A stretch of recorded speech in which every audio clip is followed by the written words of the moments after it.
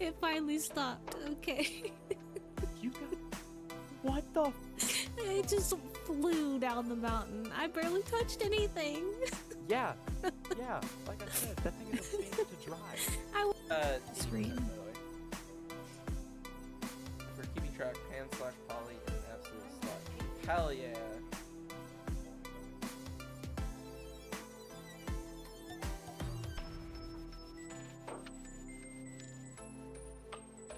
Oh my gosh, I was hearing so many dings from your video and from my chat. I think Pyro wants you to clip their clip on my stream. I think that was... Yes, good night, sweetie. I believe. I forgot how hard it is to kill buddies. Come back, you're so fast. Alright.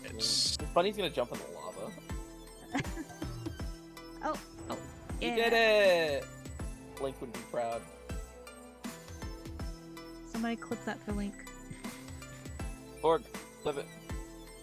Oh, that's probably bad. Alright, so... I'm gonna make something that was just gigantic and just pure white, and my eyes. I was blind for a second. I'm sorry. Okay. Alright, I... Oh. Fuck you, snowman.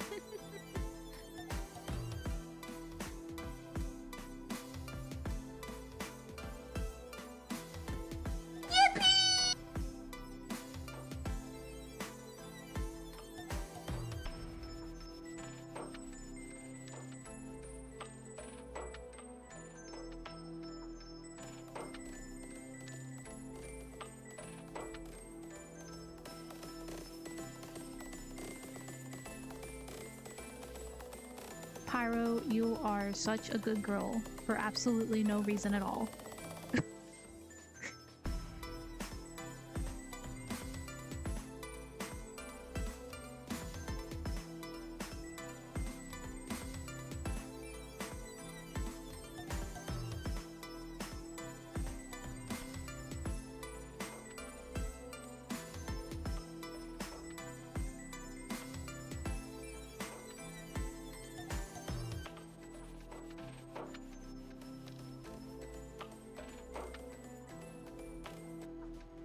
Yo, there's a choo-choo! Choo-choo! Choo-choo! I wanna get on the choo-choo. Oh, it's so fast! Oh,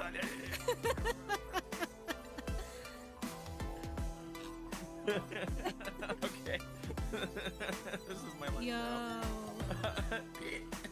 Oh, you just stuck there? They only put you out of your misery. Just bounce on your head. Oh, you disappeared. Yeah, I respawned. Oh. Oh, thank you for the follow, Zax. Is that how you say that?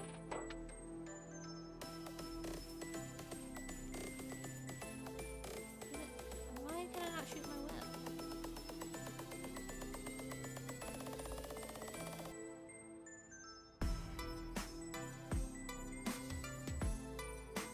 Let's go over there. Huh? Ah, wah, wah, wah, wah.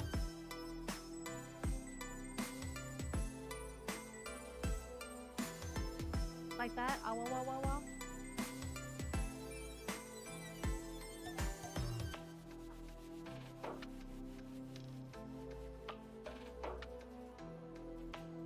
Oh, you like the RR like that? Link, you are such a good parlele potato. I'm sure I butchered the hell out of that.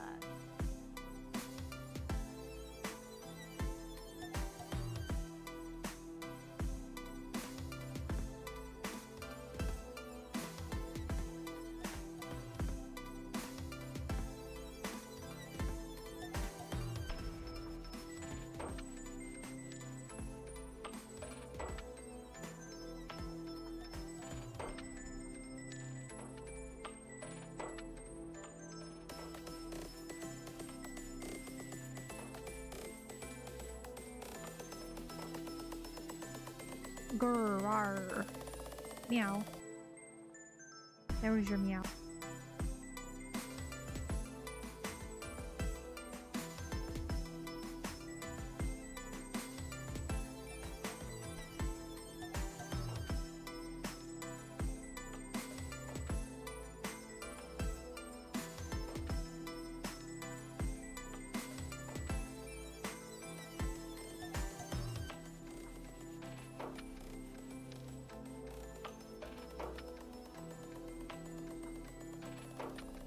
It was just gigantic and just pure white, and my eyes.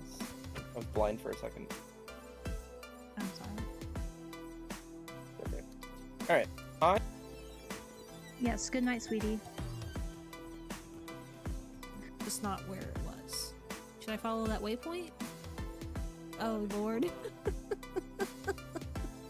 Oh no. I just saw you go back on the map. I hear, like, crashing. Hold the fuck up.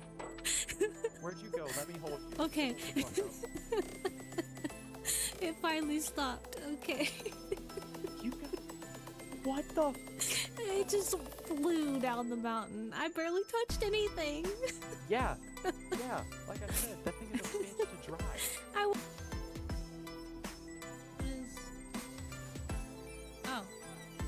Fuck you, snowman. I believe. I forgot how hard it is lava. to kill buddies. Come back. You're so fast. Alright. This bunny's gonna jump in the lava. Oh, You yeah. did it! Link would be proud. Somebody clip that for Link. Lord, flip it. I wanna Oh, that's commission probably it 'cause, bad. Alright, so I'm gonna make something. I've got a few karaoke videos, hidden that I don't mind my voice in, but my speaking voice I can't stand.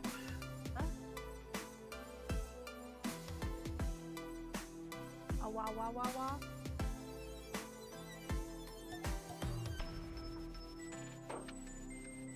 Like that? Oh, wow, wow, wow, wow.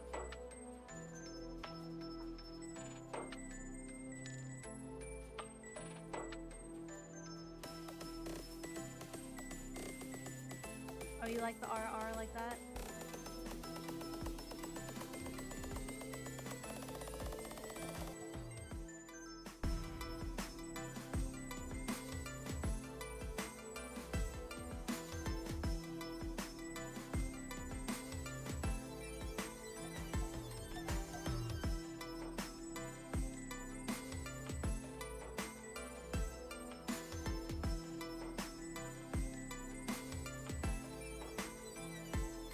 Pyro, you are such a good girl for absolutely no reason at all.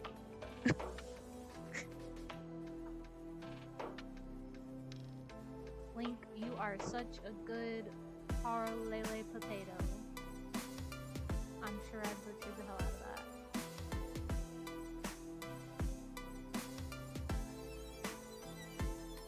that. Scream. By the way. If you're keeping track, /poly and an absolute slut. Hell yeah.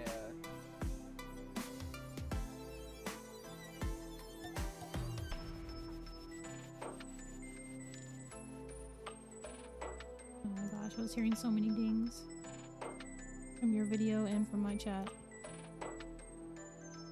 I think Pyro wants you to clip their clip on my stream. I think that was. Oh, thank you for the follow, Zax. Is that how you say that?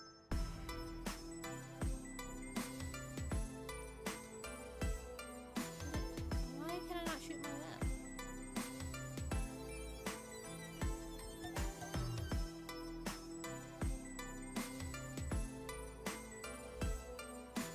Let's go over there.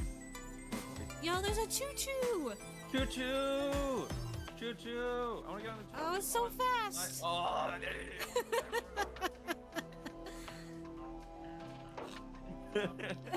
okay. This is my life. Yo.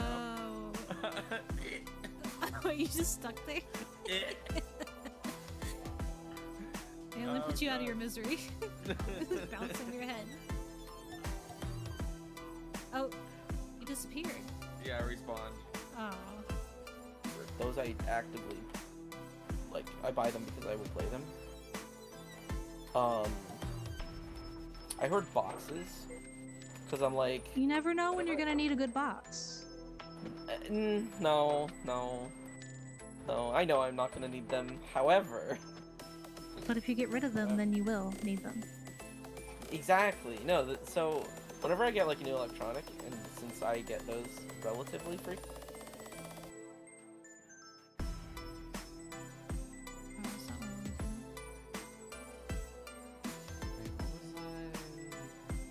Oh god, open the chest. I probably shouldn't have stuck my chest and crafting things next to each other, because I keep accidentally clicking on the same.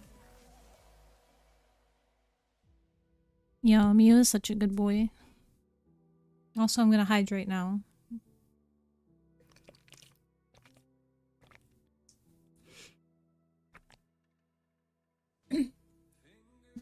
Okay, we have like 6 chapters, including the epilogue, left. How many pages is it? Thanks for being here, warrior underscore roaming 534 exclamation mark. Enjoy your lurk. Yo, your name is so long. I'm assuming that means Tears of the Kingdom? But have fun playing Zelda if that's what that stands for. I'm assuming that's what that stands for. Yeah, have fun playing Zelda. $4.99. There are 57 pages left.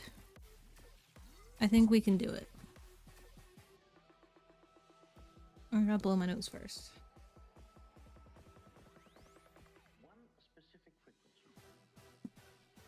I just almost dropped the book and lost my place. I cannot read 57 pages in an hour. We were barely reading 1 chapter in an hour, and 1 chapter is not 57 pages. I can't read that fast. I can read that fast in my brain, but not out loud. I have to read slower out loud.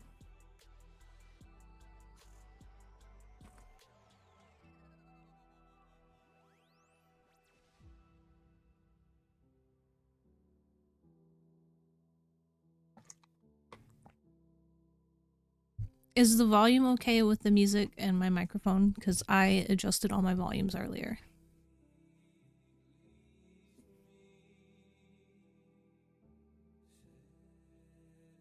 And I have not actually tested what they sound like. Really. Just a little bit. I also keep bashing my microphone.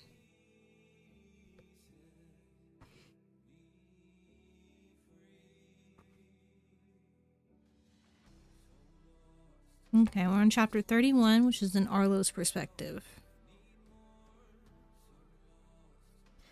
In seconds, it came to an abrupt stop. Arlo pitched forward. Speedy, Nausicaa explained, catching her deftly around the middle. There were better adjectives Arlo could think of to describe their method of arrival, but when the elevator doors sprang open, what was revealed distracted her from sharing them. The hall that waited to receive them was different from what they'd snuck through on the floor above. Here, aluminum plating replaced the tile completely, paving the way from their elevator to the identical doors at the opposite end.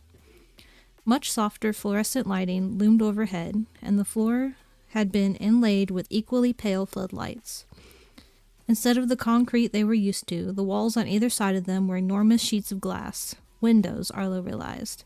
She wasn't sure she wanted to know what they overlooked.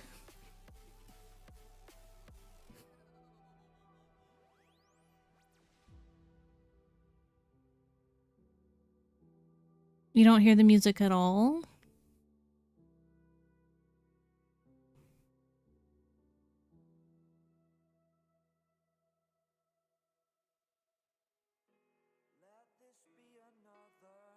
'Cause that means it's too quiet then. Oh, okay. Because it is coming through, it's just too quiet. Where is YouTube? There it is.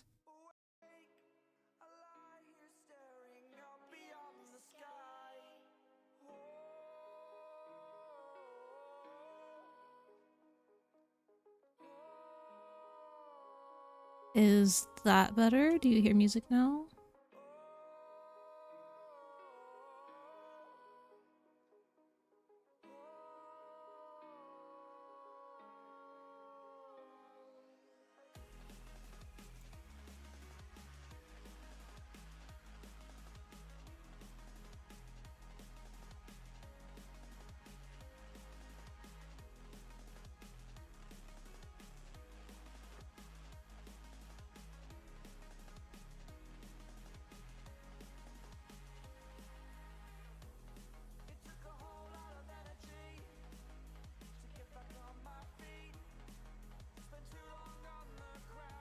Oh, I just accidentally turned my headphones up really loud.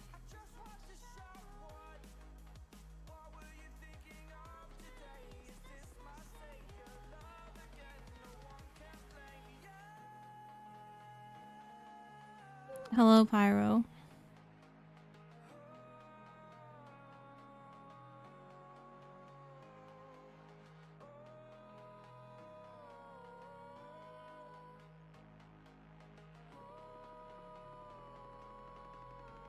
I was trying to adjust my headphones since I made the music louder. I need to make it quieter in my headphones so I'm not distracted by it.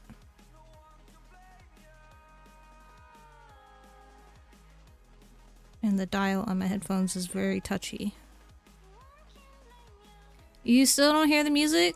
Oh my goodness.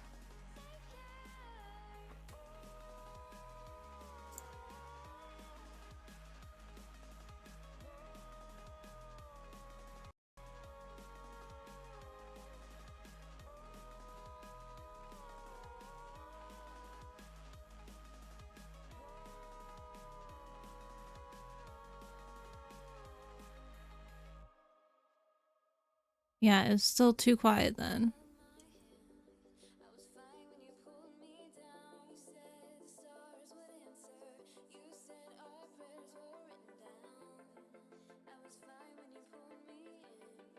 Okay, I have to look down for a second so I can...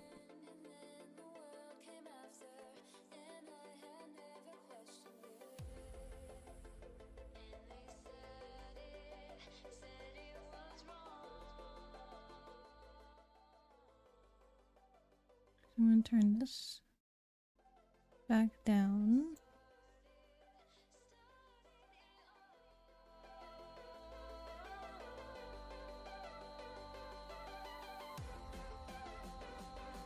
Do you hear the music yet?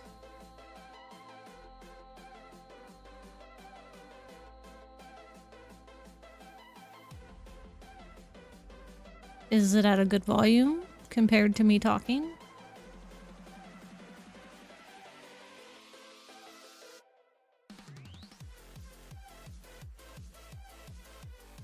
Oh my goodness. Pyro, I don't know if I can trust you right now. Are you just fucking with me to make me turn the music up as loud as possible?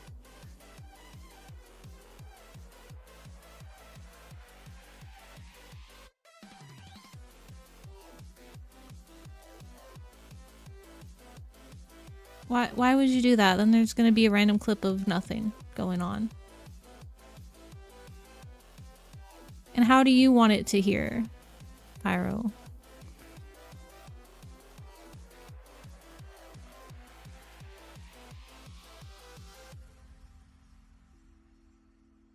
How much more volume do you need? It's also at a very quiet point at the moment, so that's not helpful.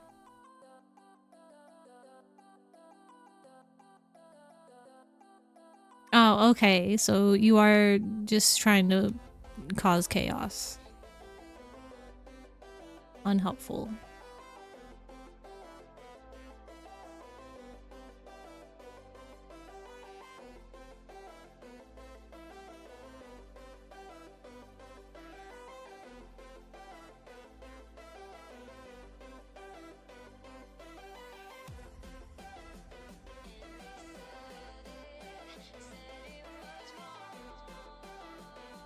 I want it to sound good to everyone though, Pyro, not just you. I know you're being helpful, Mew. I didn't say you weren't.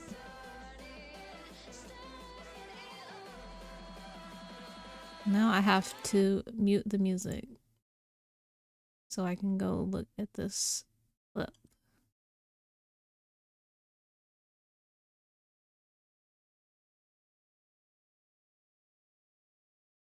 And I'm sure stream is not going to like that.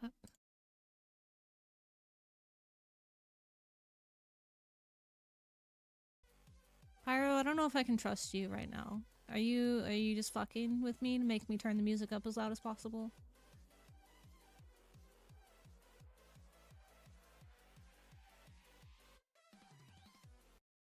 Okay, yeah, that sounds like a good volume.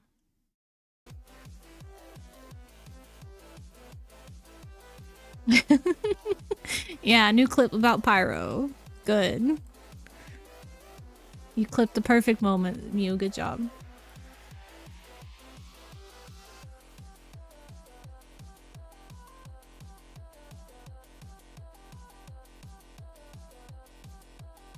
No, keep it. Keep the clip. Don't delete it.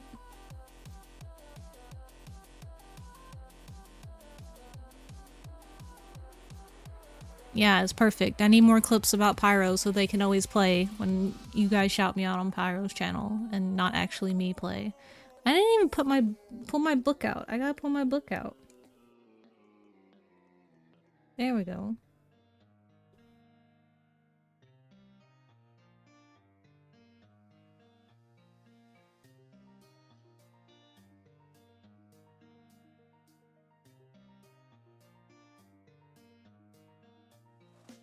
Okay, but we'll be reading different things.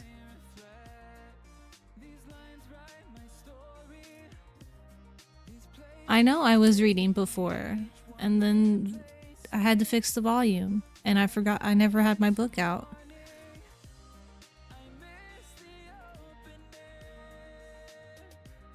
I didn't think to.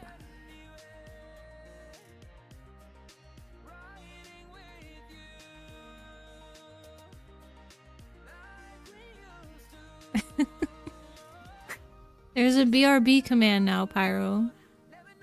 I finally made one.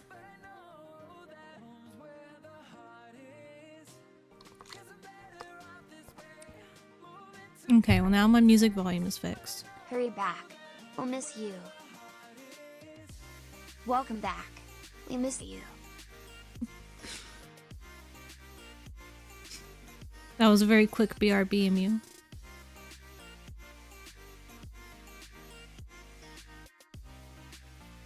Yeah, I added it so Dennis can say stuff to you guys as well.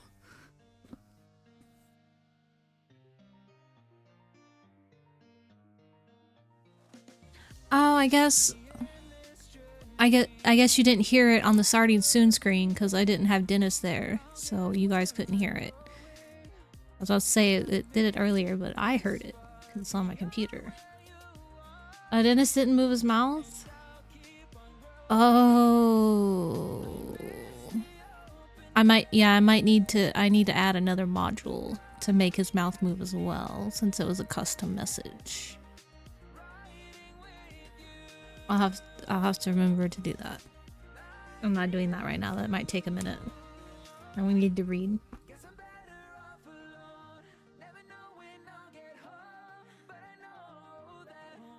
Welcome to Aurum Industries, the voice had returned, spewing out of invisible speakers. My name, oh goodness, is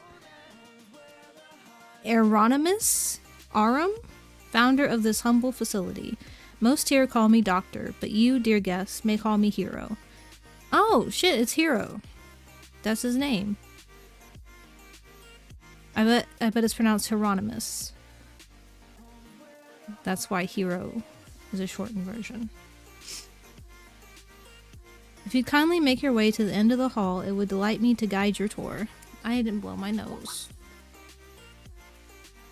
You didn't have to make a list.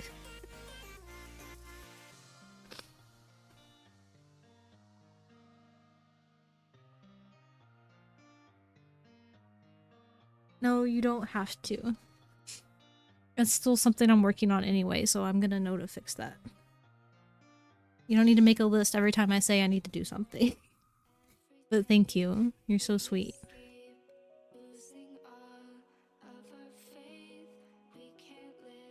Oh, my phone decided to tell me I had a Discord message as well.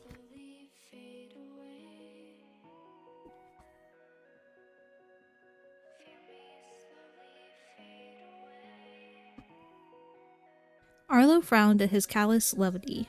It surprised her that Nausicaa, whose entire persona seemed built on these very foundations, did much the same. Hero, huh? She said, sharing a glance with Arlo. Looks like we just found our dearly departed Reaper's master. How dare he make me excited for this stupid tour like I'm waiting to get on a ride at Disney World. Now I'm just going to be disappointed the whole time. Hi, Kenyo! Welcome back. We miss you. You didn't even spell his name right, Pyro. Good job.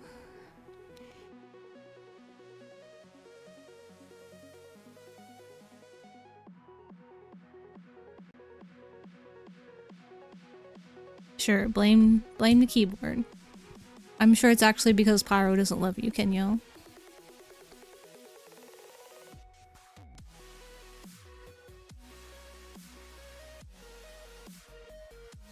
Sure you have. If you did, I wasn't listening. Now.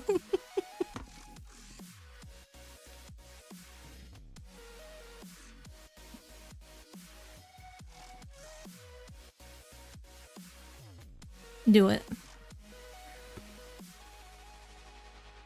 I want to watch.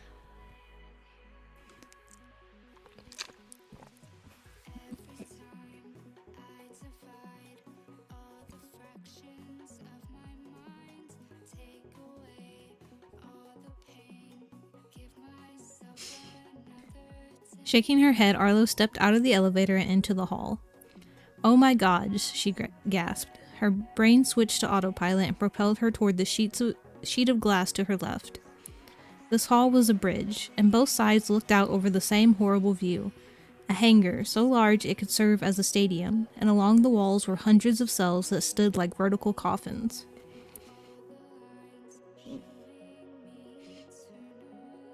What's illegal? To be mean? Who said? Oh, okay. It's just illegal to be mean to you.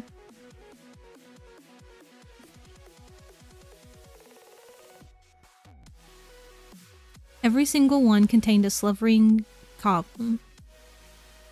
I think that's how we figured out that was pronounced. A central device sat beneath them, extending multiple mechanical arms to pluck the kava from their chambers and set them, still asleep, on a conveyor belt at the far left side of the room. Nausicaa joined Arlo's scandalized inspection of the view outside the glass. Clicking her tongue, she fished out her phone from her pocket and snapped a shot of the scene. Vahan and Aurelian took to the opposite side of the bridge, and judging by their matching gasps, were no less revolted by what they saw.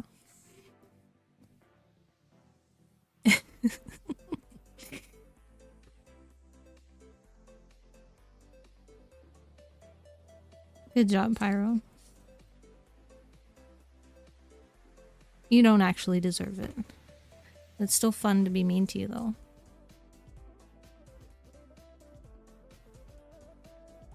Our tour begins with the breathtaking view of what we call the distribution station.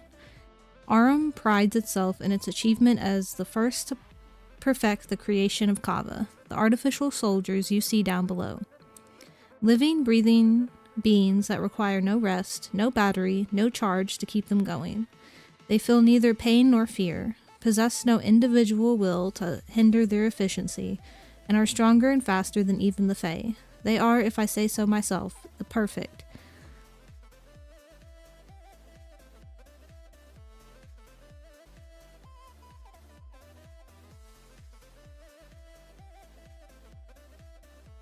It's okay, Pyro, don't cry. We'll miss you. Okay. Have a good burb. Yeah, Nausicaa interrupted, peeling herself away from the glass and replacing her phone in her pocket. We get it. You're disgusting. You can shut up now. Arlo looked away. Those are people, she choked out, the stinging heat in her eyes spreading to her heart. Her anger began to boil. Those are people you're experimenting on down there. So many people. Were they all abducted and trafficked by those goblins Vahan had mentioned? Did the world truly care so little about what happened to the poor and homeless that the hundreds it would take to furnish all these kava could all go missing without even a mention in the news? Hiro replied with a chuckle. Yes and no. They were people, my dear. Many different people. Now there's something better. You have an incredibly skewed view of what constitutes better, Vahan scathed. He too pulled away from the glass and stalked to Arlo's side. A moment later, Aurelian joined him, and Arlo only just caught the tail end of him fiddling with something on his phone before he slid it back in his pocket.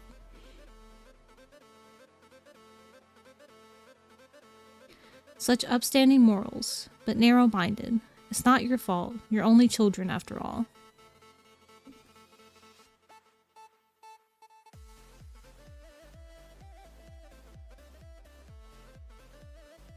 Oh, okay.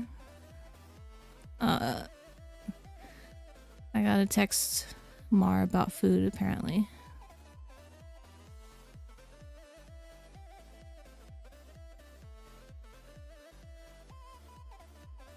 I don't know what food I want.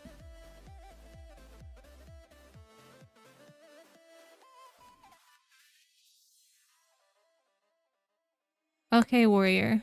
I'll tell Mar you say hi.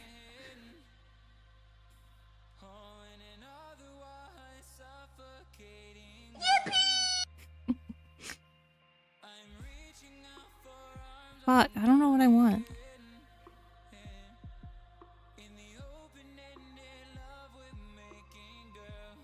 I don't like making decisions.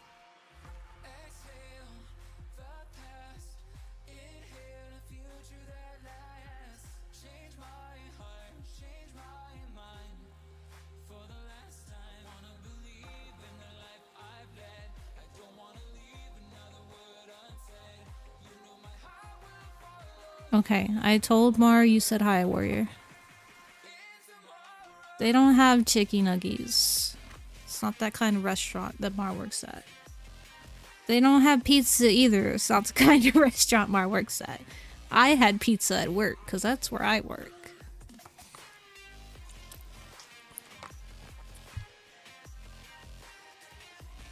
We also currently have 3 leftover pizzas in the fridge, all from different pizza places. No, wait, no, 2 of them are from work. There are 2 different pizza places in our fridge.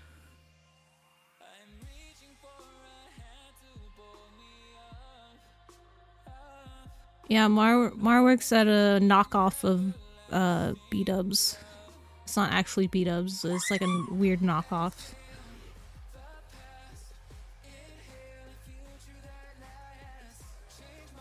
Okay. Warrior Mar says hi, and to enjoy the care package in quotation marks. You apparently know what they're talking about. But they also don't work somewhere that has pad thai.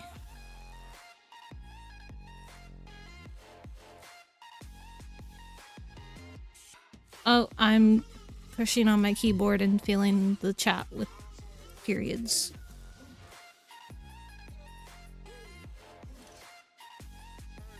Spoon! Hello, Spoon.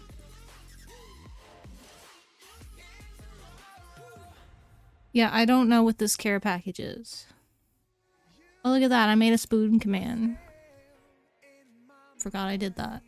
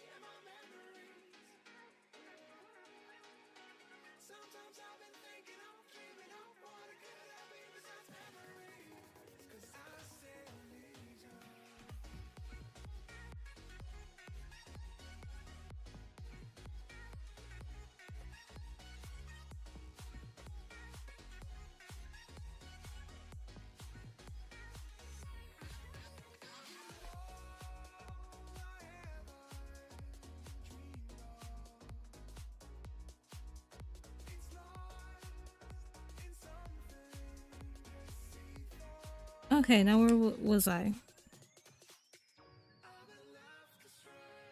I'm still here. I was texting. And I don't remember where I'm at.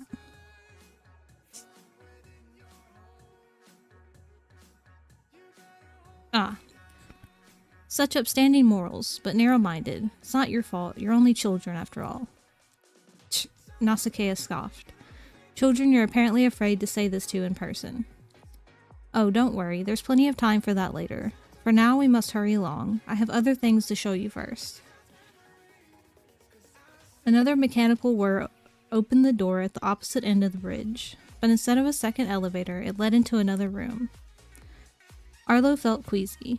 She didn't want to see whatever it was their host had planned to show them.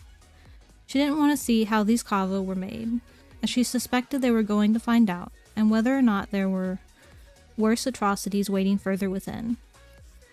She didn't want to see proof that it was possible for someone to treat another living being so horrendously, because just like her witnessing the death of Cassandra, proof would make this real. Hundreds of people, all of them harvested from right under their noses. Their deaths would be made real with a single step over that threshold, and Arlo didn't think she could handle that. A squeeze to her shoulder alerted Arlo that Nausicaa's hand was there. When she turned to look, she saw genuine concern, out of place in the former Fury's expression. You okay? You're pretty pale. Arlo opened her mouth to speak, but dread poured like tar over the words she wanted to say, and it took a moment to unstick them. Look at them all down there. All those people. This place. It's a lot, Nausicaa supplied, and Arlo nodded. Do you want to leave? We can, Arlo. Maybe we even should. Oh, they definitely should. Someone other than a group comprised of teenagers should be the ones to deal with this. This entire investigation should have fallen to the adults. All the victims of this psychopath's experimentations should still be alive. Arlo should be stronger, given that she knew this wasn't going to be easy, and yet, no matter how many shoulds she added together, none of them mattered. Hey, K-chan! It's going. I keep getting distracted, as always.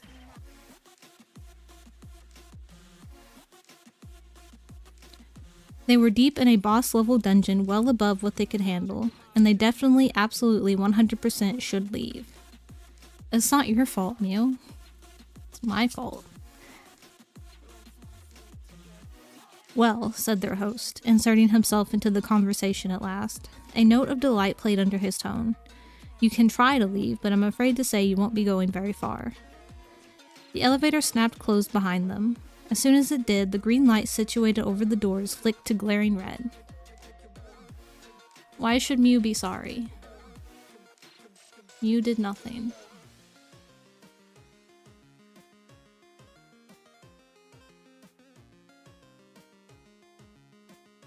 Yeah, it's all Pyro's fault. Blame Pyro.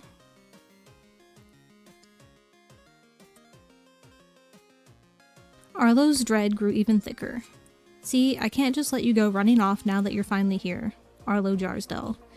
As irritated as I was that my Reaper failed to dispose of you, the trouble I've been in for that attempt on your life, this is, I've decided, the better approach. You see, if I deal with you myself, not only will that remove you as my last and largest obstacle, but I'll finally learn what it is that makes you so intriguing to my benefactor, when no one in your wretched court seems to care for you at all. Exactly, blame all the problems in the world on Pyro. It's all Pyro's fault.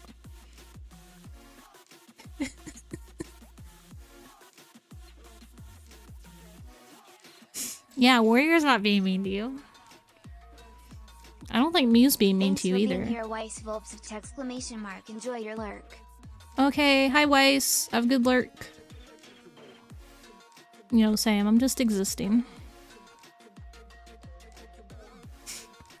Nope, don't like that. That's our fucking cue to energize, Nausicaa announced with a great deal of false cheer, clapping her hands together. Gather round, class. Field trip is over. It's time to leave.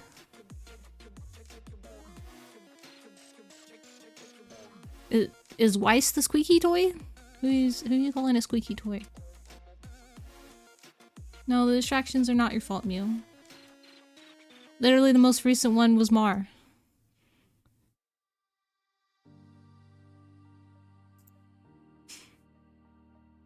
Should you really, Pyro? Okay, gotcha. Weiss is a squeaky toy.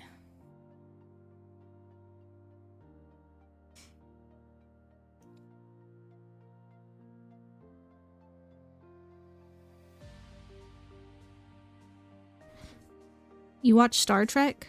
Aurelian, this is not the time. Wait. Everyone turned to Arlo and stared. I'm giving you 1 more hour, and if I don't hear from you, I'm telling Father where you are. Euronymous was right. Most of the 8 courts couldn't care less about Arlo Ironborn Jarsdell, but Celadon cared a great deal, and if there was one thing she learned about her cousin over the years, it was that Celadon never made an idle promise. This was a lot. This terrified Arlo right down to her core. What kind of praise do you want, Pyro? Do you just want me to call you a good girl?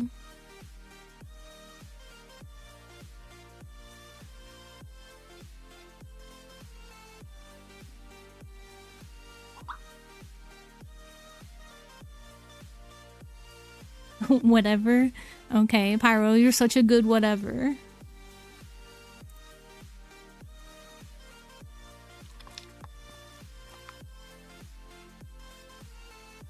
You're welcome.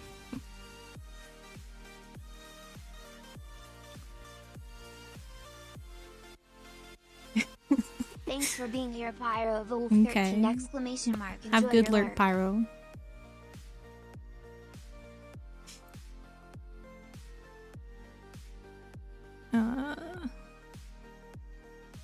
An absolute stranger wanted her dead. Her specifically, having never met him once in her life or done him any wrong. At least to her knowledge. None of this should be up to her and her companions to make right, but they were the only ones here. It was unfair completely, but if they could keep Hieronymus talking long enough for the High King to arrive, he wouldn't be able to escape them as he might if they left now. This entire nightmare could be over as soon as tonight, and Arlo's desire for that apparently outweighed her desire to flee herself.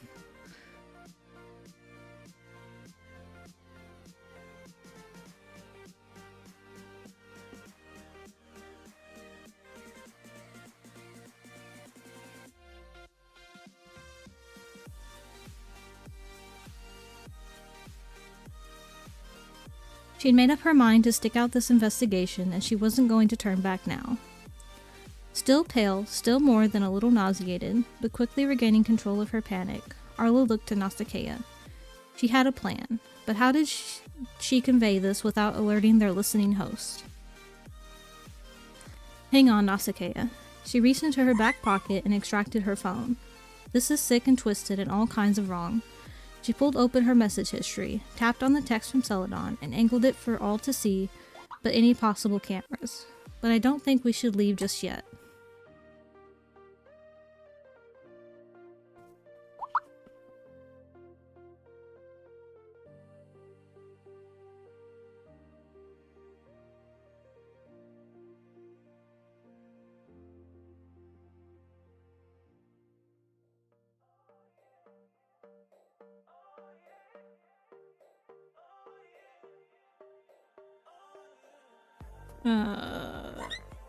Already...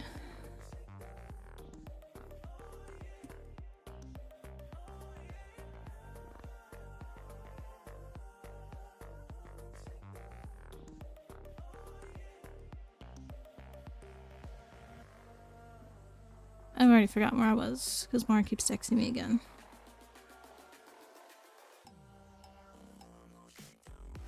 Nausicaa cocked her head, glancing over the message. With a twitch of a grin, she flashed her thumbs up. Aurelian and Vahan shared a look between them, but whatever they made of what they'd read, they nodded deference to her lead. And that was good enough. If Hieronymus could see them, he didn't make comment. If he'd been able to read the text on her phone through whatever means he used to watch them, he didn't react to it at all.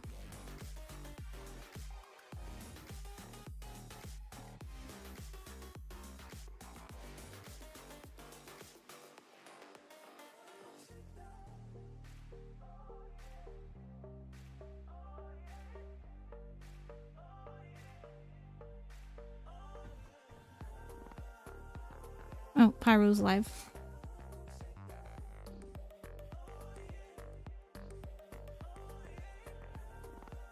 Alright, Cave Johnson, Nausicaa said. I guess you have your captive audience, but mind your manners or you'll go back to playing by yourself, got it?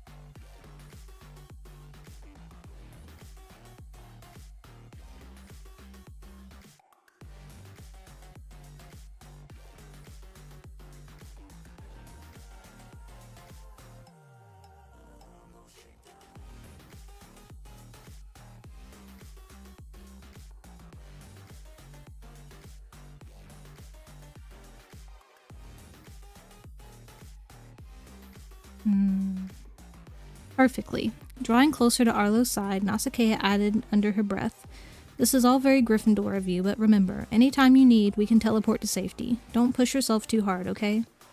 "Okay," Arlo nodded, grateful for the support. "I'm fine for now, though just got in a bit of a spiral. We need to keep Hieronymus distracted, and it couldn't hurt to find the control panel those elevators are connected to for when our backup arrives." Oh, hydrate. I didn't hear the water spray on me since I'm in 2D.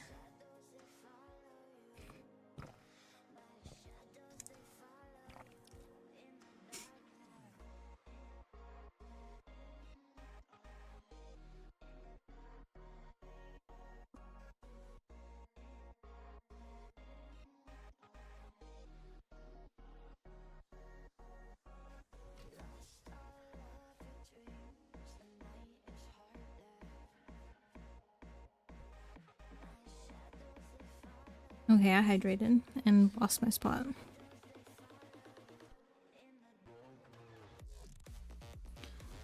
Drawing closer to Arlo's side. I already read that.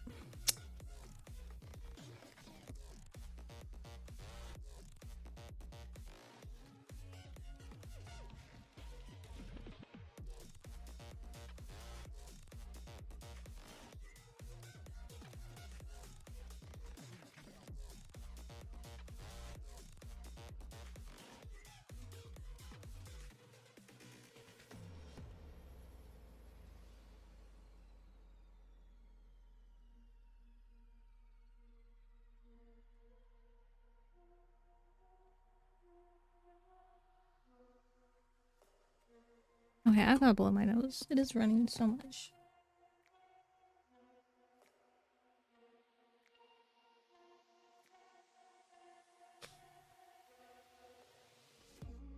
Oh, and I'm pushing random things on my keyboards again.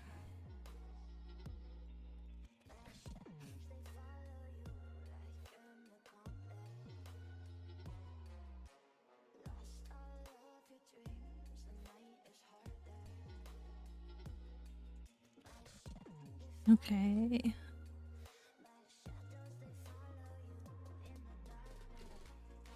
I think we can manage that, Nausicaa waggled her brows. Good, thank you, seriously. But plan B is definitely teleporting out of here. I hate this place. I hate what this man has done to all those people. She looked back out through the window at the kava. Silently, Nausicaa slipped her hand into Arlo's, a warm fizzle shocking up her arm. It redirected Arlo's focus. First in amazement down at their interwoven fingers, then back to Nausicaa's face. She looked like she wanted to say something but couldn't. Her expression was the rawest Arlo had ever seen it, a mixture of grief running deeper than the darkest pit of any ocean, and guilt so strong it painted that sadness pale in comparison. And why Nausicaa should be feeling either of these things right now, Arlo didn't know. It grieved her, too, to see. "We're ending this tonight," Nausicaa promised. Arlo nodded. "Yeah, well, no time like the present, I guess. Let's get this over with." She glanced at Aurelian and Vahan, and the matching looks of resolve on their faces. Hoping her plan wouldn't get them all killed, she took charge of the group's procession and led them into the next room, a brightly lit circular chamber contained by yet more glass, and a panel of controls.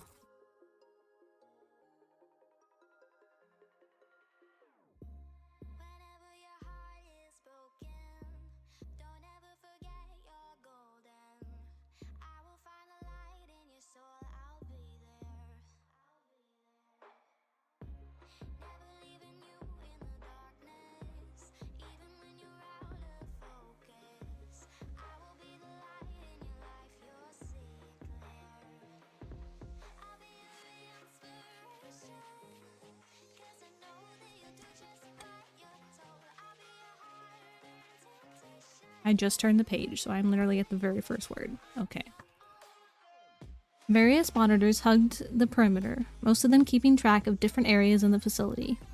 Beyond these, outside this hub, the conveyor belt from the previous room continued to bear the kava onward. Boo, disappointing. It's like he wasn't even trying to make this difficult for us, Nausicaa complained. Arlo had to agree that this seemed a little too easy. As the door they'd entered through slid closed and locked, the one at the opposite side slid open, much as it had done in the previous room. Hieronymus's voice returned. The control tower. From here, our production line is maintained and overseen by highly trained and dedicated staff. It's also where our final product receives one last assessment. Dropping Nausicaa's hand, Arlo stepped toward the controls. She searched for a switch or button that might open the elevator behind them, on the off chance it could really be that straightforward. Finally, she had to admit the flaw in her plan. Were any of them particularly skilled with computers? Maybe she'd have to use her die after all. Go ahead. Startled, Arlo turned around. Aurelian had slipped up beside her while she'd been deep in thought. His head was bent in consideration of the panels, a serious frown tugging at his mouth. I'll see what I can do about opening the elevators, if you can buy the time. Are you sure? Do you know what to do with all this? She gestured at the panel. Aurelian, already engrossed in his thoughts, said nothing. Arlo decided not to question a good thing further. Relieved, she added quietly, Okay, well thank you. We'll buy you time.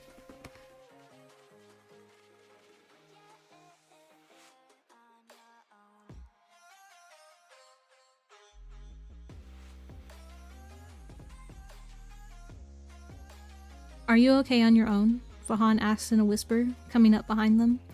I wouldn't feel right letting Arlo go ahead of us when I'm the reason she's here.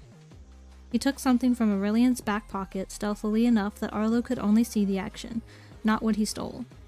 Aurelian stiffened, feeling Vahan do so, and looked up from the panel to snap his head to the prince. Arlo didn't miss the flash of anxiety in his expression, but he seemed less concerned about whatever Vahan had taken and more about what he'd said.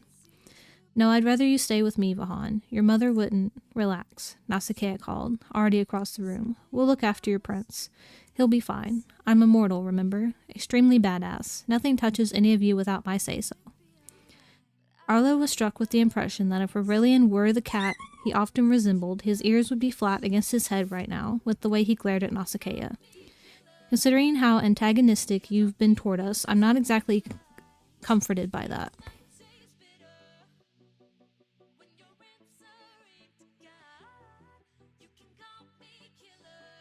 Maybe we could all just stay here, Arlo suggested, the sudden tension in the room thick enough to make her hesitate. We'll be fine, Aurelian, Vahan reassured, overriding Arlo's comment. Rolling his eyes, he clapped his friend on the shoulder, then made his way to where Nausicaa waited. Just do your magical computer thing and we'll take care of the rest. Aurelian muttered something even Arlo, standing right beside him, couldn't hear. She bit her lip, eyeing his profile, displeasure obvious on his face. We won't let anything happen to him.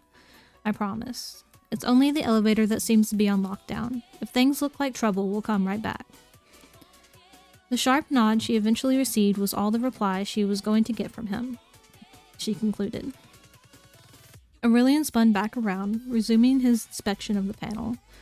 His frown etched a little deeper than before. With a sigh, Arlo left him to his business and rejoined the rest of the group so they could carry on into the next room. And here we have what I like to call the armory, Hero continued. I know this word, but it's so hard to pronounce. Amnibly? It's the best I can say it. They entered another walkway, sandwiched between more windows. The conveyor belt continued on. It carried the already outfitted kava through this third chamber without pause and off into the next. It was a much bigger room than the one the control tower overlooked, with massive machines dotted along the assembly line. There were yet more mechanical arms, these ones inactive, and most likely the tools by which the kava's armor was affixed. Besides the machines and bins of materials scattered around, there was nothing else inside this new chamber, and still no sign of a single employee. no one manning the arms or anything else, and no one to guide the kava along their way. Arlo could understand if maybe Arum Industries simply kept to daylight hours of operation. It was pretty late in the evening, after all, but then why leave the conveyor belt running if all was closed for the night? As the name suggests, this is where we take our soldiers and spruce them up with a little titanium plating. Of course, as you've already learned firsthand, titanium is far from indestructible. I'm pleased to report a tremendous improvement with the metal we've recently managed to synthesize to take its place. Vahan tugged on Arlo's arm. Wordlessly, he pulled a phone out of his pocket, just enough to show her the screen. Still no service, but the app currently in use was recording this entire exchange. No reception or internet required. It was Aurelian's phone. Arlo remembered it from earlier. Now at least she knew what he'd been fiddling with before and what Vahan had stolen from him. Vahan pressed his finger to his lips to signal keeping this information between them, in case they were being watched. Arlo kept her approval to a minute nod. With no further exchange than this, they made to follow Nausicaa, already striding for the end of the stretch of hall. What are you getting out of this? Arlo wondered aloud, hoping to draw even more from their host now that she knew about the recording. What does any of this have to do with creating Philosopher's Stones? If they couldn't get their elevator open, they'd at least escape with the answers they'd come for. Getting out of this, Hieronymus tittered another laugh. Nothing exactly, but far more than your precious young brain could comprehend. Should I waste the time to explain? Suffice it to say, the price of experimentation on this level is quite steep. I've gone some time without the recognition I deserve. All of that will change once I dispose of you, as soon as my beautiful creations hit both human and folk markets, and entire courts and countries make their bid for my support, where once they denied me theirs. He paused on that last scathing note to dwell on its rancid pettiness, but composed himself quickly to continue. As for what this has to do with the Philosopher's Stone project, I'm sorry, but once again the answer is nothing and everything. You'll just have to wait and see, dear Arlo. They crossed into the next room, but what greeted them was a sight that threatened to shadow Arlo's resolve to see this investigation through. Ah, my workshop. It needed no explanation. As nothing was in operation at the moment, there was no live demonstration for them to bear witness to. Arlo thanked every deity she could name for this, because the suspended horror on the other side of this hall's glass was terrible enough without a live show. She wouldn't be able to close her eyes ever again without seeing this scene of surgical tables and the sinister tools required for human tanning. The conveyor belt ran through here too, yet still it had somewhere else to go, disappearing through another hole at the end of the room. Arlo didn't know if she could stomach another escalation of this depravity. She was already practically hanging off Vahan, the pair of them stricken in place by what they couldn't look away from. Humble though this rudimentary lab appears, great results have been achieved inside these walls. Such scientific advancement with so little funding, so very few tools. To think how I began and what I soon shall grow to be, it makes me sentimental just to give it words. It should make you fucking sick, Nausicaa condemned, speaking up at last. She had been unnervingly silent, taking in sights and betraying nothing of what they made her think and feel. I mean, this is actually pointless, cutting all these people up just to sew them back together. I'm all for crazy random shit, but there's something genuinely wrong with you. Kava don't require mutilation to be created. No, there's an ad in a minute and a half. Perhaps Hieronymus's glee had turned slick as oil. Honestly, though, there's very little that's pointless in my methods. I mean, really, if I sent my creatures back into the world looking as they came to me, some of them would eventually be recognized. I'd be in trouble, more than I am now, don't you think? Besides, people are far happier to get the ugly things they want if they don't have to be reminded of where they came from. Right, Nausicaa spared another glance for the torture chamber around them. Seriously, I think you should come out now. We're done with this tout. Come out or we're leaving, and we'll come back with a lot more than just the High King and his hunters. I still have a few friends of my own who'd just love to put you in your place. Another peal of delighted laughter rang out above their heads. No, no. Haven't you realized this yet? I'm afraid you won't be leaving. You think so, yeah? Well, I'm sorry to tell you that I'm not your run-of-the-mill fairy, you evil little shit. Oh, I know you're not. I know exactly who you are, Electo. I know you, and Vahan Lestern, and Aurelian Bezel, and the star of this little show tonight, the fair Lady Arlo. I've been preparing for this, you see. Hoping for it. I have such plans in store. Dread welled up once more in Arlo's throat, heavy on the back of her tongue. You know who we are? Vahan's brow was knitted together. Yes, some of you have known for quite a while, too. You're after something, Arlo interrupted. You don't just want me dead. You would have sent something else to do that for you, if that was the case. You said you wanted me here. Why? Enough with the games and just tell us. Intelligent little thing, aren't you? It didn't sound like a compliment the way their host said this. Honestly, I would have preferred my Reaper kill you and have done with it, yes. But you're right, I can make use of you here. There's another experiment I wouldn't mind running, and you're just the girl for the test. The way Nausicaa's face drained of color was deeply concerning to Arlo. She had no idea what Hieronymus was hiding behind his veil of insinuation and threats, but judging by Nausicaa's expression, the ex-Fury knew something she didn't. Vahan didn't look any easier about the proceedings. Arlo, she just wanted answers. She just needed to buy a little more time. I don't get it, she snapped. I'm not an alchemist. I have no idea what you're up to and no way of stopping it, even if I did. I'm nothing special. I'm no one, and I don't see... Oh, there's an ad. This time, when the doctor laughed, it was the coldest and cruelest he'd sounded all evening. And because you don't get it, it's exactly why that power of yours is wasted. You have no idea why I see you as a threat. Why I want you gone. Arlo Jarsdale. Yes, you absolutely are no one. Unfortunately, others don't agree.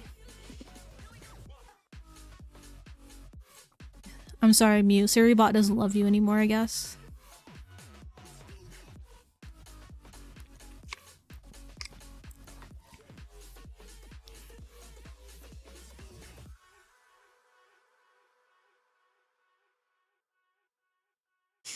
That's not true. I love you. I just said Siribot doesn't love you anymore.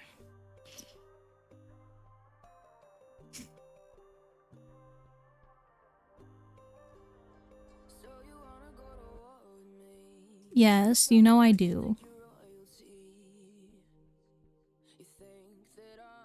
Arlo, Nausicaa rasped in a way that suggested something very unpleasing had occurred to her. Vahan, come here, please. I think I figured out his game, and we really need to leave. Oh no. No, you won't be going anywhere. Figured it out, have you? Well, you're a bit too late. With Arlo's powers added to mine, and the wealth now at my disposal, I can turn my sights on things much greater than these tin-plated puppets in underground laboratories. Arlo's powers added to his? Arlo, shit, we really need to leave. Holy shit, don't touch anything and come here. Yeah, Arlo, I'm sorry. It was stupid to come here. This is bad. We need to go. I should never have made you do this. Vahan linked his arm back through hers, reaching to take Nausicaa's hand. No, I don't get it. I don't get it. She tore out of the prince's grasp, glaring up at the ceiling. A little more time. Just a little more time, and this could all be over. Do you think I'll join up with you? Is that what you're after? Are you going to try to persuade me to help you kidnap innocent people and turn Ironborn into stones? Because I'll never. Share my fame and genius with the likes of you. Naive child, I don't want your help. I want your alchemy, plain and simple. Thanks to my genius, I've finally mastered the means to take it from you, and once I do, my benefactor will no longer idolize you over me. They'll lend me their full support, and I will be the one they trip over themselves to keep from harm.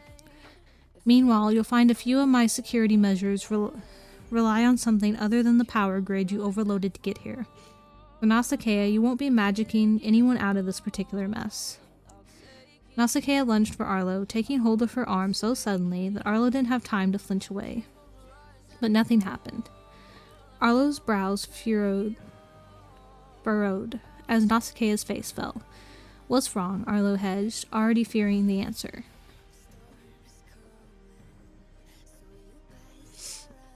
I can't teleport, Nausicaa gasped. She looked to be trying quite hard, and there was actual fear now in her eyes. growing with every failed attempt at whisking them away. It's not working. What did you do? She snarled, tearing her gaze away from Arlo's face to glare up at the ceiling now too. You know, before I did this, I truly was nothing. A brilliant man, a genius, but woefully unskilled in the only thing that mattered in the eyes of your precious courts. To them, I was ashamed to the name of magic, and so they stripped me of it altogether. They took my memories too, but my anger remained. The heart does not forget as the mind so easily does. When my glorious benefactor returned my knowledge to me, I was reborn with such determination. You created a stone, Arlo concluded, bewildered. You created a stone and did all of this, because of a grudge against the Fey High Council? I am a genius, my dear, but not the sort to manage that. I created a philosopher's stone, yes, but only under my benefactor's patient guidance. And what I do here is not against the High Council, though I hope my creations bring them the destruction they deserve. No, the Kava are purely for the money. My genius is quite expensive, see? Wealth is what legacies are built on, and legacies are what make a man great, not the magic you and your kind so covet. Magic, he spat.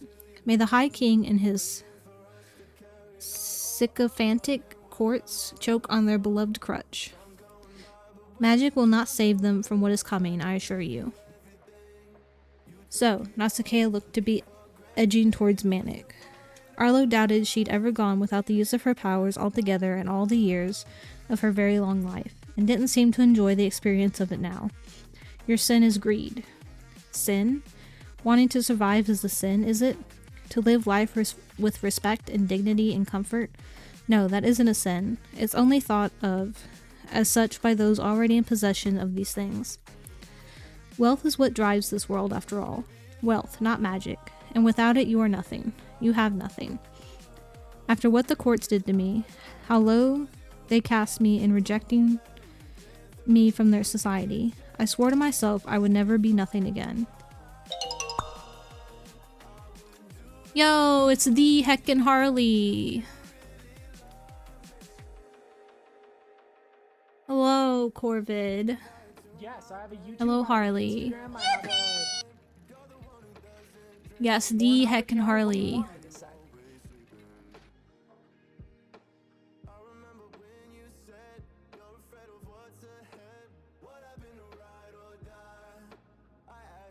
Yes, hello, welcome raiders.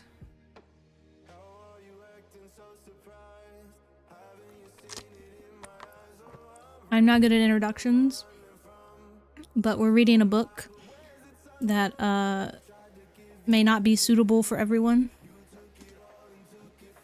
Oh, thank you for the head pats, Corvid. I think, is it still the pin post? I don't know if it is or not. It is. I'm still gonna do it again anyway. There is a lot of content warning for this book. Oh no, why am I angry? Why am I angry? What did I push? Stop being angry.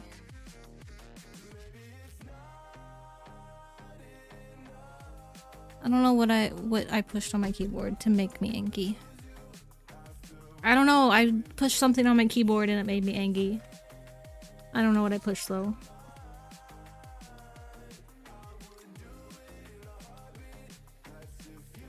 But yes, if you're not comfortable with any of that stuff in the content warning, the name of the book is The Dark and Hollow Star by Ashley Shuttleworth.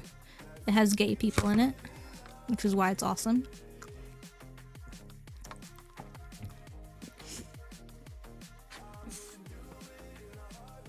And as soon as I find where I was at, we're gonna keep reading. I don't remember where I was at. Yes, all the gay people.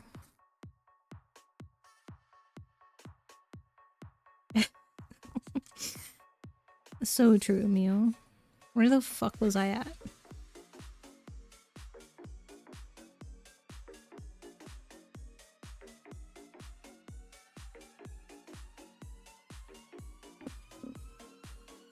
Okay, I found where I'm at.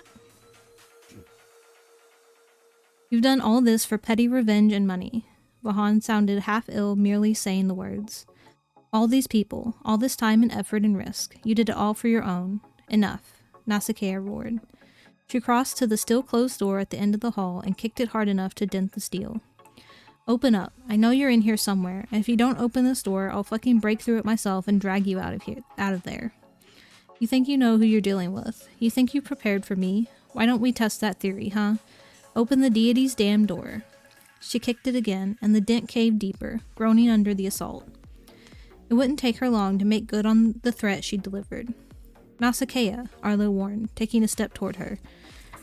Just as she did, the door slid open and revealed the innards of one last elevator, much like the one that had brought them here. A splendid idea. You're a little too attached to my true target, anyhow. Wouldn't want you getting in the way when I begin the process of transferring power. Why don't we run a different sort of testing? I have the perfect venue for your demise, too. One I think you'll quite enjoy, my furious little ball of fire. Snarling, Nausicaa stormed inside the waiting elevator. I'd tell you I'll carve those words into your tombstone if I was going to leave enough of you to fill a grave. She turned, and in doing so, Arlo caught the unbridled fury hollowing out at her face. A skeletal promise of death warped her razor-sharp features and powerful strength, lending a vulture-like edge to her appearance that completely disfigured her traditional beauty. This was the closest Arlo had ever seen Nausicaa come to matching what Arlo's imagination conjured of what lurked beneath the Fury's many masks. It was the closest Nausicaa had come in Arlo's presence to letting the anger inside her truly take over. Suddenly, it was imperative to Arlo that she be inside that elevator too, despite the fact that it played directly into the doctor's hands to bring herself to him. Arlo had to follow her friend. She had to push aside her own anger and fears to take charge of the situation, because Nausicaa was afraid. She was clearly caught in a dangerous spiral, and if Arlo allowed her to go on alone in this state, she might even get hurt. Darting forward with a speed she'd never before managed, it only took her moments to reach Nausicaa's side. If she'd let Vahan shout of surprise delay her even a second, she wouldn't have made it, but made it she did. Arlo cleared the elevator doors just as they snapped closed behind her. Their group severed into two, leaving Vahan and Aurelian behind. Nausicaa stared, bewildered. Yo, we're going into an epic boss battle.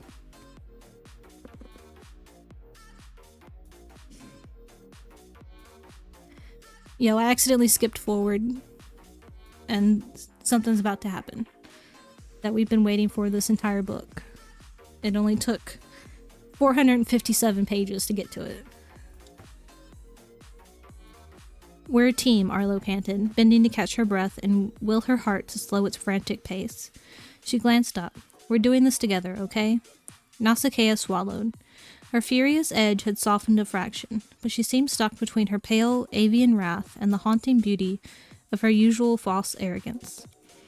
She also seemed to be searching for something to say, but that was stuck as well. Smiling, Arlo straightened and took a step closer to her. A dark and hollow star. Yo, they said the name of the book. That's not the thing that's going to happen, though, that I saw. But they also said the name of the book. Arlo said, holding up her fist in the narrow space between them. Something burned in her chest she'd never before felt, though it was possible her heart was just trying to commit a mutiny for that sudden burst of exercise. I'm not going to let you face this alone. Yeah, that's the end of the book. It ends at saying the title of the book. She began to regret her words when she noticed the steel in Nausicaa's gaze turn glassy.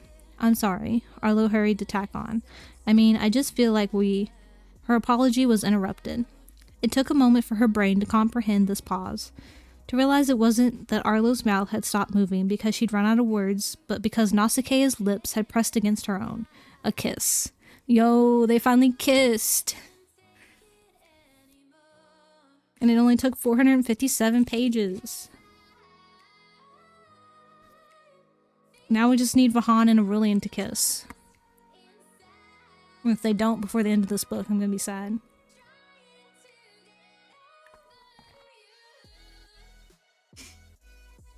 She stood unmoving, held in place by her surprise. She never kissed anyone before. Yo, it's her first kiss.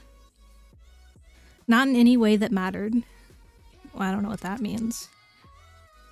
And here she was with Nausicaa, full and sudden and fierce against her, a burst of wild flame, and the only thing Arlo could think was, oh. That's all she could think, oh. Oh shit, Nausicaa gasped, peeling away. I'm sorry, I didn't mean to do that. I mean, I did, but... Her voice was low as ever, and rasping still, though with far different emotion than the anger inspired by their mysterious host.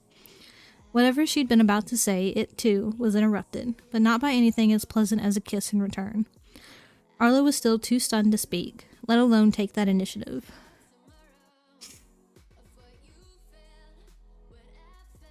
You will eventually, Mew. One day. No, much like their initial ride, the elevator gave no warning before it plunged, so quickly that Arlo rocked forward and fell into Nausicaa, who caught her and wound her arms tight around Arlo's torso, anchoring Arlo against her. Yo, it's Link! Not hopefully, you will. You definitely will. What's up, Link? Are you done with school stuff yet? I don't remember when you said you were gonna be done with that.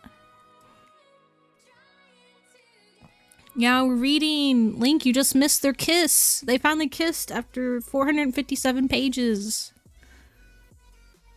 The 15th. You're almost there. You're almost there. It's so close. Yeah, a kiss. I know, it's so lewd. 8 months? It's only been like 4 to 5 months since I started. Has it really been 4 to 5 months? Oh my god, guys, it's taken me 5 months to read this. It does not feel like it's been 5 months. Why does time go so fast, but also so slow? Yo, why didn't it do a thing? What? Not 2 years. Link, what? Did you sub? Why did only Moobot say anything about the sub? Oh. The fuck? I'm so confused. Why did Moobot say thanks for subbing? And then it did the sub thing, and then Moobot said thanks for subbing again.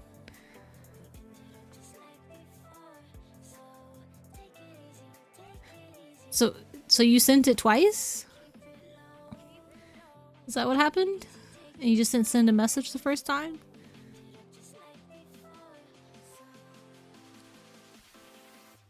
Yeah, Link is just double subbed.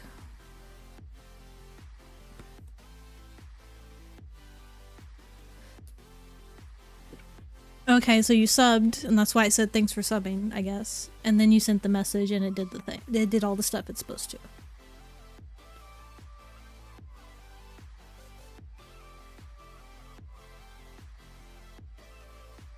Oh, I had to blow my nose again.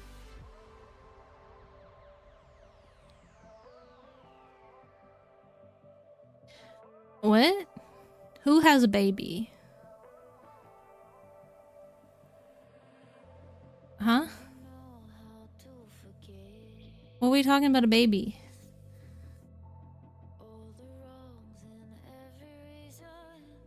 Oh.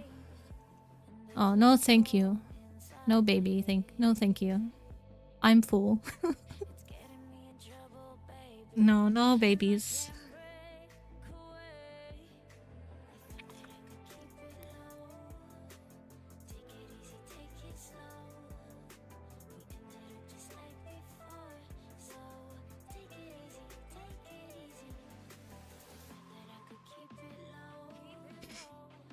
No, please don't do that. That makes it worse.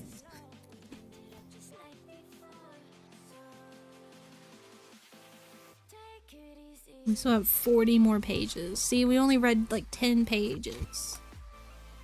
And it's been over an hour now. Took 10 pages for an hour, so I don't think we're gonna finish this then. But we'll get close.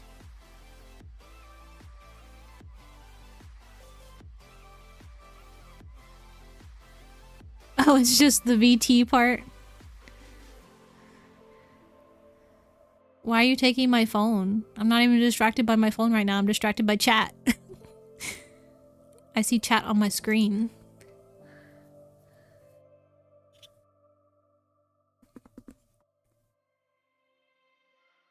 Well, now I'm kind of insulted that you only took the VT part. Takes chat away? No, don't take chat away. All my favorite people are in there. Like Hey-chan.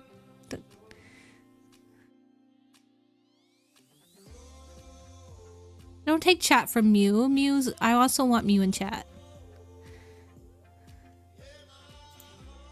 We all vibe it. That's what we do.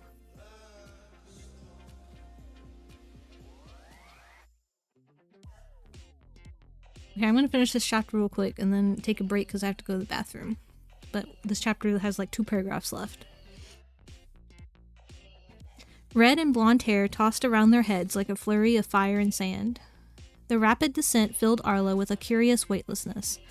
Her heart was a war drum beat in her throat. When the elevator finally stopped, she felt numb and hypersensitive, lightheaded and leaden, all at the same time. But she squared her jaw and stepped back from Nausicaa. Once again, she squeezed the hilt of her dagger to draw on its strength. Hey Arlo, yeah? Remember when I told you use that die of yours sparingly?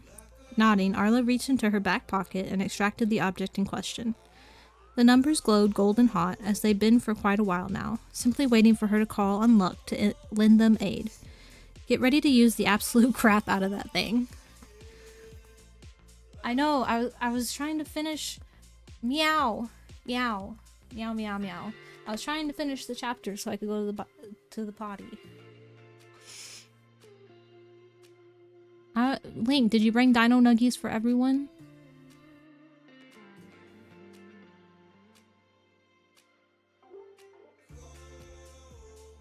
Mew, you can't just take Link.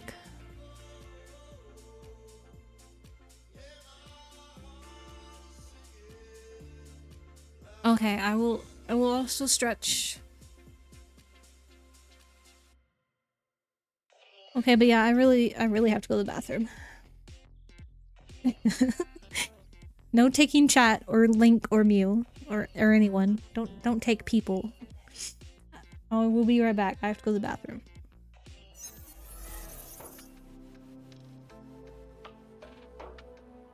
Thank you for the follow, Zax. Is that how you say that?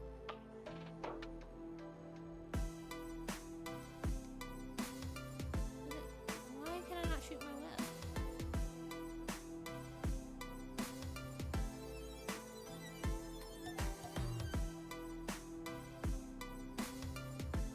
Let's go over there. Oh, wow, wow, wow, wow.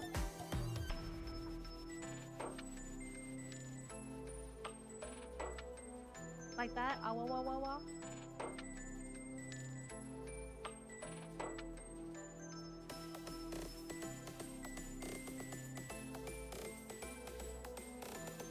Oh, you like the RR like that? Yo, there's a choo-choo! Choo-choo! Choo-choo! I wanna go. Oh, it's so fast! Oh,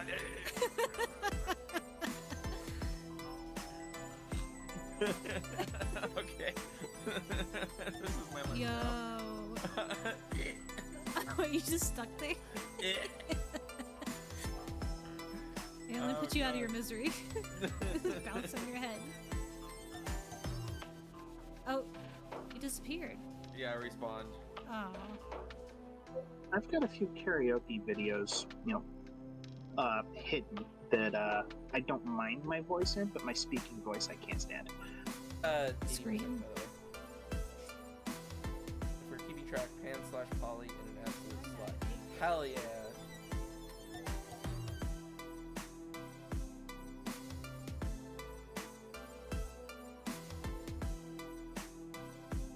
Oh my gosh, I was hearing so many dings from your video and from my chat. I think Pyro wants you to clip their clip on my stream. I think that was grrr. Meow. There was your meow.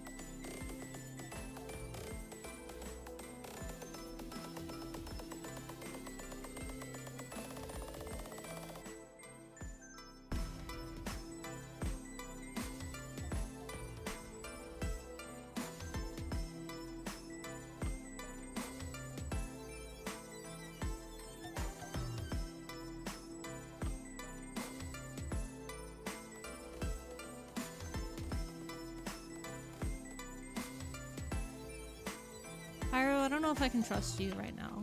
Are you just fucking with me to make me turn the music up as loud as possible?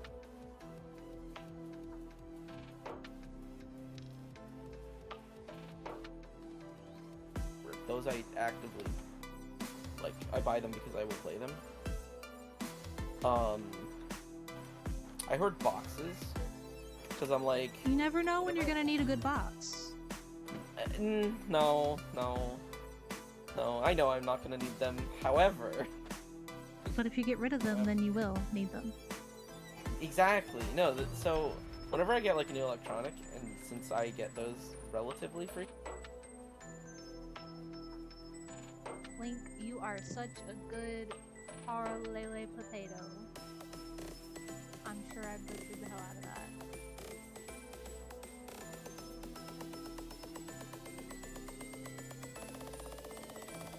Yes, good night, sweetie. Pyro, you are such a good girl for absolutely no reason at all.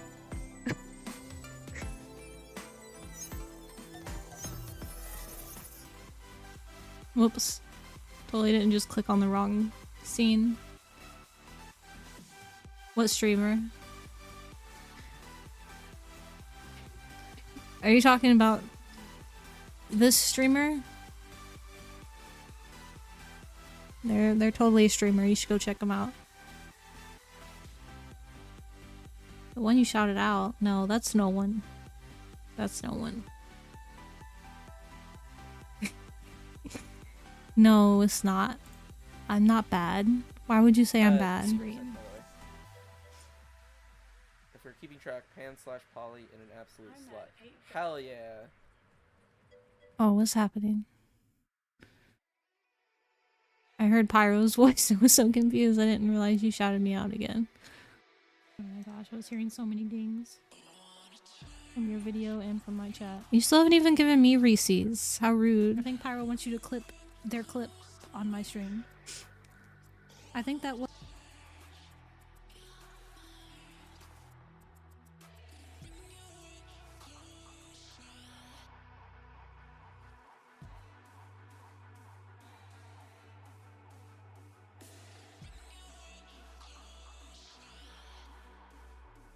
I'm sorry, I'm being distracted by whatever Pyro's doing now.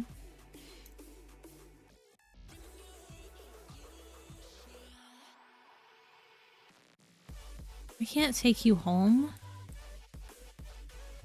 I don't live in a place where I can just take any cat I see home.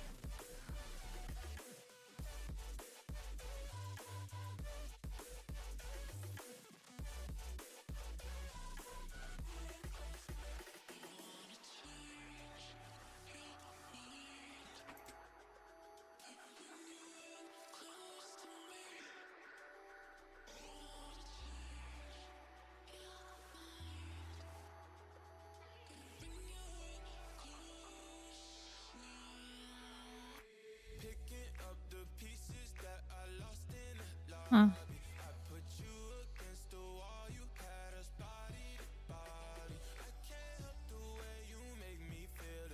Damn it, Pyro. Pyro was giving me yet another thing to look into and possibly use on stream.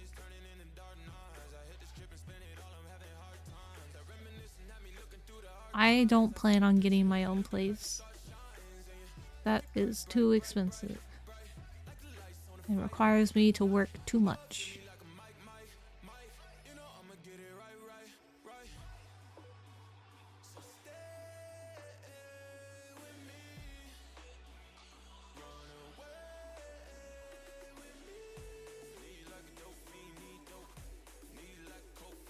What you doing?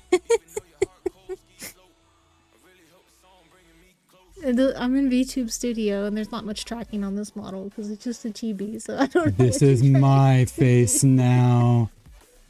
You're all my simps now. Bite my ear all you want, Chica. That's not gonna stop shit. It has been hijacked. Also, I've got your mod sticks. Love it. And cheese fries and extra queso. Link says hello. Hi, Link. So does Mew. Don't mind my voice. I just screamed a lot in the car on the way home. To music? Or just screaming? Yeah. Oh, okay. Both. It was both. It was both. But I love you guys. I hope you all have a fun rest of your stream. However much longer it's gonna be. They finally kissed in the book. There was a lesbian kiss. I don't know what's going on in the book. It doesn't matter. There's a lesbian kiss on page 457. That's a big number for pages. That's too I many know. It pages took for me. 457 pages for them to kiss. That's too many pages for me. I like one page, and that being instruction manuals for new toys. Hey, y'all have fun. I'm gonna go eat and. Pyro, you're way late for that raid. That was forever ago. I'm glad you didn't hear that. What? I said I'm gonna go eat food and cry myself to sleep. No, don't do the second one. Too late. It's not too late. You're not asleep.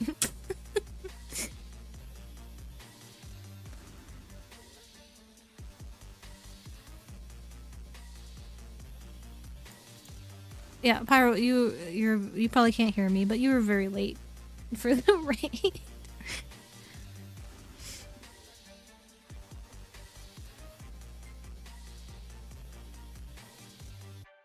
Well, before I got distracted, I was gonna send a message.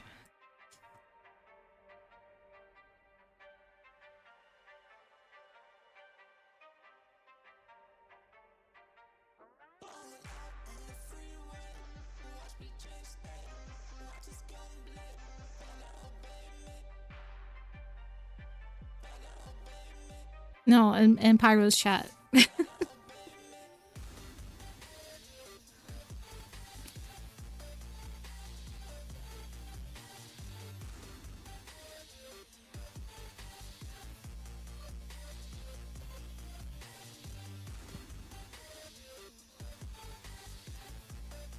Bad Mew. Oh, so it's Bajawi's fault? Okay.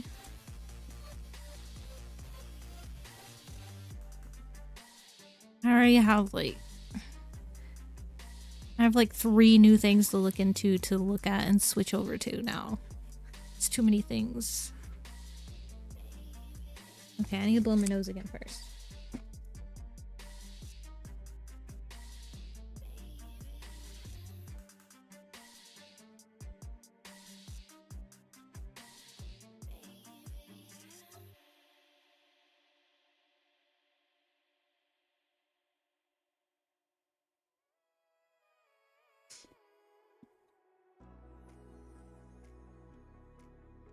Okay. Chapter 32 is also in Arlo's perspective. Let's see if we can get through another chapter. I have to minimize Pyro's stream or I'm going to be distracted. Welcome. Arlo and Nasakeya exited the elevator. The moment they did, the door sealed shut behind them, and the light that marked its operational status flipped over to red. They were trapped. There was nowhere for them to go but forward. Drawing a breath, Arlo willed herself to remain calm. She could contemplate the moment she just shared with Nasakeya later. Aurelian was hopefully close to hijacking the system that separated them. Celadon knew where they were. Arlo's plan had brought them this far. She could think up something to bring them back. She just needed to keep her cool and approach this new problem with a level head. Side by side, they pressed into the room. There was quite a lot of space for the little that comprised this section of the factory, illuminated by countless floodlights, marking out its wide-flung limits and a scatter of spotlights overhead. A slender man stood at its center, his hair pulled back and a short tail behind his head. Stationed in front of motionless, fully armored, and much sleeker Kava than the ones they'd seen so far, he might have cut an impressive image in the bespoke pinstripe suit he wore, but Arlo wasn't in the mood to be impressed. Something else contended for that honor besides. Her attention snagged on something at the far left side of the room, a gargantuan gaping hole built into the floor, sectioned off by a railing. An incinerator, Arlo realized, but its bowels glowed so hotly it could just as easily have been some pit to hell. As the conveyor belt ran to its final destination high above their heads, column after column dropped into its open, waiting maw.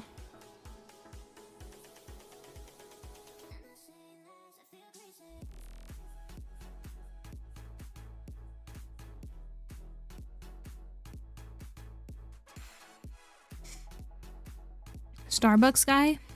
Arlo's head whipped back to the man at the room's center. Now that Nausicaa mentioned it, the man did look familiar.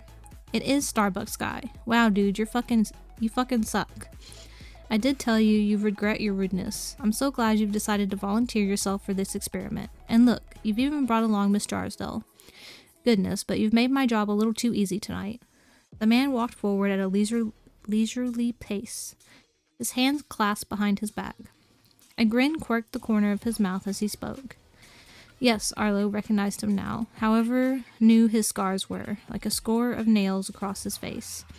The disdain in his eyes was exactly the same as it had been on their first meeting.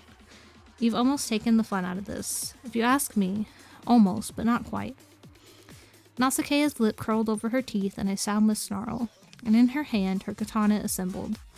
How long have you been after Arlo? Hieronymus, for this could be no other, paused but otherwise, chose to ignore Nausicaa's outburst. Judging by his titter of laughter, he felt wholly unthreatened by her blade. You'll notice I left you access to the little hoard of knives I'm told you keep, my dear Lecto. I was tempted to take that from you too, because adamantine armor is quite costly to create, in more ways than one. But my latest model Akava need testing. What better way to do that than to pit them against another legend? His eyes fell to Nausicaa's weapon, a greedy glint of longing in his eyes. Starglass, a metal forged of stardust and the goddess Uriel's fire. The same fire that gave birth to you, if I'm not mistaken. One of the rare few furies they've ever dared to make from that violent, uncontrollable element. Both you and that metal, you're simply priceless. You made a better batch of kava, so now you're going to destroy the old ones? Arlo asked, slightly confused and more than a little aghast. A pity, yes, like I said, but no one pays good money for outdated models, and I'm afraid the wrong people would take notice if I carted too many of my creations to the new facility that this meeting of ours necessitates. Guess what? Nausicaa snapped. The wrong people noticed. She lunged. Her patience whittled to its end. She sliced through the air with inhuman speed, ripping the sheath off her blade and tossing it aside. She made for their host, and in the span of time it took Arlo to blink, threw every ounce of her weight and wrath into the piercing blow she aimed at his gut. The katana shattered. Whether because of the force behind Nausicaa's blow or whatever it was that protected Hieronymus from her blade, it shattered right down to the hilt. Tiny shards rained down on the ground between them, tinkling softly. Arlo watched the scene, hardly believing her horror could grow any more profound. But there are many uses for stardust, did you know? Hieronymus hadn't even flinched. That's not possible, Arlo heard Nausicaa's murmur, astonishment warping into denial. No, that's not possible. Only the Wild Hunt has... She cut herself off. She retracted a step. Then two. Nausicaa had arrived at some conclusion. Arlo gathered, and by the increasing glee in Hieronymus's grin, he noticed this as well. And she was right. Only the Wild Hunt has permission to wear the stars as a shield. Arlo heard her accuse in a particularly stony tone. What did you say was the name of your benefactor again? That grin growing into a sneer, Hero darted a bare hand out to wrap around Nausicaa's wrist. Before she could react, he tugged her closer. I'll tell you what. Win against my army, and I'll tell you everything you want to know. Nausicaa cried out, and the sound snapped Arlo from her weary observation. She started forward, but Nausicaa had already torn herself free. She stumbled away from the doctor, and Arlo rushed to catch her before she could fall. Blame Kale? Me, that's too far of a shot for me to make. Why are we blaming Kyle? I don't believe he did anything. Perch, I can hit you if you perch. Hey, I'm a gamer. Are you guys hearing the shout out videos okay? Oh, I immediately pissed off an They look like they're very loud on my levels, but it sounds very quiet to me. Okay. I believe you. Where was I?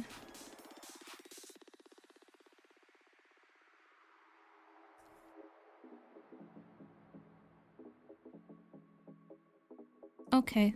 Thank you, Mule. You're such a good boy.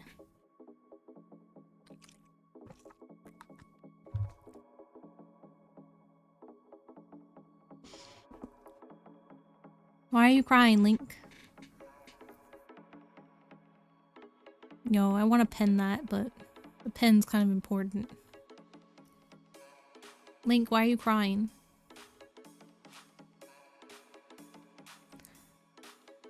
No, Mew. The other pen is important. And I wanted to pin it. Not you pin it. Also, I can't pin on this chat interface. Why are we coming? Did I say something about coming? You don't know why you're crying? Why do you not know why you're crying? I can't pin it. Yeah, come. Why are we coming?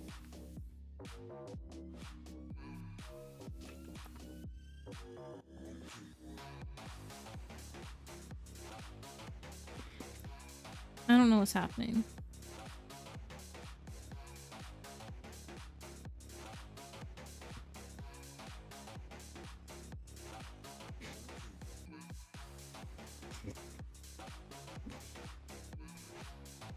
Good, good. I'm glad no one knows what's happening. As long as we're all on the same page. No, that doesn't sound right. I don't think we were reading. Now my nose is itchy. Exactly, that sounds incorrect. Where are you, Link? I don't know where you are. Only you know where you are.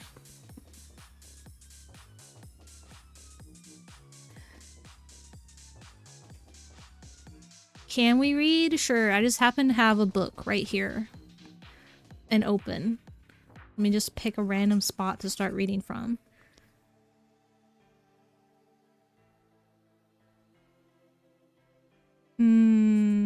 Where the fuck was I?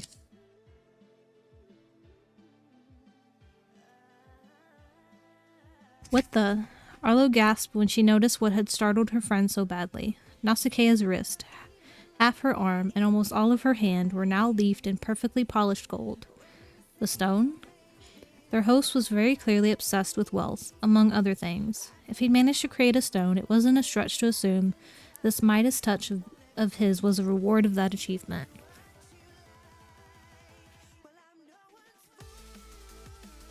As much wealth as anyone could want, right at your fingertips. Looks like greed to me. Definitely one stone down. Nausicaa nodded grimly. I was right. The stones glow colors corresponding to different sins. Gold for greed, red for who knows. But we need to stop this before another stone is made and that color changes again. With Arlo's help, she righted herself once more. Whipping her gold-leafed hand out to the side, she summoned up a different blade. A cutlass, this one. Long and elegantly curved. The hilt was an intricate dance of metal loops that curled to make slots for her fingers. I liked my katana, you dick. Do you have any idea how much of a bitch it's going to be to replace that?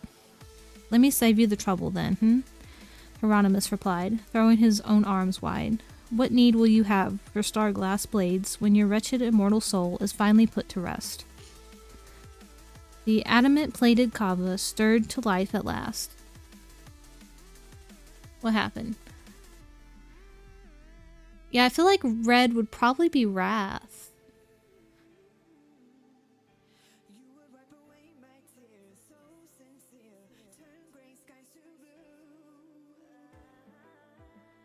What is this you've shared?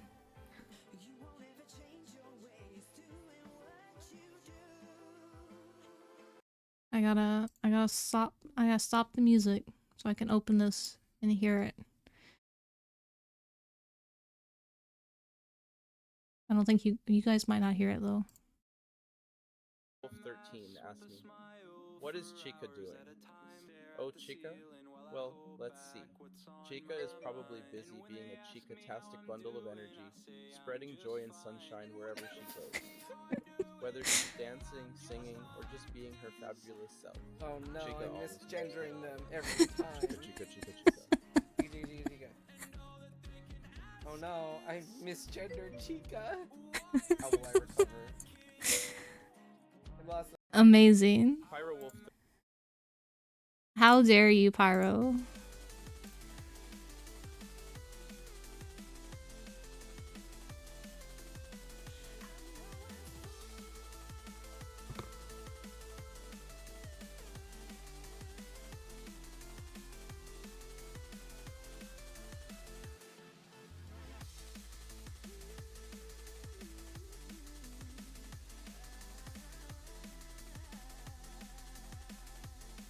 Yeah, I love that it also said Chica Chica Chica.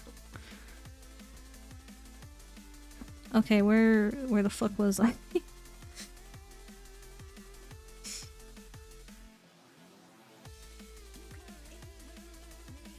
The smooth precision of their movement alarmed Arlo. Their metal casing couldn't have been all that light, and given what Arlo already knew of their predecessors' ungainly, jarring gait, she hadn't expected these newer models to arm themselves so easily with the weapons equipped on their backs. And yet they did just that, darting around their master as though gliding on ice. Yeah, I do keep losing my place. Arlo, get back, Nausicaa ordered, hunkering down into another lunge. Did you see the floor? She hadn't, but looking now, Arlo wondered how she could have missed the two arrays. Large enough to stand in, there was one on either side of where Hieronymus had been when they entered this room. Arlo didn't need telling not to put a foot inside those rings, especially not when she knew what this man wanted from her. Worry not, Hero said over the commotion. He moved casually to the side to preside over this test like some ancient Roman emperor attending a gladiator match. My Kava obey my orders. My magic is what gives them purpose. Until they dispose of you, it's only you they're after, Nausicaa.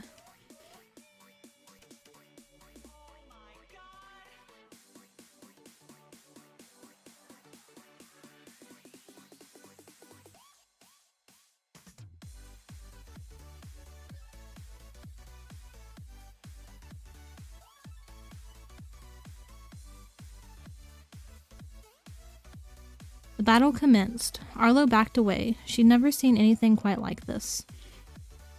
Nausicaa moved under and over blows that were backed with so much power they dented the floor when they missed their mark. She was careful to keep them flourishing or leaping around more than necessary, but when she did, it was with such silent grace that once again Arlo found herself entranced. Every movement seemed more like a professional ballet than a high-stakes battle to the death. Oh, what happened? What? Oh, what's this?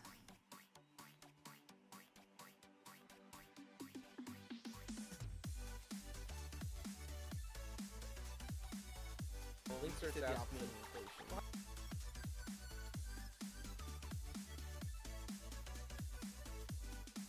Okay, I gotta mute the music again so I can hear. Links are fast moving. Why is Nickelback so overrated? Oh, is it time for the Nickelback hate train? Choo-choo? Well, I guess some people just can't appreciate the beauty of Nickelback's timeless masterpieces like Photograph. Photograph and Rockstar are pretty good though. But hey, to each their own. I'll just be here jamming out to their catchy tunes while you continue to ponder the meaning of life without them.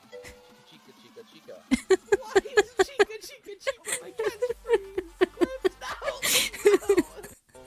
Yo, Pyro loves Nickelback, and apparently their catchphrase is now Chica Chica Chica. Wonderful. Yeah, quote 53.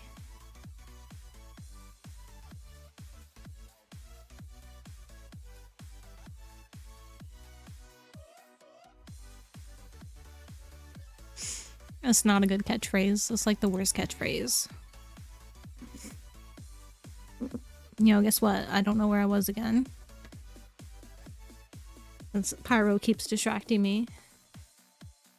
That's not true. That's not a hot catchphrase.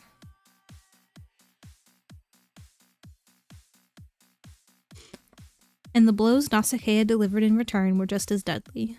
Her blade clashed loudly with the Kava's plating, making sparks fly, the strikes stinging out like screams in the cavernous room. No, Mew, that's not a good catchphrase.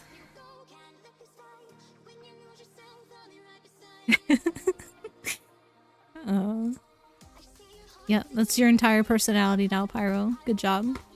It's Nickelback and Chica.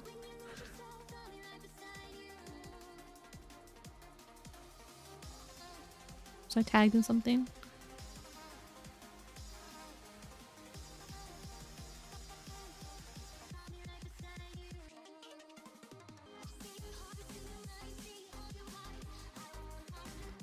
Every time you what, Mew? Why are you're gonna say that every time you what? Please share with the class. I'm sure we all want to know. Nothing? What was the rest of that sentence, Mew? We also have a question that needs to be answered. Hi, Pudge. Pet Pudge for me, K-Chan. Why not, Mew? You don't want to share the rest of that sentence with everyone? Okay, Pudge, quick, while K-Tron isn't looking, bite his foot.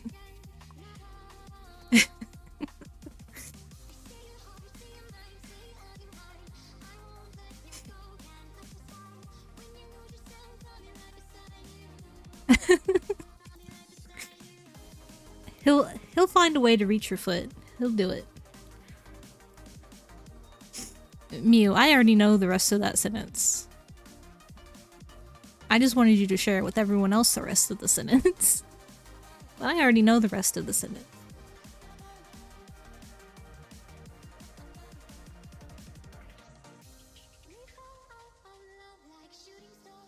Has he not bit your foot before?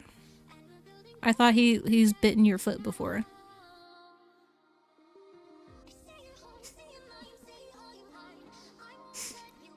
You're the one who started the sentence, Mew.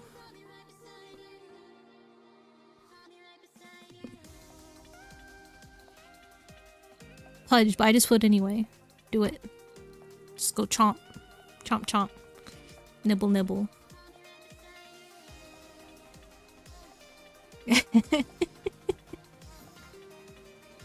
Stop!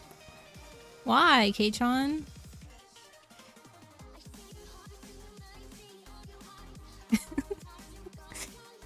It's okay, Mew.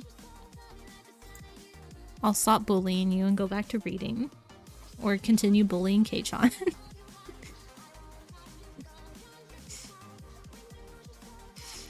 No, that's not true, K-Chan. Fighting doesn't hurt people. It's good for you.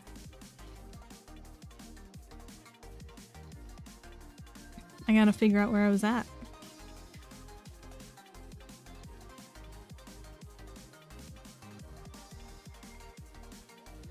Okay, do it.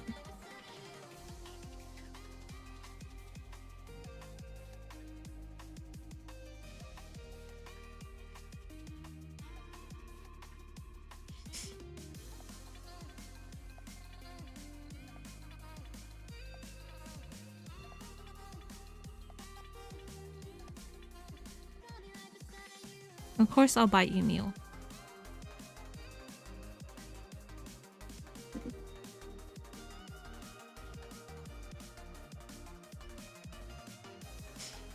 She held her own, but didn't seem to be causing much damage, and the battle started to look like a contest of who could outlast the other.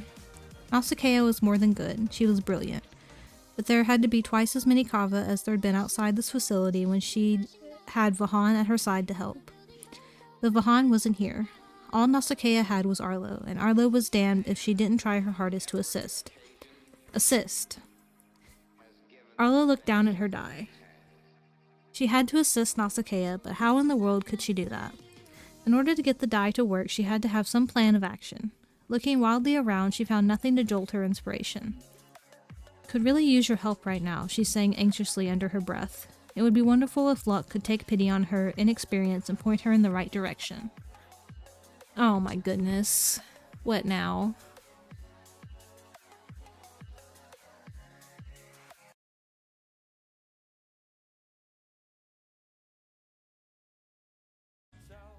Pyro, do you love your catchphrase? Oh, sweetie, my catchphrase is like my trusty sidekick. It's always there to add a little extra flair to the stream and keep things entertaining. Plus, it's a great way to connect with my viewers and embrace our inside jokes. Gotta love that chica energy. Chica, chica, chica, chica. Amazing. Pyro, do you love... Oh my goodness. That's amazing.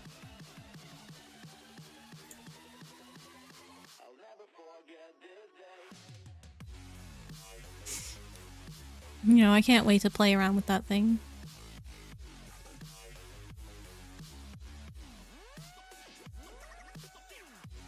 Now I gotta find where I was at again. We're gonna finish the book, Mew, eventually. Probably not tonight, because we still have like 40 pages, and it took me an hour to read 10.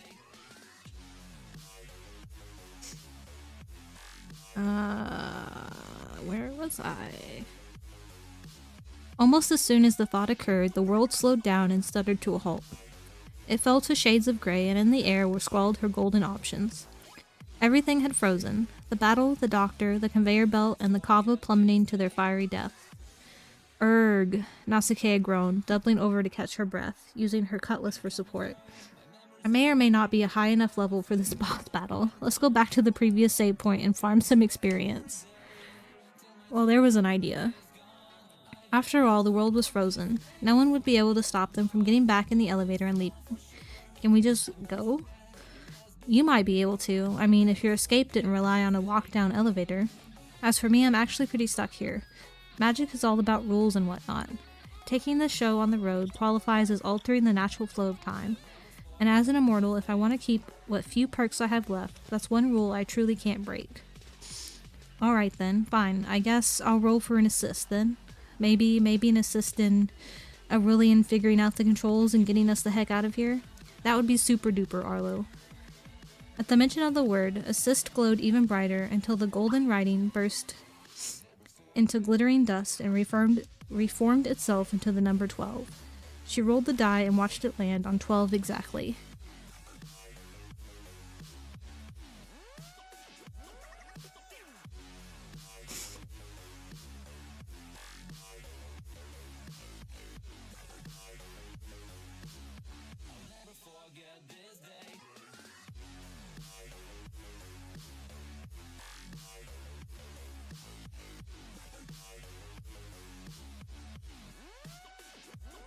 Yo, add in 2 minutes?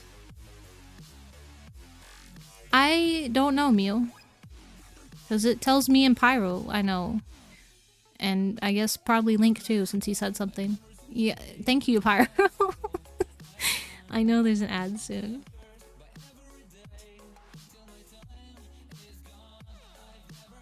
Also rude, Pyro. We're gonna finish the book. At least this week.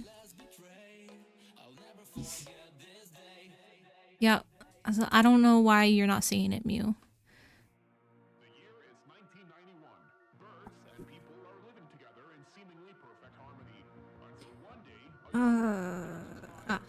Thank fuck, Nausicaa explained in relief, and when Arlo moved to collect the only weapon she could properly wield, the knife she still clutched like a talisman would have been more helpful to her if she'd ever learned how to use one.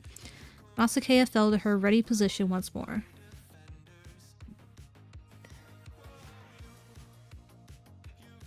I can finish a book in less than 5 months if I'm not reading it aloud. reading it aloud and having distractions makes it take longer.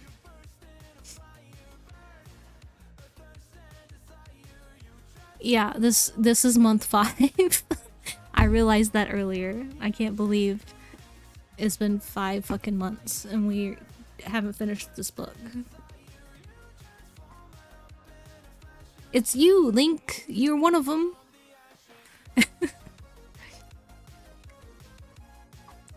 You gotta get yourself. Yes, you.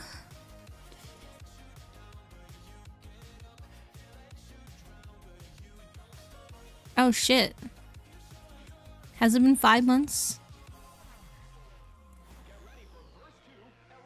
Link, you're chatting right now. That's how I'm talking to you.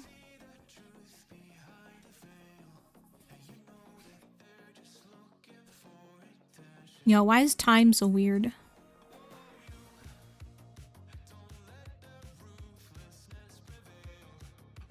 It does not feel like it's been 5 months. Uh-oh. Who is it then? Who are you? State your business.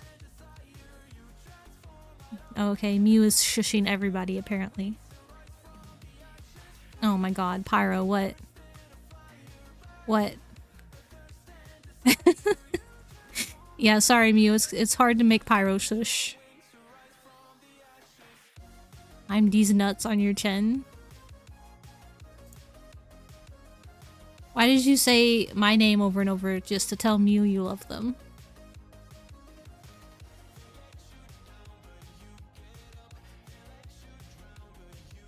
Oh my gosh, my nose is so itchy and runny. Okay, where was I?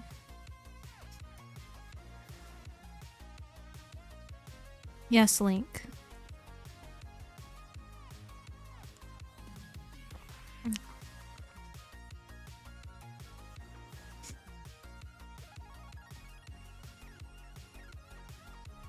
I can't read Mew. It's impossible.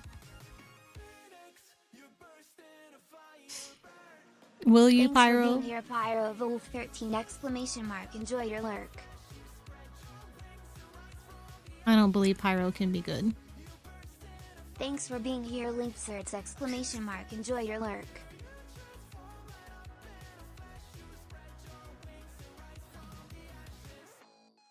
Wait, why does it say the exclamation points? Oh my gosh. I'm gonna have to take the Thanks for being exclamation here, points Warrior out. Underscore roaming 534 exclamation mark. Enjoy your lurk. Yeah, I don't I don't know why Dennis is saying the exclamation mark. I guess I'm gonna have to take those out so he doesn't say those. I didn't know he just says exclamation mark. It's okay, K-chan, I don't either.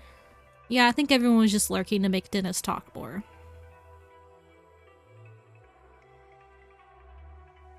Thank you, Mew. That one I would actually forget. Because I would just see the exclamation marks and not think about it.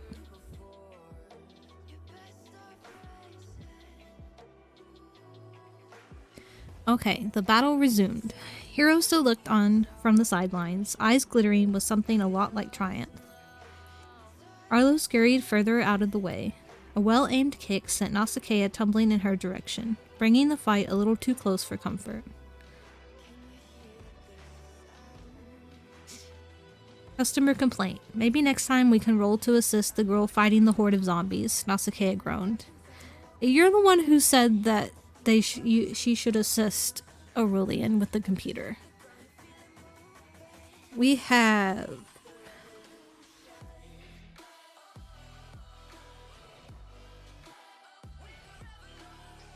34 more pages.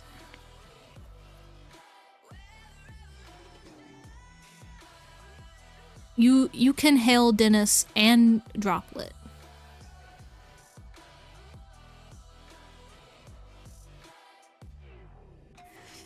I don't know, Mew. Not with Pyro and Link in the chat.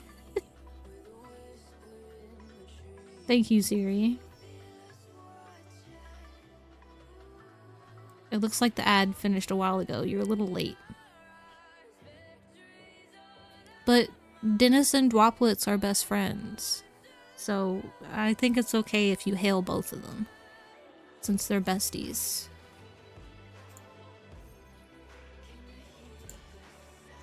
Yes, Dennis is an ally of the swamp. Because they're besties. They're both forgs.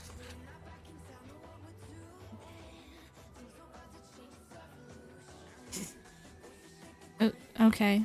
I don't understand what your job was.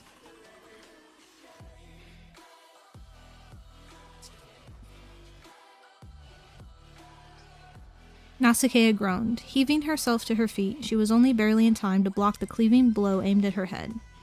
I'm sorry, Arlo panicked. Maybe she needed a more detailed plan of action when rolling for an assist. I'm sorry, maybe I can do that too? I wouldn't be upset if you tried, Nausicaa hollered as she aimed an angry blow at her attacker's head. Trembling, Arlo lifted her die for inspection. The numbers were dull, and no matter how many times she squeezed her hand around it, the world continued to unravel at its usual pace. Even when she tried suggesting minor actions, the die remained unresponsive. It's not working. It's too soon, I think. I can't roll again. Maybe we just have to give it a minute or something. Oh no.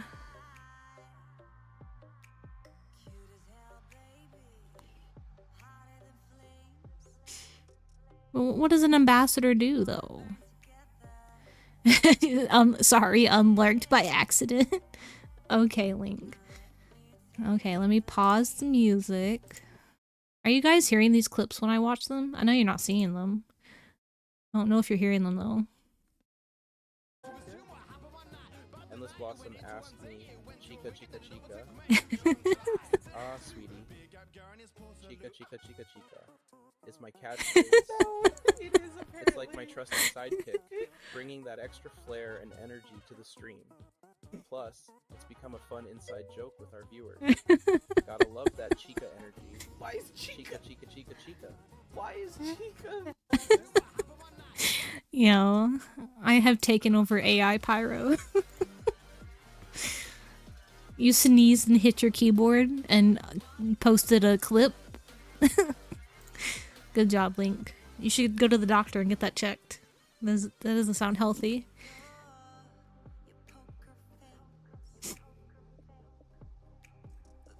Yeah, okay, sure. Sounds cool. I'll just keep doing my thing over here. No worries. Everything's fine. This is fun. There was a kernel of truth in that blatant sarcasm. Nausicaa was having fun.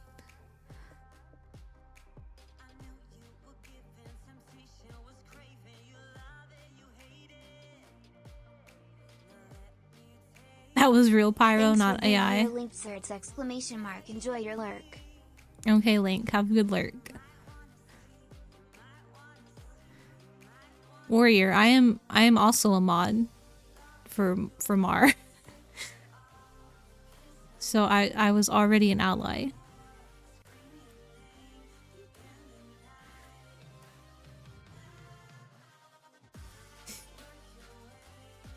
She might prefer the battle to be a little easier, but every time Arlo caught a glimpse of her face, it was sapphire flushed and full of burning focus, and her eyes glinted with dark, delighted fire.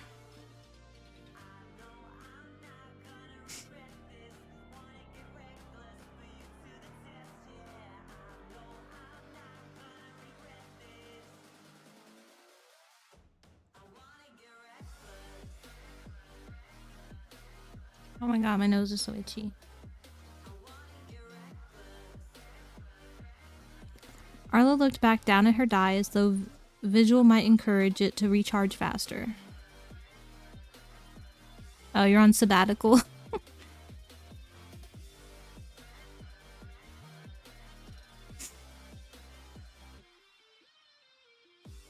One minute became two.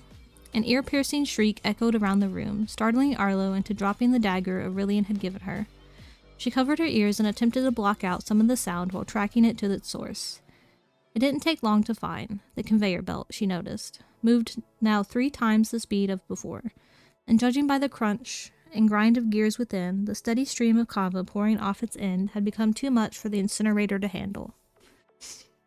A frown twisted itself across Hieronymus's face. The adamantine kava were undeterred from their task, and Nausicaa continued to fend them off. But the man who controlled them no longer paid attention.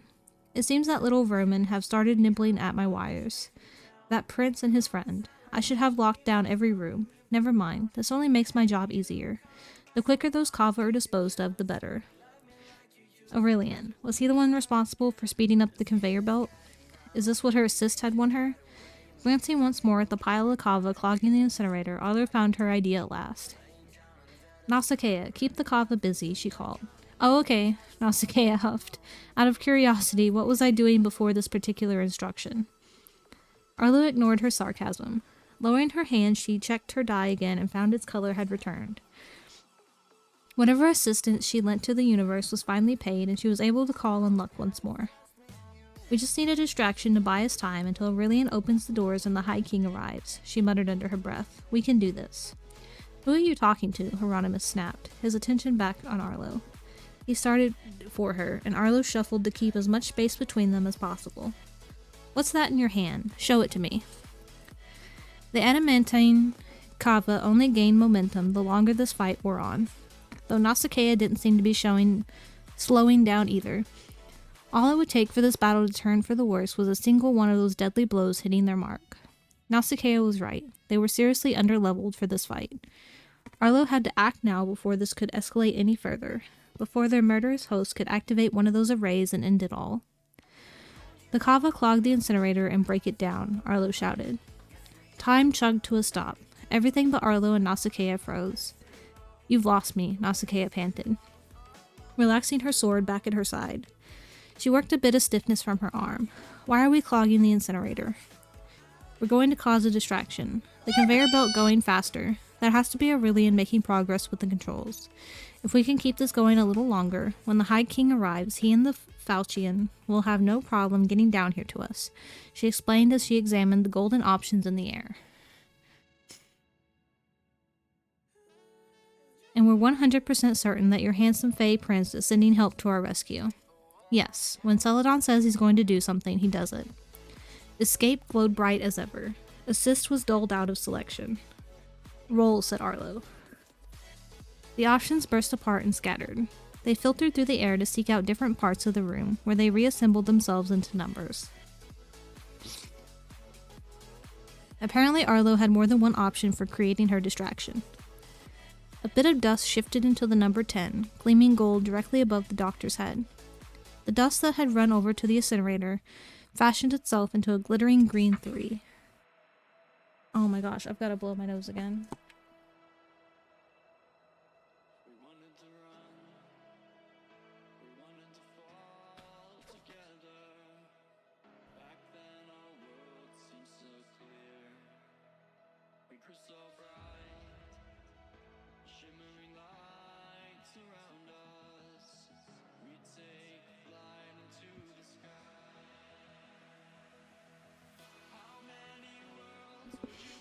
Okay, now where was I? Oh, I just turned the page. Directly above the kava that Nausicaa had been fighting, glaring scarlet formed into the number 18. Nausicaa looked perversely pleased by this, as though it were some sort of honor that whatever was going to happen with the kava she fought had been ranked the hardest to achieve on the scale of their luck. What do I have to do here? Arlo wondered aloud. Do I have to choose which distraction I want, or just roll and hope to clear all 3? Nausicaa shrugged, deciding to let her instincts guide her. They hadn't steered her wrong yet. Arlo rolled the die and hoped to clear at least the incinerator and complete the final stage of her plan. 19, Nausicaa crowed. Ha, hope it's something good. Arlo darted forward to gather her die. Time lurched back into gear, just as Hieronymus whipped to the side, even more confused than before as to how Arlo was suddenly in a whole new location.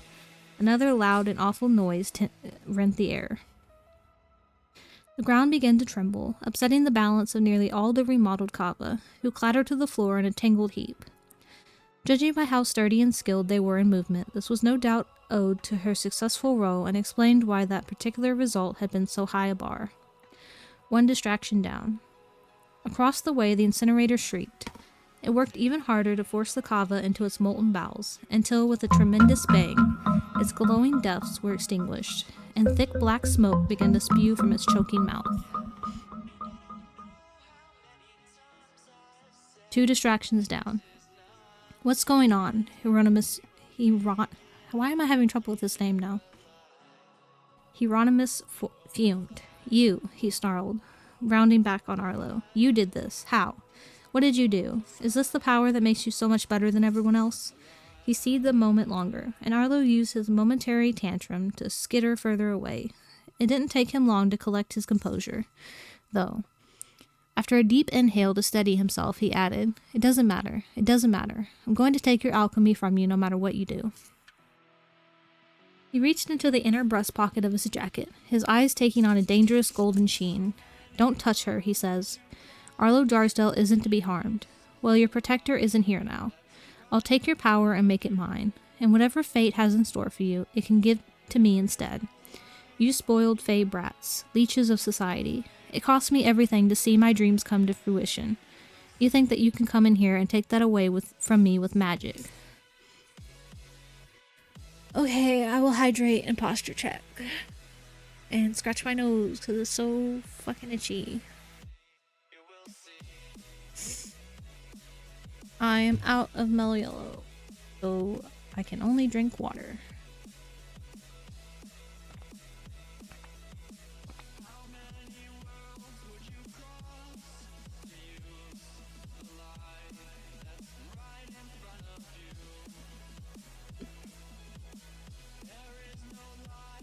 His madness was clear in the laughter that punctuated his speech. Arlo could only watch, fixed in place by a spike of her panic. Who was this he mentioned? She remembered the Reaper talking about a second master, the scentless one. Someone else had been giving orders, and from the sound of things, the scentless being and their murderer were at odds in their objectives. Euronymous pulled back his hand and revealed what he'd extracted from his jacket. A smooth and vaguely misshapen stone, as perfectly gold as the leafing on Nausicaa's arm. You think your pathetic, fledgling magic will stop me. You think you're a better alchemist than I am. He laughed again. Magic can't defeat me. Not now. Not now that I have my Philosopher's Stone. Your parlor tricks are nothing against the might of my achievements, and I'll only achieve more. I'll take you out, and once I do, my genius will finally earn the respect it deserves. I'll be... His rant had been abruptly concluded by the sudden collision of a kava, hurled directly at him through the air. Nausicaa capitalizing on the kava's tangled confusion. She growled across the room. Oh my god, shut up. Some of us are trying to enjoy a fight here. As he lost his grip on the stone, it skittered out of the doctor's hand and rolled toward the array closest to Arlo. Further from the flurry of swords and kava where Nausicaa was, at last gaining the upper hand. And there, that had to be their third distraction, because it was almost as though time had stopped without the need of Arlo's die, as both she and Hieronymus were so absorbed in watching the stone roll and roll and roll to the center of the array, then rock to a stop. Oh my god, my nose. I have to blow it again because it's running so much.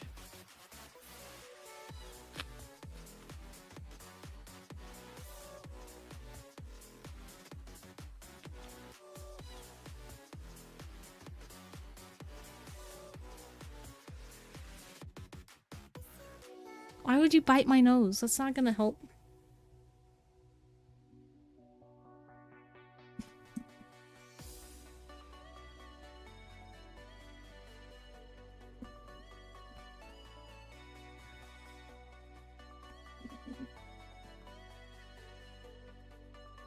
Yeah, but what is biting gonna do to it? Nothing. It's probably gonna make it run more and itch more. The stone, Hieronymus shrieked at the kava. Get the stone. Leave the fury and get the stone. Arlo shot forward before her feet could remember her paralyzing fear. Hieronymus scrambled, clawing himself upright. He lurched across the floor in an attempt to reach the stone before Arlo, but it was useless. Across the way, his adamantine army lunched to obey their new orders. Arlo ran. She ignored the way her heart hammered in her chest. She ignored the hulking metal bodies hurling for her from the other side of the room, death glinting off their blades in the light bent by the rising plumes of smoke.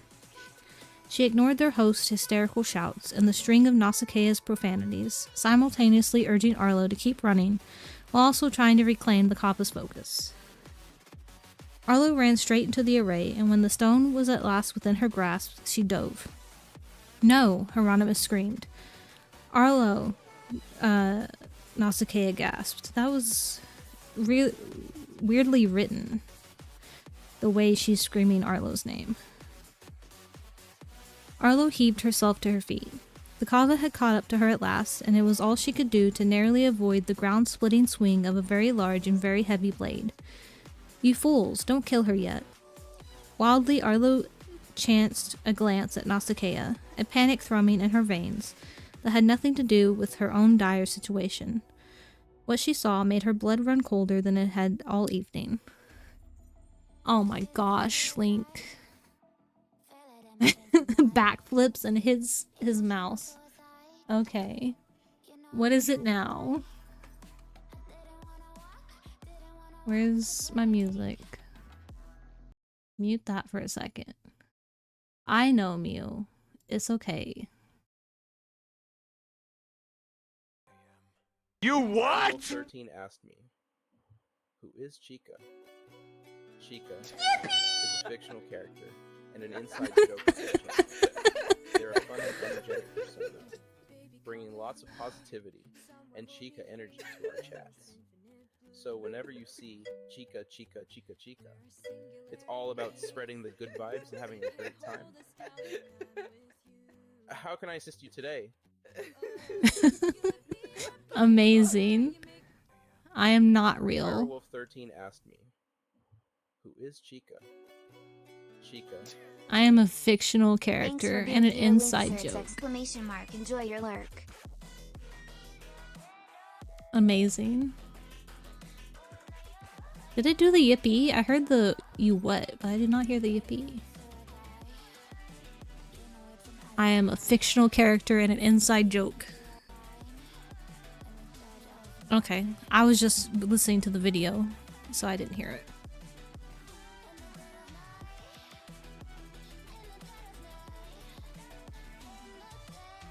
Nope, I'm a fictional character.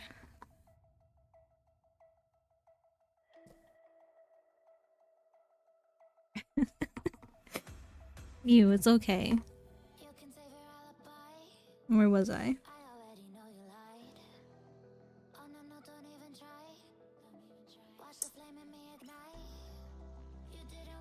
Uh-oh, I think something bad just happened in the book. There stood Nausicaa, clutching her lower abdomen. Nausicaa stumbled, retreating from Hieronymus, who'd risen from the floor to take advantage of Nausicaa's own distraction. Her urgent flight to Arlo's aid, and ram a blade into her side. A dagger, now dripping sapphire blood. Arlo's dagger, the one she'd dropped just moments ago. Nos, she cried. Both die and stone in hand, she plunged into the swarm of kava. Deftly and possibly, she darted between their lethal blades. They reached for her, for the stone they'd been tasked with retrieving, but like a Corolla breeze, she slipped between their fingers, crouching, weaving, snaking her way toward Nausicaa. Arlo knocked solidly into Hieronymus with all her weight and fury. He toppled once more, but Arlo didn't linger. She carried on. Nos, are you okay? Are you alright? Nos. She dropped both objects in her hands to catch Nausicaa where she fell, just outside the ring of the opposite array, and eased her to the ground. Arlo shook so violently she could barely shift Nausicaa into her lap and apply pressure over her wound. She could hardly see the blood at first with all the black Nausicaa wore, not until it trickled over Arlo's fingers, not until she felt it soak through her leggings, warm and wet and terrifying, and pool on the floor. Hey, Nausicaa replied, her husky voice shot through with cracks of humor. The weakness in it was so unlike her that it sounded like someone else's voice entirely. We should have a talk with Aurelian. Ask him. Ask him where he got a blade that can injure a freaking Fury so badly. Yo, so if this wasn't Aurelian's blade, why does he have a special blade that can hurt Furies? Arlo felt a little lightheaded, seeing all this sapphire blood. You'll be okay. You'll be okay. You won't die. You won't... No, it's just a flesh wound. Hurts like a bitch, though, and I'm probably going to slip into a damn healing trance any second now to get the bleeding to stop. A terrible defense mechanism, really. Here I am, about to pass out in the middle of... She shook her head. Pushing against Arlo, she tried to haul herself upright. Can't trance yet. Can't leave you alone to fight this, damn it. Pull yourself together, Nausicaa. Nos, don't. You're hurt. Don't move. How touching. Arlo's head snapped to the side and she curled herself protectively over her fallen friend. Hieronymus stalked toward them, back on his feet and strolling at a leisurely pace. His grin dripped curdled triumph. Friendship. It's funny the things they tell you wealth can't buy. They're wrong, of course. Everything has its price. And when you're the richest man in the world, even loyalty is for sale. Get fucked, Nausicaa spat. She groaned and shook her head again, fighting the pull of this trance she'd mentioned. Arlo tightened her hold around her, tucking her even closer. I hope that loyalty stabs you right in your nicely dressed back. You're calling bullshit as the reason for how they got stabbed as an immortal?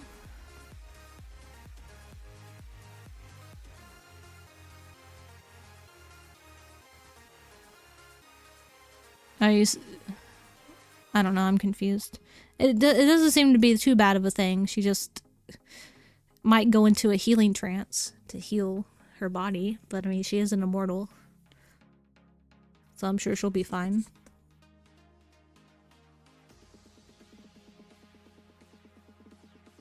Yo, me too. I'm also only semi-paying attention. Oh, thank you for petting Dennis.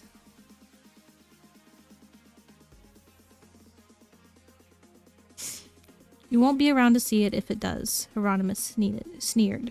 After all the trouble you've put me through, though, I think I'll let you watch as I drain your little friend here of her alchemy first.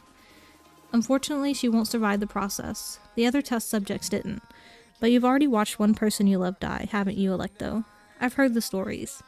What do you say to running another experiment, Care to find out if it hurts just as much when you lose your precious Arlo, too?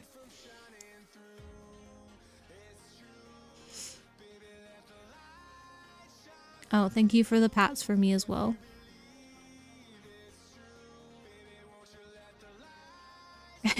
Pats for everyone. He raised his hand, stepping even closer. His army assembled around him. I'll fucking destroy you, Nausicaa snarled through her fading consciousness. You touch her, and I'll destroy you, just like I destroyed the last who was that stupid. Arlo stared at the symbols on the ground beside them and sorted through the doctor's words. Yo, same, warrior.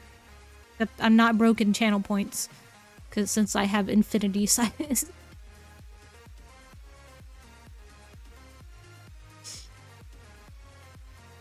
Arlo, Nausicaa rasped, weaker than before. She seemed determined to keep her focus long enough to slip something into Arlo's hand. Tearing her gaze from the array and the mass of Kava regrouping behind the doctor, Arlo sought out Nausicaa's face. Icy pale, Nausicaa held her gaze a moment longer. Then at last her eyes closed and she fell still. A fresh shock of panic began to steal through Arlo's system. But it was then she realized that Nausicaa had slipped her. Hello, Bones! So you only came here because Pyro AI told you to?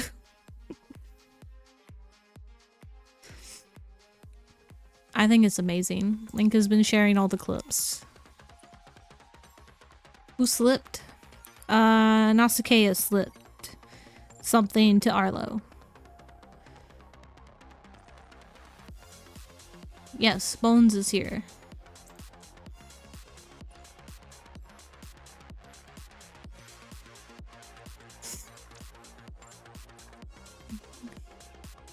Don't tell Pyro.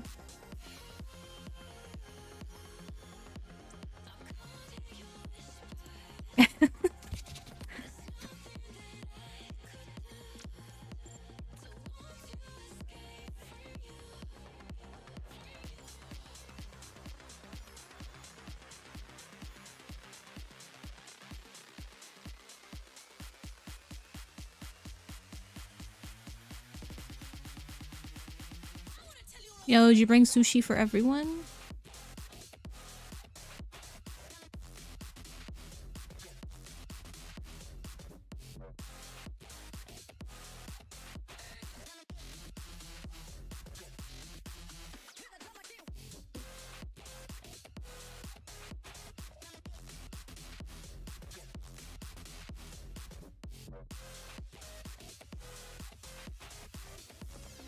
Yeah, I also want sushi now.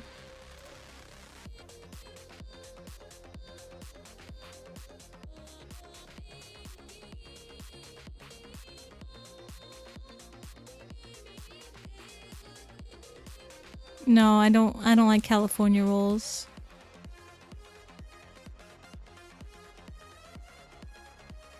I don't remember which one that is, but I know it's one I don't like. Because I like one. Hello, Pyro. Yes, I am live, Nope D.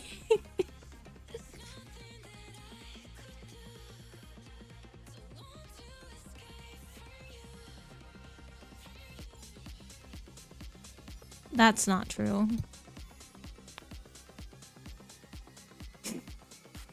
Oops, I'm accidentally typing things in places again.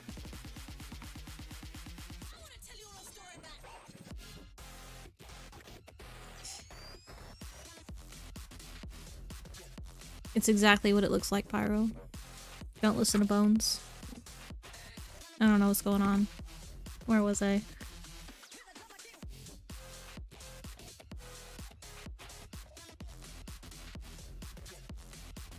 Got 2 pages left in this chapter. The die. All at once, Arlo saw what she had to do.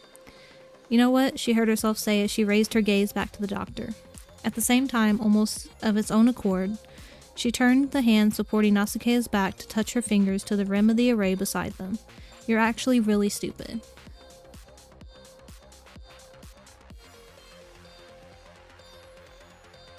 True, Pyro's not here.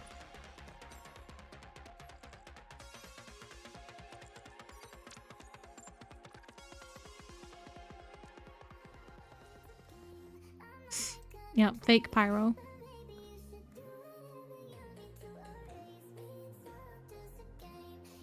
Euronymous faltered. I beg your pardon? These arrays on the ground. They transfer and drain powers. Yes, he snapped, forgetting himself, stepping even closer so he could tower over Arlo. He didn't notice the foot he touched just barely to the ring, but Arlo did. It took me quite some time to master the art of bending magic itself to my will, but nothing is impossible with the right amount of intelligence and motivation. Arlo snorted. Like I said, stupid. She closed her eyes. It was really quite simple, as easy as it had been to picture the array that sealed this factory's entrance. The one below her drew itself crystal clear in her mind. By imagining its symbols dissolving, she could deactivate an array. What would she have to do if she wanted to try and reverse one? You invert the symbols. Another memory, wrapped in fog, conveyed in her father's gentle voice. Yeah, stupid. Okay, I'll stretch and hydrate again.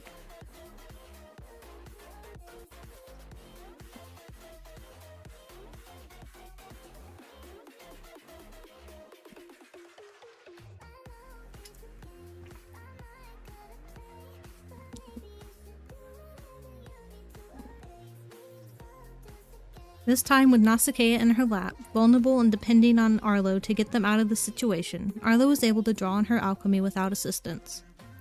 The array in her mind warmed to glowing life almost without prodding. Oh my god, can I stop accidentally hitting things on my keyboards and typing in chats? And can my nose please stop running?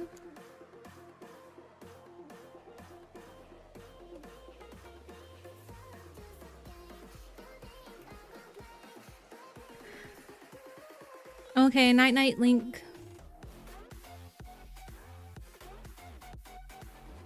Maybe we'll finish the book.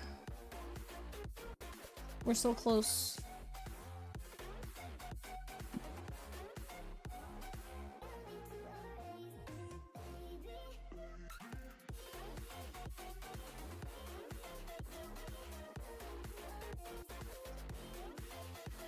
No, it's not gonna take another 5 months. There's like 20 pages left. Oh. Oh yeah, I added a pet to guest, but there's no guest.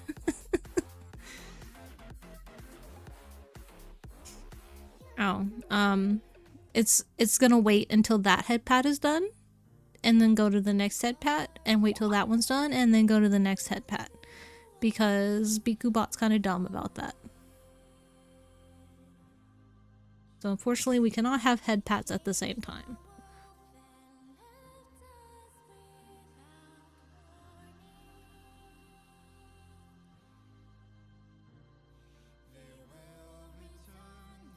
Oh, Pyro's ending.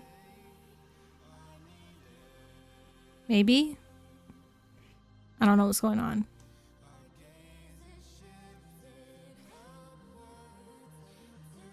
You like this song? Like you already knew this song? What's the song? Frontier by Krail featuring Jasmina Lin and Jay Christopher. Interesting.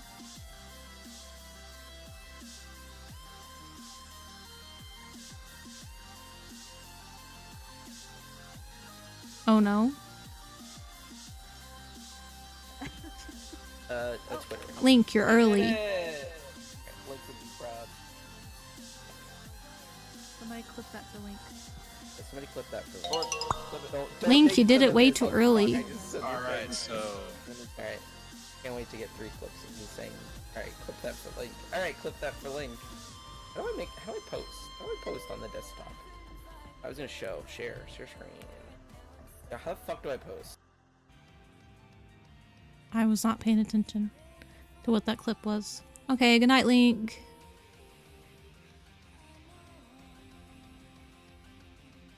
Yes, hello, Pyro. Welcome, raiders who have definitely never been here before. I noticed. I am your catchphrase. I think that's actually pretty funny. I had no say in the matter either. Who's this?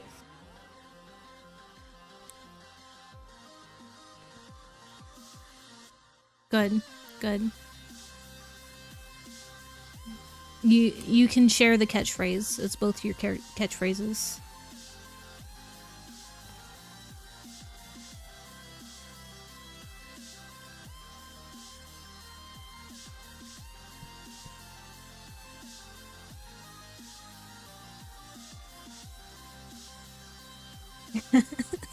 I am too powerful. 24 pages left.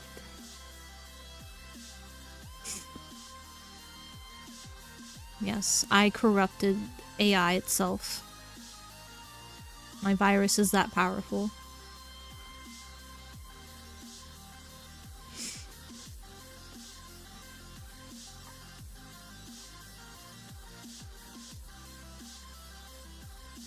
In less than 30 minutes, probably not. But maybe we can finish this tonight. I mean, it took me an hour to read 10 pages, so this might be another 2.5 hours. Okay, night, Pyro. Love you. Wait, what's 'cause you're here, warrior? Not all of them because you're here? Not all of what? With all the everything. It's okay, Pyro. Oh, you are an AI? I noticed. You gave me another thing to look into and play with. Because I needed more things to do. Oh, okay. It's okay, warrior. I'll get you eventually.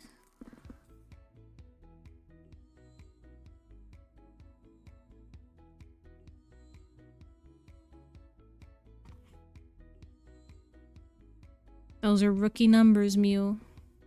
Those two, Pyro. Those are also rookie numbers.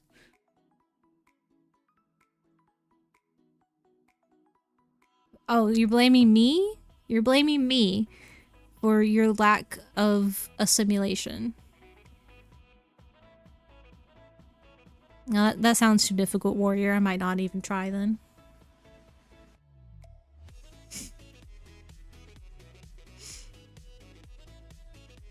It's my fault. It's my fault I'm a slow reader. Out loud.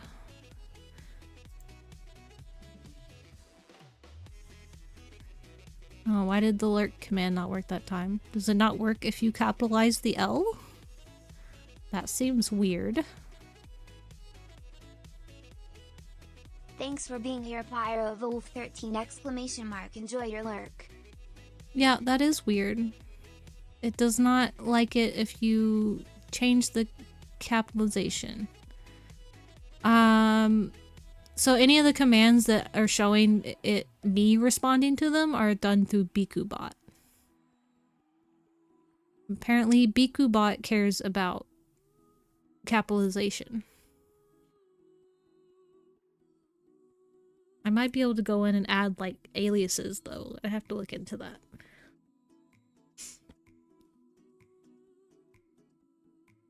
Okay, now where was I? She had no idea where her knowledge of this magic was coming from. Her father was an Ironborn, and he'd certainly never practiced alchemy. Wherever she'd picked this up, the memory must be scrambled with another, distorted by time and too many other things laid on top of it. But where could she have possibly overheard any of this? Invert the symbols. She wouldn't question it. Not now. Not when she was so sure of herself and what she had to do to stop Hieronymus Aurum from winning. This whole time you've been after my alchemy, but you never stopped to consider what other gifts I have. The symbols in her mind began to turn like a dial. As they did, the ones on the floor began to rotate too. What are you doing? Hieronymus gasped, looking down at his array. What's going on? What is this? My array? You can't possibly. I'm no alchemist. She opened her eyes. Not like you. I'm something better. Something a little less tangled up in rules. Hieronymus screamed, rigid where he stood. Whether it was shock or pain that rooted him in place, Arlo began to feel it. The trickle of power. It came to her slowly. She didn't want to kill him. She wanted to draw too fiercely on the link that seemed to have formed between them. A link she could almost see, like a pulsing, glowing blue thread, but she had to weaken him, had to prevent him from using this against them, and as she did, she could feel something in her begin to tremble. Too much, some instinct in her screamed. Too much, you're not ready. The tower everyone kept her in. Arlo felt it begin to quake. As though it was built on crumbling rock, she felt every shift of its foundations. Every tremor that threatened to collapse that tower in on itself and drag her down into yawning nothingness. She removed her hand from the array, her eyes on Hieronymus, her focus on breathing and keeping as still as possible as the trembling subsided, as it finally stopped. The array on the floor dimmed back down to chalk. What did you just do? Hieronymus rasped. Somehow he seemed even deadlier for the magic he'd just lost. What did you just do to me? Their time was up. The array couldn't hurt Arlo now, but the kava still could. The die in her hand was cool to the touch, but she knew what she had to do to get it to help them. What price she had to pay, what role she had to assume to move past the limitations of her trial period. She remembered now the other part of what Luck had told her back at the fairy ring. What she had to say and do if she needed Luck's assistance. Hey Chica, guess what? Chicken butt hog got M. Thank you, Dennis. Yeah, quote 53.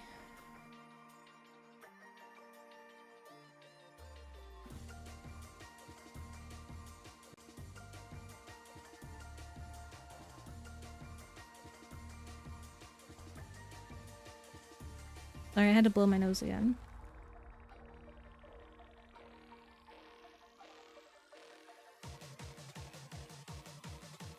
No, but if I'm saying a quote number, it's Pyro's quotes. I don't know my own quotes. Why would I know my own quotes? I have like 3, I think, and I don't know them. Oh shit, I have 8? See, I don't even know how many I have. I have at least 8 apparently. Shit. Oh my gosh, I'm trying to read. Why are we going through all the quotes? I knew quote 1 was trans rights, of course. Okay, so my quote 2 is Pyro's quote 8. Okay. Yep, I remember that one. I forgot I had 8 quotes. I don't hate you, I'm just stupid. Did I say that?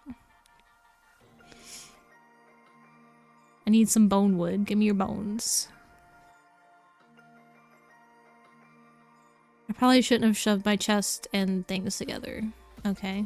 Yeah, that's also a clip. Chica, Oh my god, I why have do so the much wood. strawberries taste like Skittle? Are you taste buds okay? Where's Mew? We need to get you Skittles.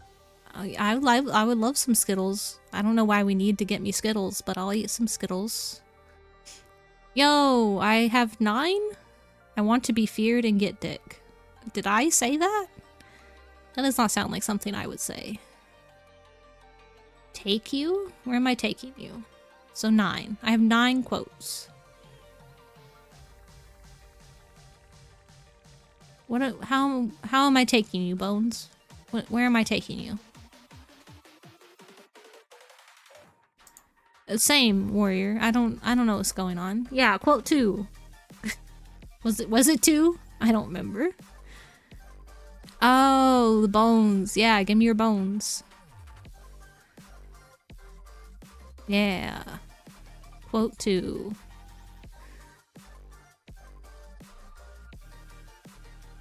But I am gay, so I already taste like rainbows.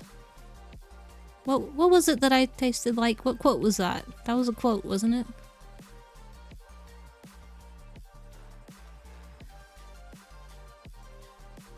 It's not a quote. Why is that not a quote? It is a quote. I skipped over it.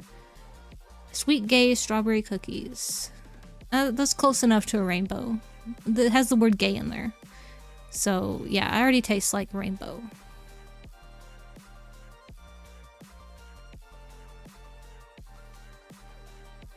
Okay, where the fuck was I at?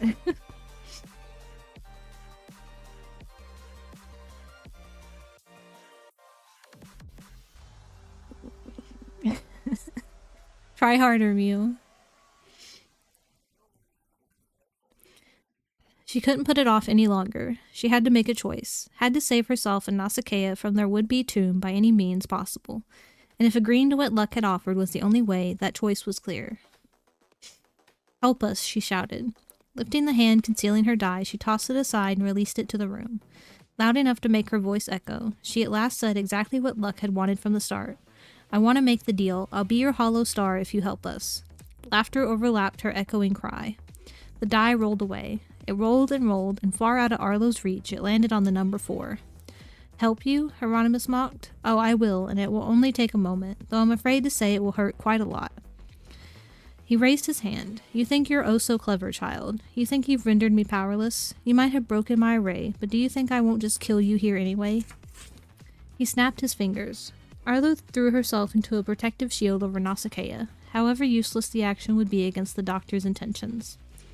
She could almost hear the squelch of a blade puncturing her organs, but despite her imagination, nothing happened. When one moment stretched into 2 and they remained unharmed, Arlo lifted her head and dared herself to see what was taking the doctor and his army so long, and found the Kava frozen. Not by time, not by Arlo's die. Hieronymus stood there, still as death, his fevered glee usurped once more by shock as he stared down at his chest, where he'd been speared straight through by something that looked a lot like a hand, blood and shreds of flesh dripping from his claw-tipped fingers.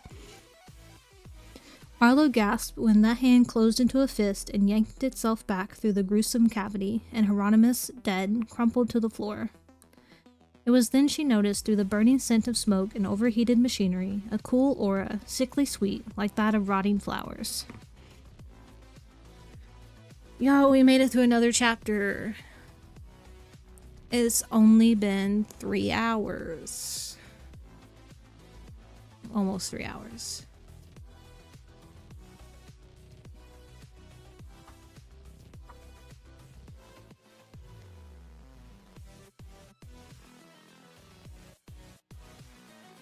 There's 3 chapters and an epilogue.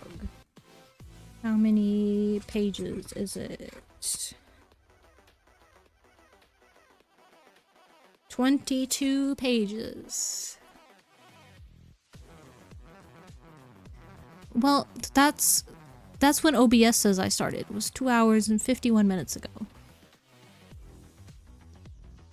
So that's what I'm going by.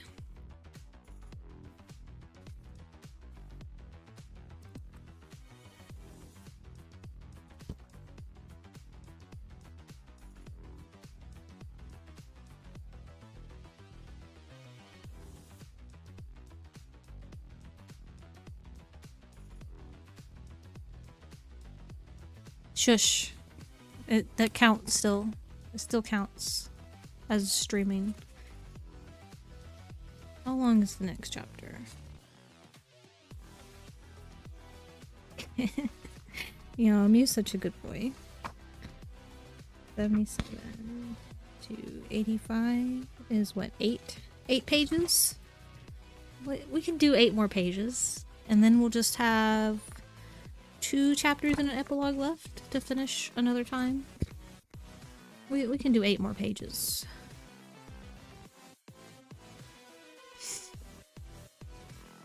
We're on chapter 33, and this is in Aurelian's point of view. Aurelian had been all of 8 when his parents allowed him his first computer, an HP laptop, large and bulky by the standards of what he currently owned. It was far from the sort of thing most Lycid children begged their parents to get them for their birthdays, but he'd won them over in the end. It was the most expensive present they'd ever bought him, back then. He cringed to think now how hard it must have been to scrape together the money when they'd had so little at the time. When he and his younger brother Harlan had attended Human Elementary School, and his parents had run a modest business, selling baked goods from their tiny home. This control tower, with its panel of buttons and switches and blacked-out lights arranged around the most impressive computer Aurelian had ever seen, was slightly more complex than that laptop of long ago.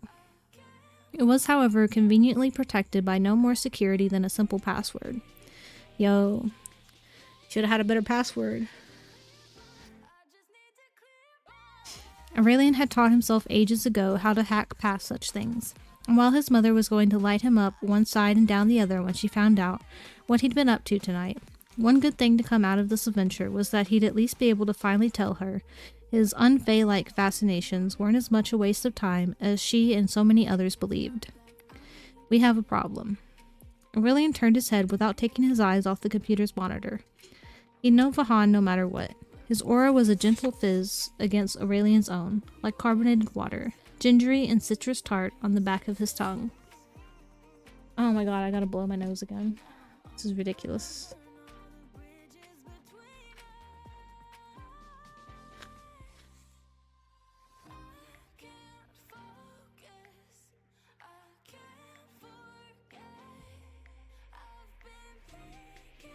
Jimmy! Hello, Jimmy. Yo, Mew, shout Jimmy out.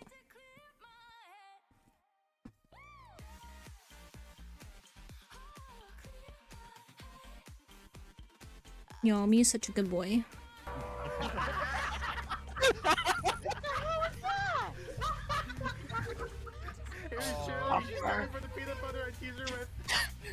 Buffer. Wait, what's the button? Alright, I'm gonna try the strat. I'm gonna try the strat. Just what's the button to kill? Is it space? don't worry about it. It's Q. Figure it out. Okay. You got it. I soaked that for you, Eli. Yeah, you got it. Alright, we're gonna see how this works. Just one, Aurelian said dryly. Vahan drew closer. The warmth he radiated as a Seelie Prince of Summer spilled down Aurelian's back, but he didn't have time for the way that made his muscles tense. No problem, Jimmy.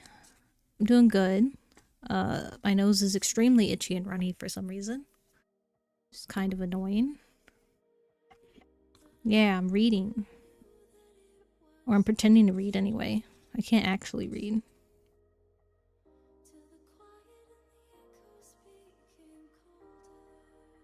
Funny, hilarious, Vahan deadpanned.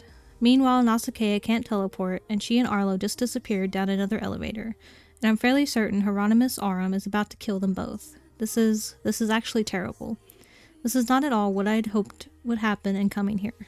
Aurelian, we need to get these elevators working, and we have to get them out of there. I can't have the High Prince's favorite person in the whole world dying because of a stupid plan I concocted. Oh, well, if we need to, I guess I'll actually put some effort into this. He couldn't help it. Vahan was a source of irritation, of confusion, of fear, of frustration, and late-night musings and embarrassing dreams he would not allow himself to think about in conscious hours. And the stress of their current situation only compounded these things. Yo, if they don't kiss, I'm gonna be upset.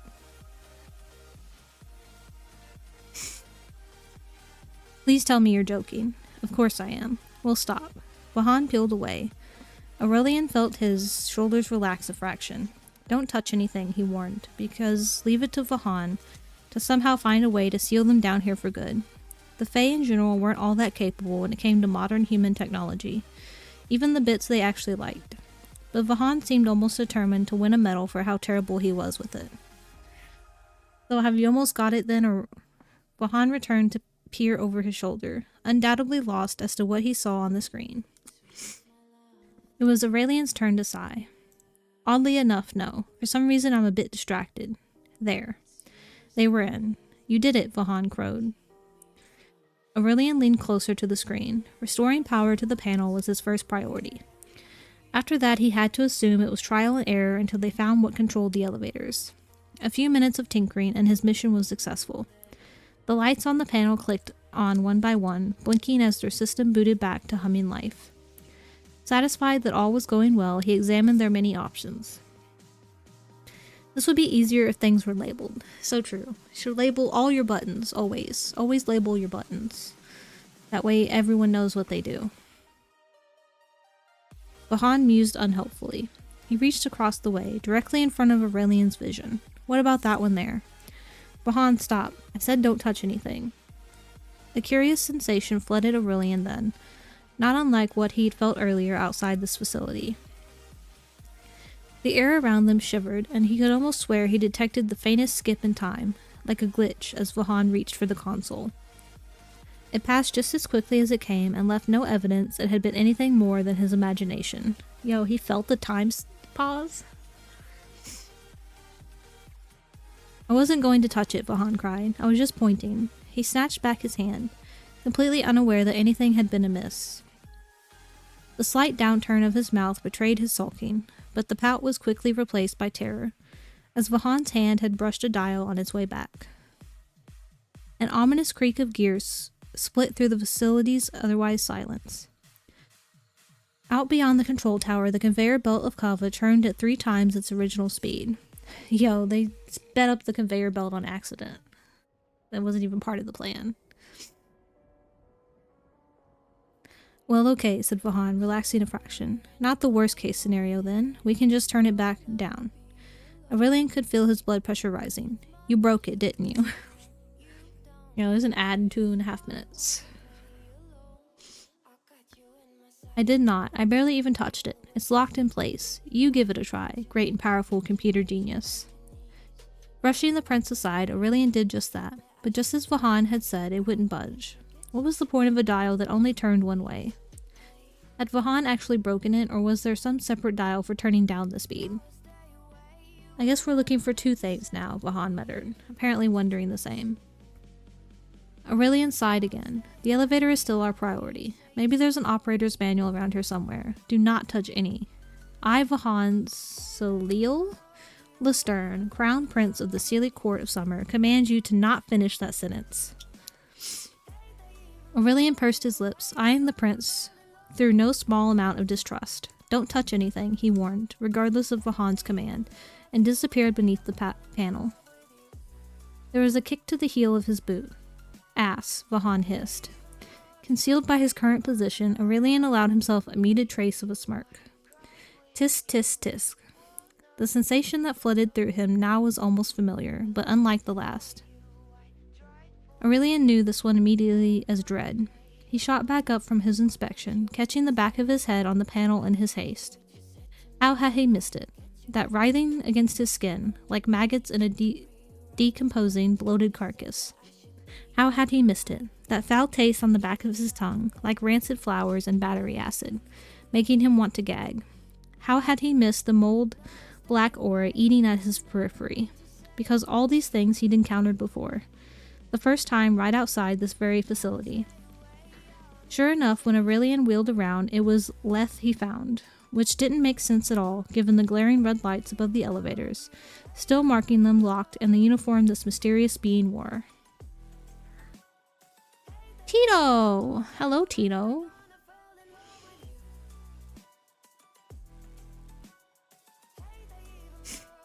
You're a hunter.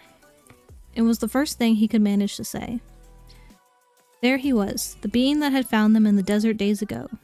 There he was, the being they'd encountered in the Hyrith. Leth was just as terrible to behold as ever, but this time, overtop his glinting silver trimmings and tight black tunic was a glimmering cloak of midnight, infamously known as the garb of the Wild Hunt.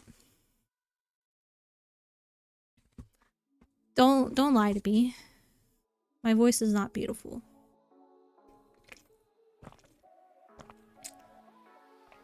My throat is also getting very dry.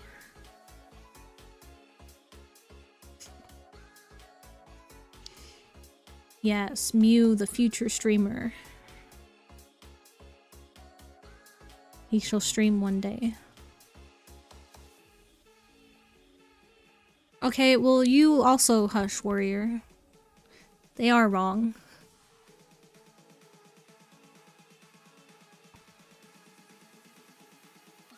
What is that emote? Oh, that is butt and panties. Okay. Thanks for being here, title of Infalafel exclamation mark. Enjoy your lurk. Okay, have good lurk, Tito. Oh, the ad's starting.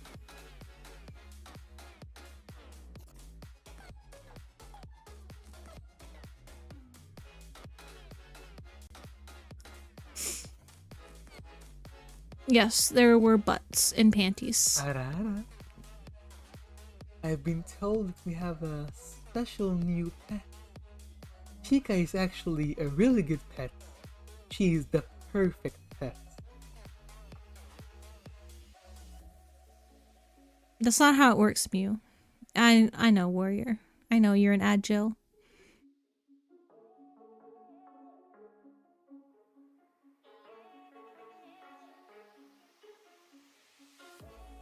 No, that's not how it works, Mew. Just being in the proximity of someone who's always right does not mean you're always right. It's not how it works.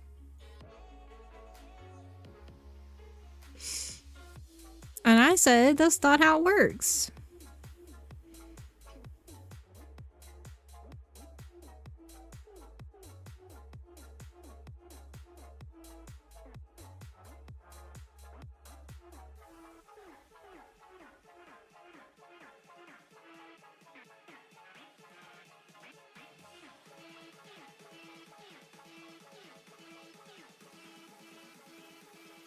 And what is that? What are you gonna tell me to say? Hmm?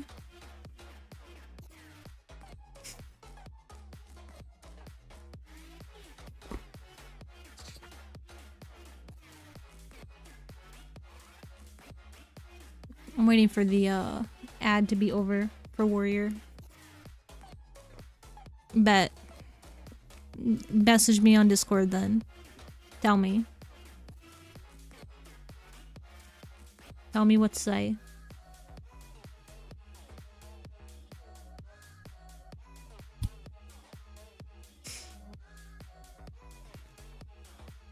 Oh, it's already done? My thing still says it's going.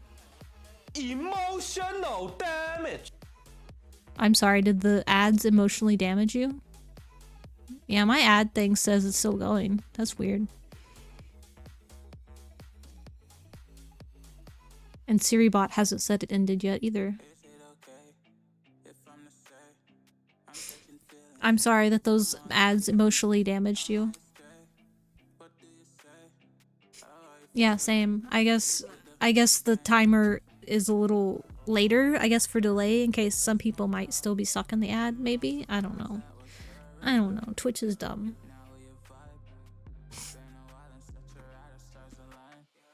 No, where was I?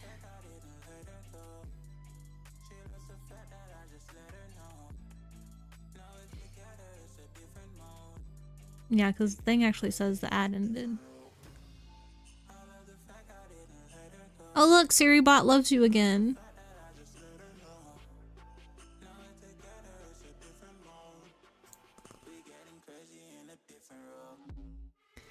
How did you get in here? Vahan asked in equal awe. The elevators. The hunt isn't supposed to be able to teleport inside buildings.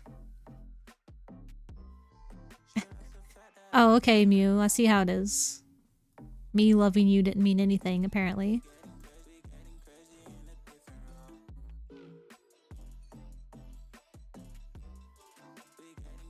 Leth tilted his head, bemused in a way that only increased Aurelian's discomfort with his situation. Waist-long gunmetal hair spilled down one side of his body in a wild mess of knots and braids, and what Aurelian suspected were woven bits of the Hyrith. He peered at Vahan, not unlike a spider in its web, waiting for the first bit of struggle to signal its next meal.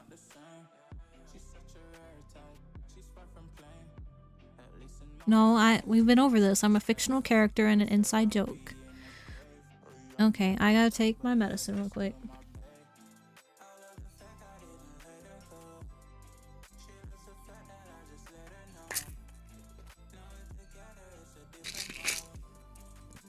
Maybe this will help my nose stop itching.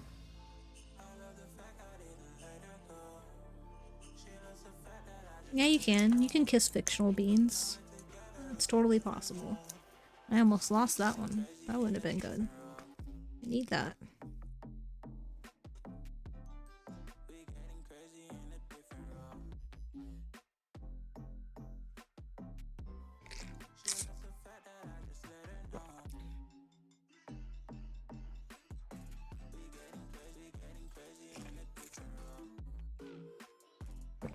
It's not my fault they put it in a new packaging that I don't like and is not as easily accessible as the other packaging it was in.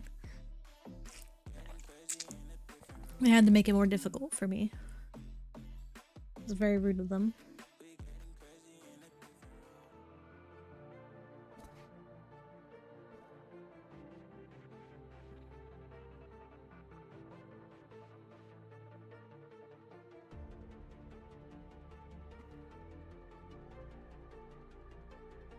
Leth may have saved them twice before, but there was no doubt in Aurelian's mind that his appearance now meant nothing good. His Highness asked you a question, he heard himself say faintly. Heaving a sigh, Leth stretched long arms up into the air and... the fuck is that word? Languidly? Folded them behind his head. I heard it, I just don't care for foolish questions. Obviously I came to be here through magic stronger than someone's underestimation. And a certain disregard for rules, much like yourselves by the look of things. Alchemy. He paused to exaggerate a shiver. Having fun?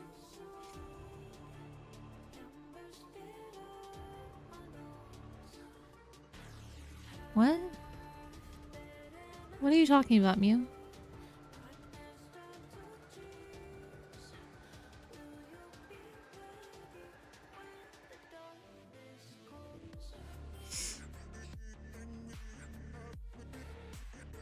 Yeah, they put it in a different, the blister pack is in a different sleeve than the other, because they gave me a different brand this time. It's the same medicine, but a different brand, so it's in a different packaging.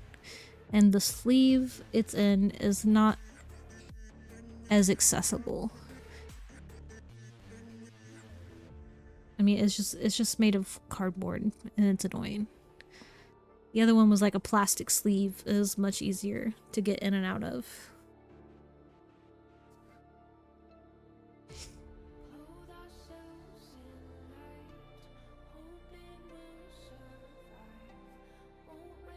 We're trapped in a secret underground laboratory that's kidnapping humans and targeting Ironborn for alchemical experimentation. So no, we're not having fun, Vahan spat, and his vehemence was hot enough that Aurelian took a protective step closer to him. What are you doing here? Are you in on this too? This? Leth glanced around. On and off, but on the whole, no. His grin grew wider, revealing his teeth.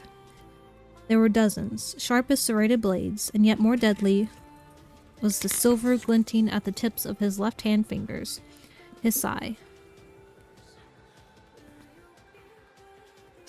Every hunter had one, as the legend went, though the model varied on the user. Each hunter wore an adamantine weapon forged in the fire of dying stars, which allowed them to harvest souls from mortal flesh. Now that Aurelian knew him for what he was even more horrified how close those bits of metal had come to the prince too many times before. Sorry this isn't exactly my taste. The death that stains this place is delicious, to be sure, but no. This was merely a curiosity I enjoyed checking in on. Oh, I just bashed my mic because I gotta blow my nose again.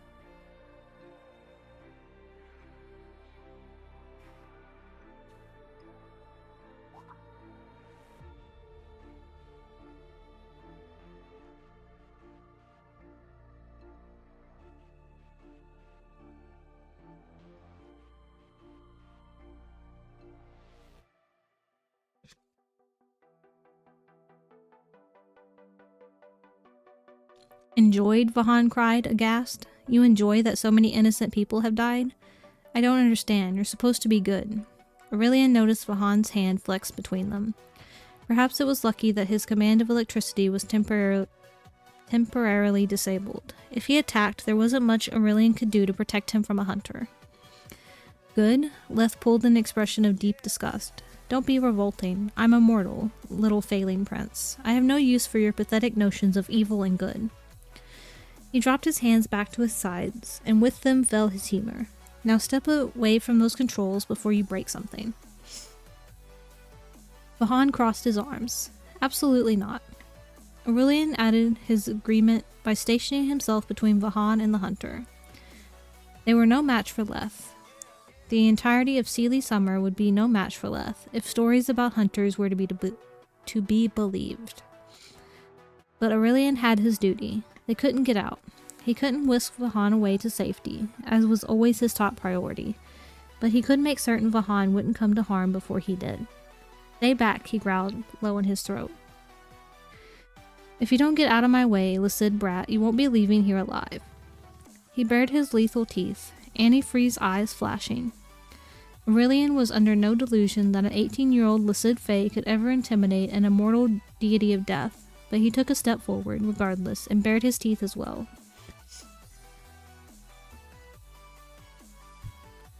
Are you going to challenge me? Leth laughed. That creaking sound that made the hairs on the backs of Aurelian's arms stand on end and twirled his adamant-capped fingers. Come on, then. Challenging a hunter was beyond foolish, but what other options did Aurelian have? He had to get these elevators working. He had to get Vahan and Arlo and Nausicaa to safety. If Leth wasn't going to let him do this, he would have to play the distraction and hope that Vahan could do it instead. Your Highness? Vahan's expression turned even more severe. How many times do I have to tell you to call me Vahan? And no, I know what you're thinking, and no, I'm the one with more experience fighting. I'm skilled with a sword, but you don't have that right now, do you? Aurelian, Vahan, start pressing buttons. He just wants him to go start pressing buttons.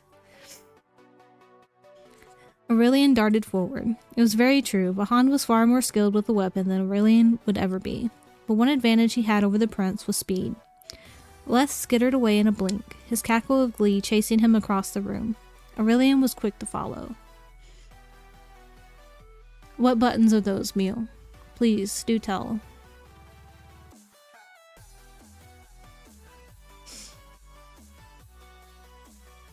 Same, Keishan. Pushing buttons is fun. Push all the buttons.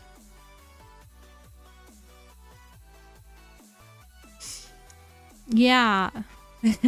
Click the subscribe button. And the follow button.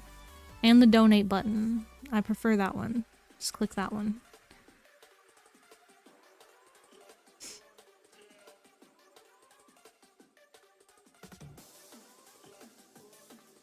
A swipe of the air with those metal claws, Aurelian ducked it easily.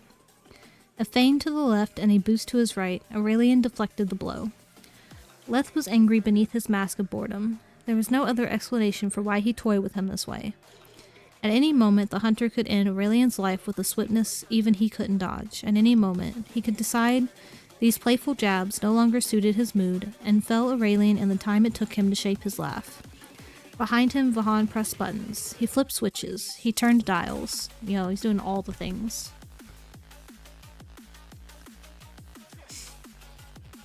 Lights flared brighter, then much too dim. The air from the vents blasted Arctic cold air, then hot as a furnace. One of whatever he... Yeah! Donate button is the best button. Thank you, K-chan, for donating to the Trevor Project.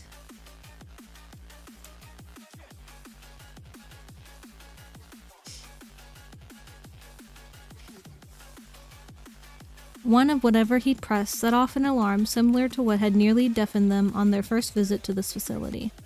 The sound made him wince, and Leth took that opening to throw so hard a punch to Aurelian's chest that he fell to the floor gasping. Aurelian, keep pressing buttons, he wheezed, attempting to get to his feet. No. Leth pressed a boot to his lower back, his tone once more coolly amused. No, I think I like you on your hands and knees. Oh shit. Getting kinky. Pyro, I thought you went to bed. Respect, good sir or madam. Respect. Who are we respecting?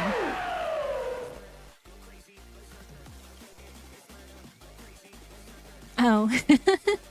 Thank you, K-chan, for getting the donation to 269.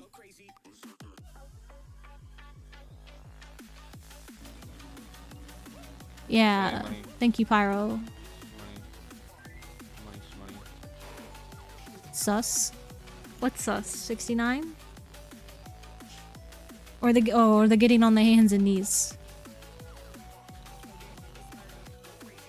You have that backwards, Mew. You're supposed to say how crunch. I'm probably just gonna end up having to use Baboon Blast.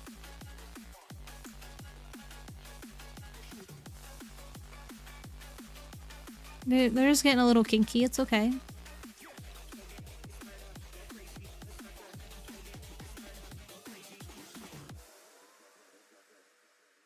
K-chan, do you play something else? There are...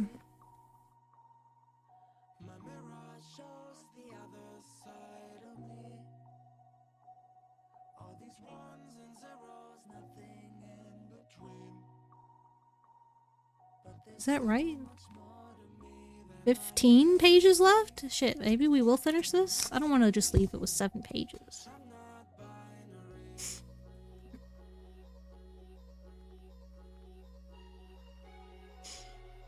Really, Mew. You would never get on your hands and knees. Yo, good job, K-chan. First place. We'll see about that.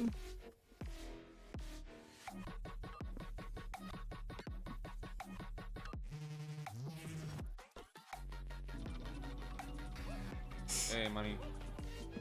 Yeah. Money. More K-chan clips. Is it the same clip? K-chan, do you only have one clip? What happened to your clips? I'm probably just gonna end up having to use Baboon Blast.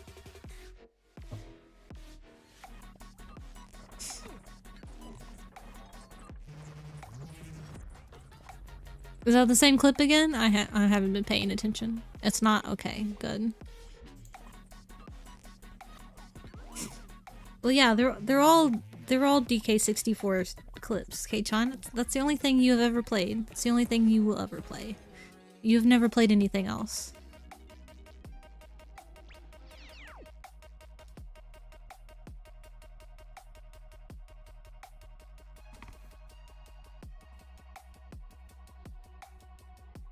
Nope, never heard of it. Nope, never heard of it. K-chan only plays DK64. That's it.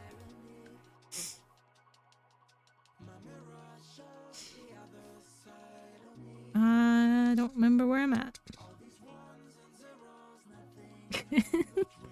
Okay, we're just gonna keep shouting out K-chan while I figure out where I'm at.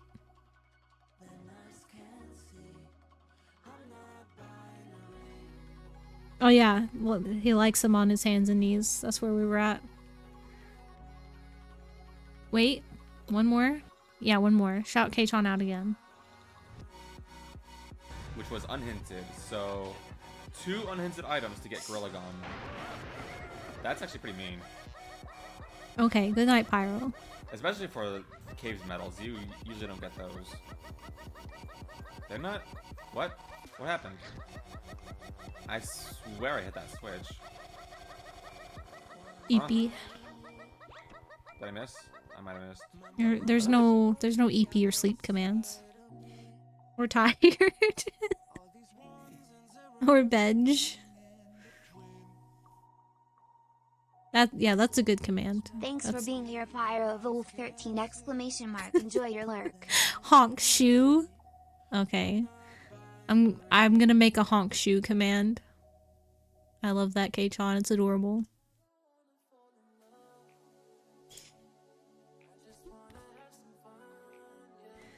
Me. Oh, is that like another cute way of snoring? Sure they will. Sure they will. It'll be fine. I mean, half my commands don't get used anyway, it's fine. I'm still gonna make it. Before you gotta go. Where you gotta go?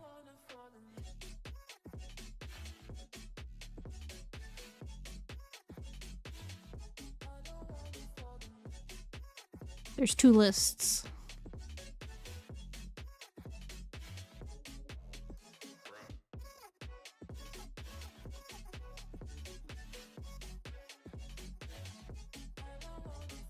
Oh, when do you have to do that?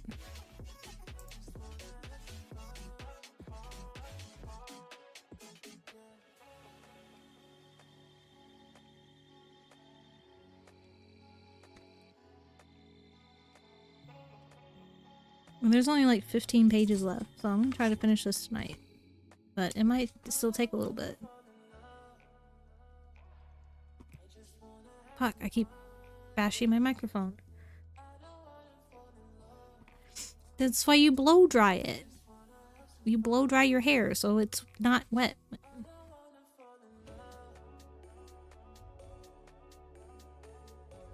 He applied pressure, forcing Aurelian to brace himself on his arms so as to not be flattened against the metal floor.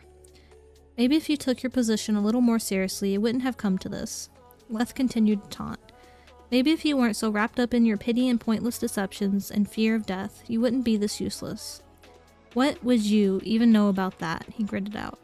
What indeed? He dropped another laugh, dipping over Aurelian to close so close he could feel his breath against his ear.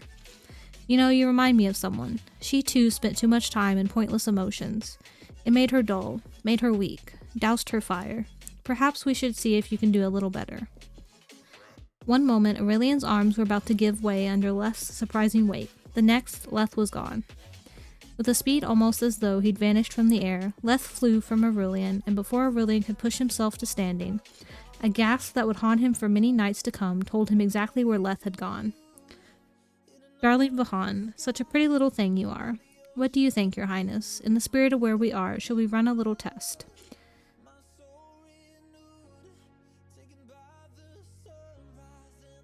Who? I don't know if that's supposed to be Julian or Julian, but who the fuck is that? That's no one's name that we've talked about so far.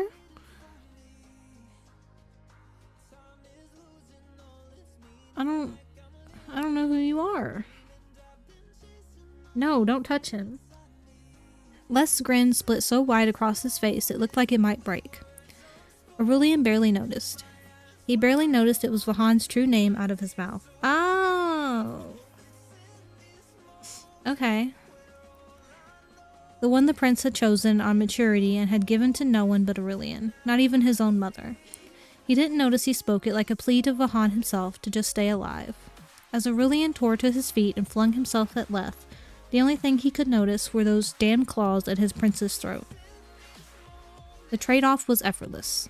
In a singular motion, Leth threw Vahan aside and grabbed for him, and using Aurelian's momentum against him, slammed him, face first and hard, into the panel of controls. There was no time to think, no time for retaliation. Leth scored a singular claw down the back of his neck, and it burned right down to the bone. He screamed. The time for indecision is over, Aurelian Bessel. The guise that compels my protection of your prince is almost spent. You'll need all your strength for what's to come. Get better at staying alive. I mean, he's alive. How can you get better at staying alive, other than being alive?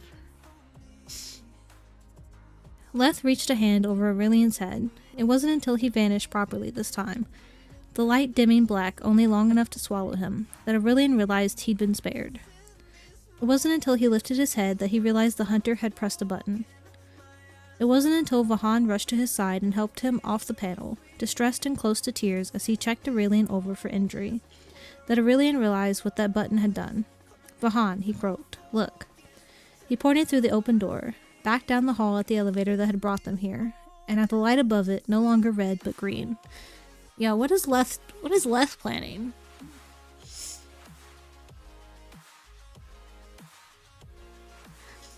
Yeah, I know. I'm confused. Like he's constantly flipping back and forth between who he's helping.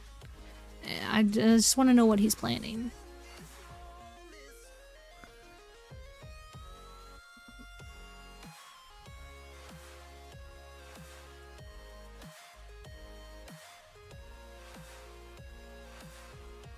Yeah, there's 13 pages left. We gotta finish this tonight. There's only 13 pages. That's not that many.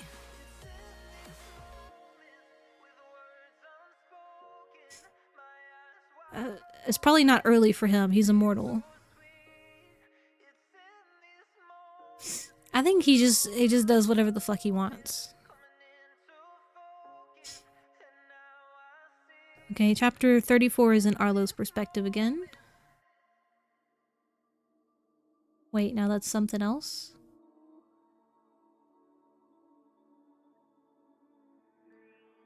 Uh-huh. Sure, Mew. I believe you.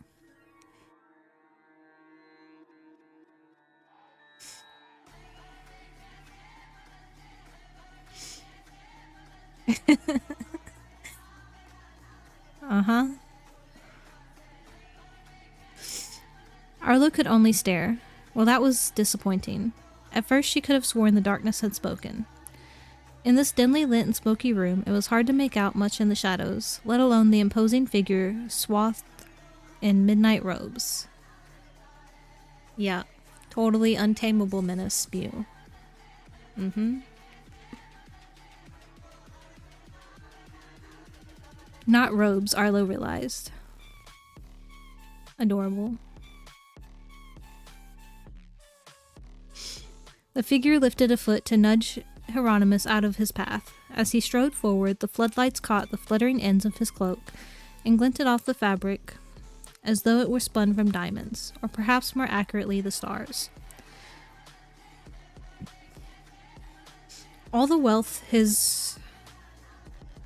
I don't know how to pronounce this word. Avarice could want, and still the greed outgrew the man. Arlo didn't recognize this voice. It was just as light and rotted sweet as the scent of his magic, and as smooth and cool as water pooled in the depths of some forgotten cave. Every word made Arlo want to shiver. She didn't recognize the voice, but she recognized the figure, and now she knew exactly who that aura near Good Vibes Only had belonged to. When he knelt before her in a crouch and looked her grinning in the eye, she knew who it was that had come to her rescue. She'd forgotten about them until now, those antifreeze eyes that had watched her so closely in the High King's throne room. The Wild Hunt was here, and for the very first time she was staring a hunter in the face.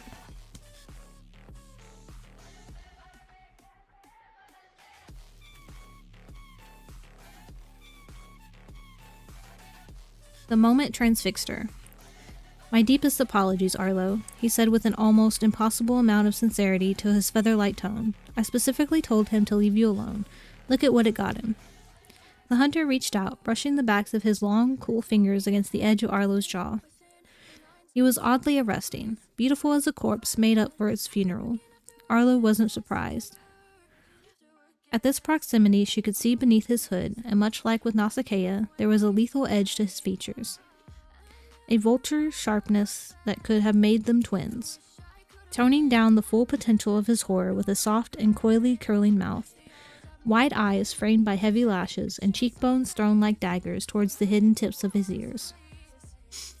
He had very strict orders, but I'm not surprised. The hunter sighed and rose to his feet. He had a way of speaking, a dull but flourishing lit in his tone, that made everything he said sound like a well-rehearsed bit of musical theater that his heart was no longer into delivering. He was a miserable creature when I found him, so whiny. It was all I could do to give him the means to see how this Icarus would fly, to see how far he'd go with this little project of his.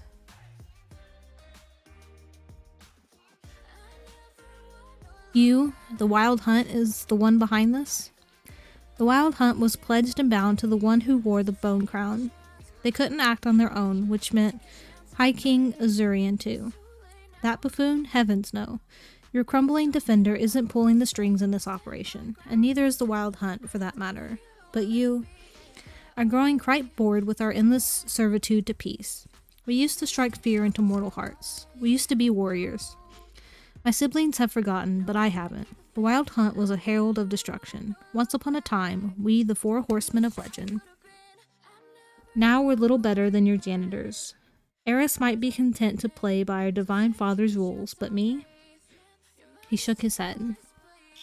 Worry not, dearest Arlo. Hieronymus thought he could outsmart the luck that gives you favor, thought he could outsmart me, and now he paid his price. You've discovered who's behind the Reaper attacks and put an end to his vulgar experiments. You may rest easy now knowing no one else will have to die to further his success. He rose. Your part in this is over for now. If you'll excuse me, though, I really must be going. He made to leave, but then paused, turning back to Arlo. He slapped his hand lightly against his hooded head. I almost forgot. I'll be taking that with me. With a snap of his fingers, the golden philosopher's stone appeared in his hand. Why are you doing this? Arlo half cried, her patience severely frayed. You kidnapped people, used them for cruel experiments, and you're using Ironborn for stones. Why? Me? No. In the long run, I'm merely a cog in the works, just like you. Just like him. He frowned down at Hieronymus, splayed on the floor. You're not just like me, Arlo narrowed her eyes into a glare and bared her teeth in vehement rejection of the very idea. We're not the same. Tell me, just give me a name. Who's doing this? The hunter cocked his head and for one eternal minute stared silently back at her. What would you do, I wonder, if I gave you what you wanted? Retracing his steps to her, the hunter dropped back into his crouch. His green eyes searched her face, looking for something. Arlo leaned away, this hunter's deathly beauty no longer curious to her but repulsive. Judging by his frown, this reaction didn't go unnoticed. He lifted the hand, not clutching the golden stone, and brushed the tips of his fingers over the space between Arlo's collarbone and breast. A hero. A hollow star. There are other things that you could be too, but you're not ready. Not yet.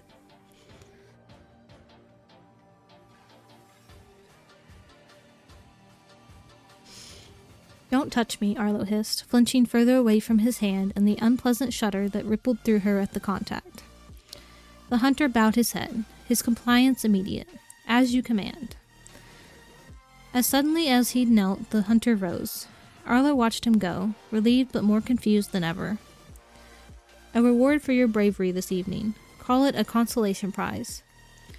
The hunter stooped, retrieved something from Hero's body, and tossed it back to Arlo. Catch.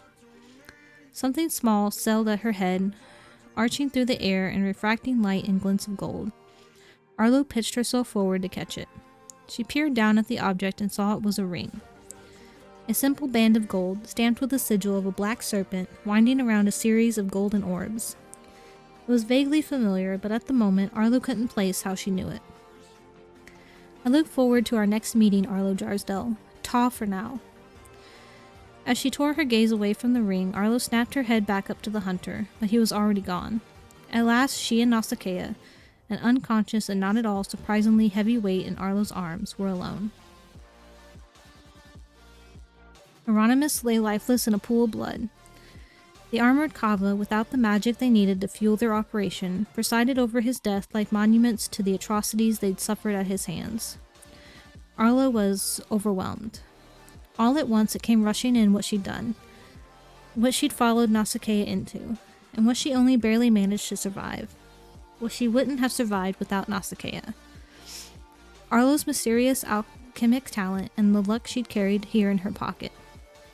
They'd won, somehow without managing to win anything, because for all the answers they'd found this evening, so many more questions rose to take their place. Right now, in the raw wake of everything, Arlo could process none of it. The lurch of gears thundered in the room, stealing Arlo from her downward spiral.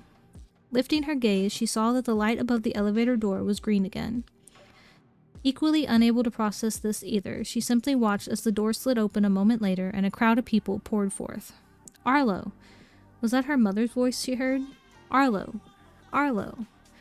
The cacophony of her name, shouted over and over by so many different voices, threatened to tip the scales of her fragile state. But it was the sudden, fierce embrace that started up her tears, followed by another closing in on the opposite side.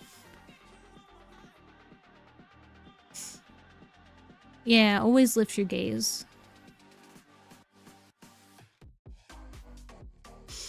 Arlo, oh gods, baby, you're safe. Thank Cosmin, I was so worried. Arlo, Mom? Arlo sniffed, the name coming out in a hiccup. Cel? Both Celadon and her mother eased back, clearly struggling to maintain the tremulous confidence in their gentle smiles. But then Celadon spotted Nausicaa unconscious and bleeding. Arlo, what happened? So cute. The sob choked out of her before she could stop it, and Arlo flung her arms around her mother and cousin once again.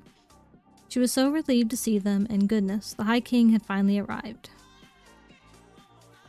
There was Vahan too, and Aurelian, 3 of the Wild Hunt, the High Queen, Reseda, and someone else who, through her tears, Arlo didn't recognize at first, tall and morning fair and beautiful as carved ice.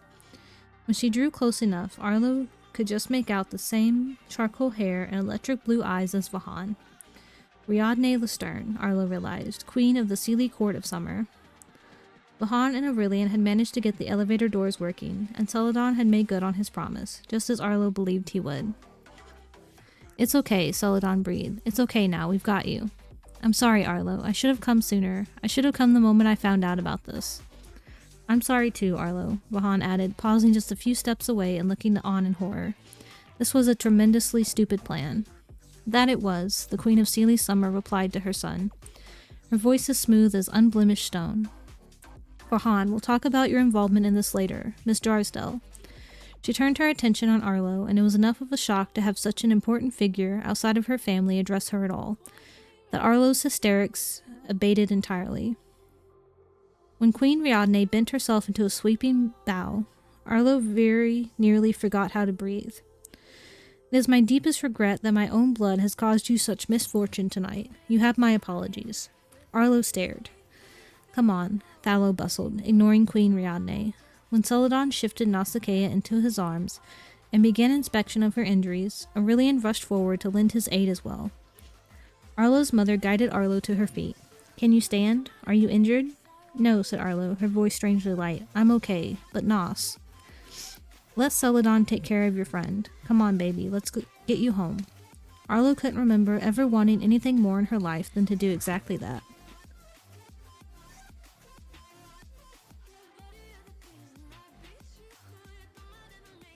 Yo, 7 more pages. We're almost there. My mouth is so dry. And my nose is so itchy and runny.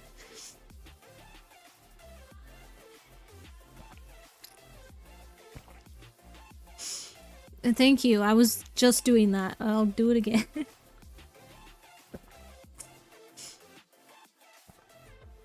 I also need to blow my nose again. Ow.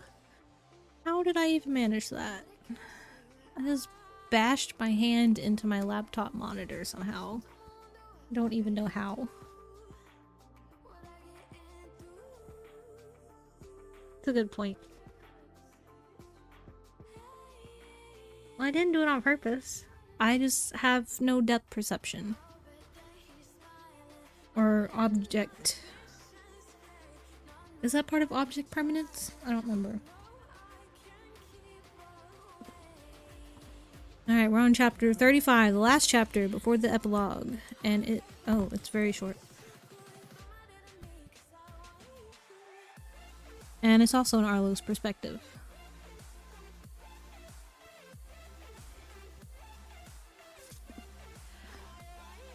Yeah, but I think that's also part of the, like... Maybe it's spatial awareness I'm thinking of.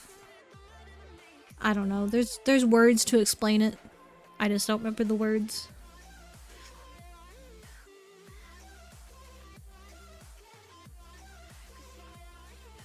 Oh my gosh, Mew, I'm not gonna forget about you, even if you didn't do that.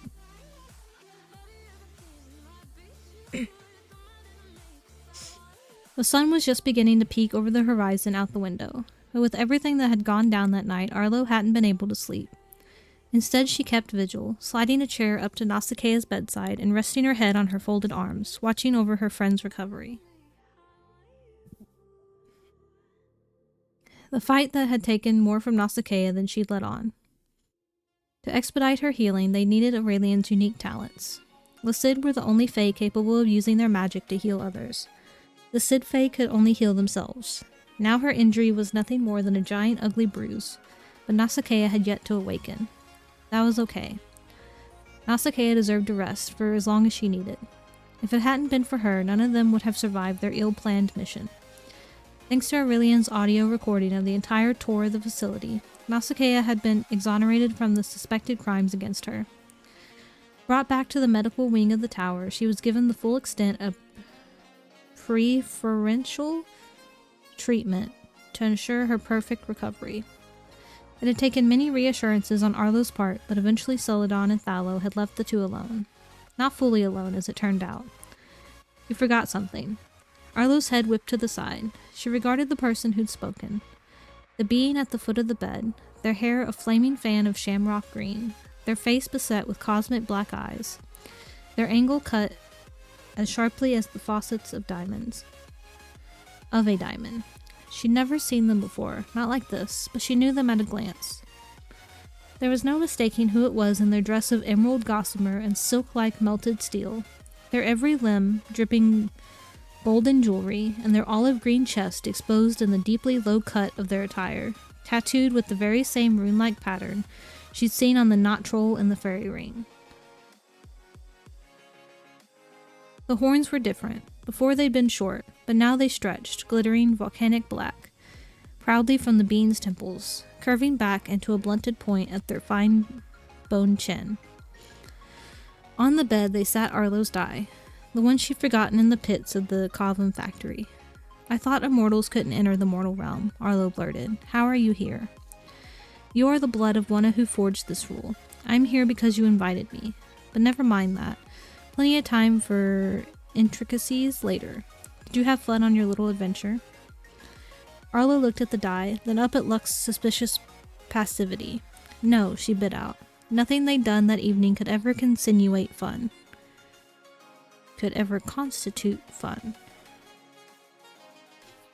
Good, I've taken that away from you if that was all you intended to use it for.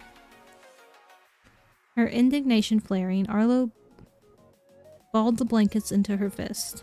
You know, you could have told me what the die did, how to use it. We were almost killed down there because of you. Because of me. Lux shook their head. You won because of me. You're a very clever girl, Arlo Drysdale, and I was testing that. From here on out, that die won't be so easy to wield. There are rules, and I had to see if you have what it takes to think on your feet and face down a situation you never in your wildest dreams could hope to survive on your own. I told you, didn't I? Something is coming. Something big. Something that requires the sort of nerve you only find in heroes. Without the stagnation of their short-lived roles, I want to make sure you're ready.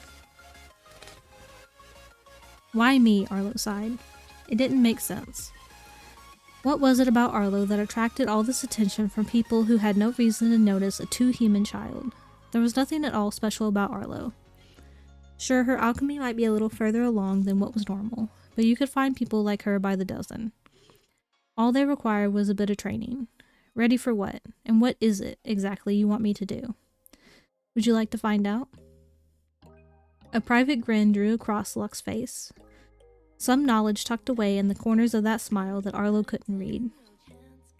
They were baiting her, daring her to take their offer. All she had to do was pick up the die and agree to their terms. Whatever it was that was going on, Arlo would have a place in it. What will you do if I don't? Nothing, the deity shrugged. I'm only offering this help if you want it. The choice is yours. If you don't want to follow your friends into this battle at all, that choice is yours as well. You don't have to do anything you don't want to do, Arlo Drysdale. Arlo looked back at Nausicaa. Her gaze wandered to the soft gleam of gold that gilded Nausicaa's right hand from the fingertips to mid-forearm. A thin layer only, but no magic they'd tried had been able to wash it off. Arlo suspected Nausicaa would be amused by it more than anything else. She'd be less amused by other things. There was no way she wouldn't chase down what she was going to learn upon waking, for starters. A hunter had his hand in this, and she didn't need any more motivation to hurtle after death than she'd already exhibited. Nausicaa wouldn't let a betrayal this grand go ignored or unpunished. Of that Arlo had no doubt. The part of Nausicaa that was still a fury was reflected in the shards of her past, and the two of them, they were something. Arlo thought on the kiss they'd shared just that night. She had no idea what it meant, what she herself wanted it to mean, but she knew with absolute certainty that Nausicaa was important to her. They were a team, if nothing else, and just as Arlo wouldn't have made it out of that factory without Nausicaa, she was starting to realize Nausicaa wouldn't have fared too well without her. Nausicaa would need the luck that had saved them both now more than ever if what this deity, Titan, told Arlo was true. A dark and hollow star. Yo, they said the name of the book again. Twice. Arlo didn't understand it yet. This compulsion inside her to look at Nausicaa in a way she'd never looked at anyone else, and come away breathless. What she did understand was that whatever Nausicaa went, she was going to follow. Taking a breath for courage, Arlo stretched her hand to pick the die up off the bed. Alright, Dungeon Master, I accept. Read me the rules. Yo, Luck is the Dungeon Master.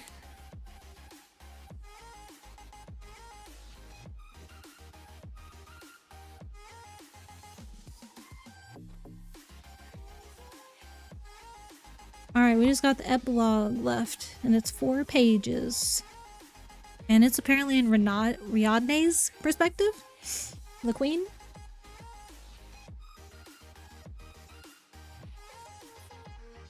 Hello there, Sukiyaki. I'm glad you find my reading comforting.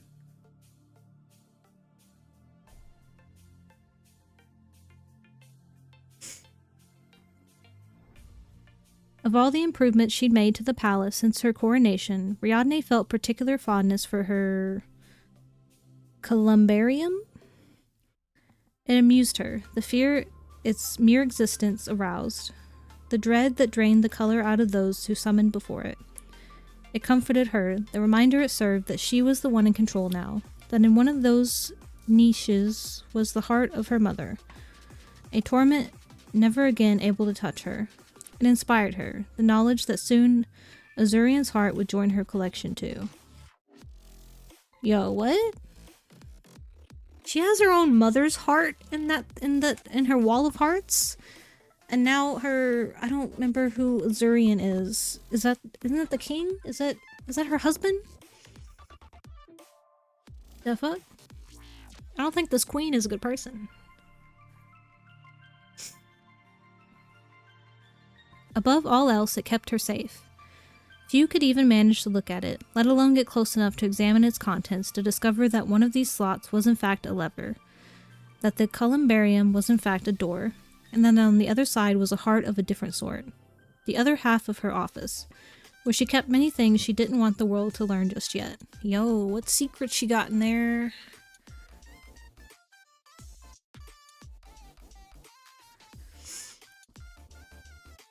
No, I don't think she has her mother's heart in the wall as sentiment. She apparently did not like her mother.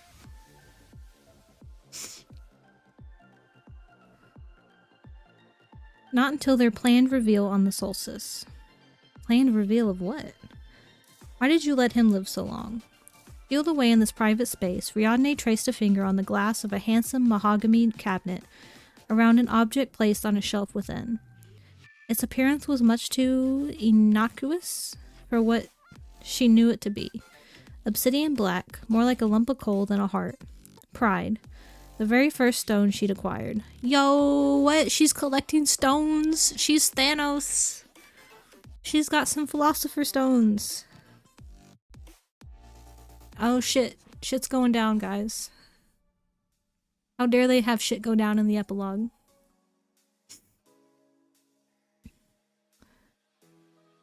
The stone Azurian had long been guarding, the stone that wasn't truly hers yet, and neither was the longevity it bestowed, not until its previous possessor died. Yo, that's why... yeah, Azurian's the king. That's why he's lived so long. He has the Pride Philosopher's Stone. Yo. King's not a good person either. They've been using alchemy this whole time, and that's illegal. That's their own rules. Why make rules if you're not going to follow them yourself? The stone Leth had switched for a fake and brought her years ago when all of this first began. She turned around. Hieronymus Aurum, you let him live much too long. He created his stone. Why didn't you just kill him then and have it done with? Have done with it. Mockery tugged at the corner of her mouth. Don't tell me it was sentiment. Don't tell me you actually cared for that pawn. What have you been saying for 3 years now?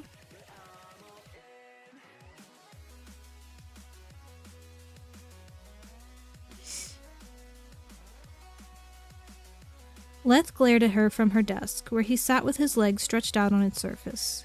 He was pretty as a rose strung up to dry, something once beautiful, forever trapped in the space between his last breath of life and the rod of death. Yo, what? Her sometimes lover? Never a friend? The queen's been getting it on with the Wild Hunt?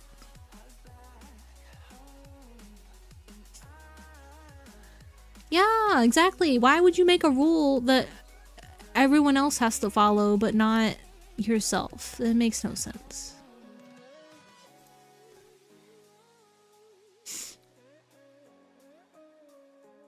They were oil and tar, barely getting along, but Riadne needed him. Leth needed her. I let him live because I let him live. I don't have to explain myself to you. Catch. I've been told we have a special. Oh, thank you for head pats. Chica is actually a really good pet. She is the perfect pet.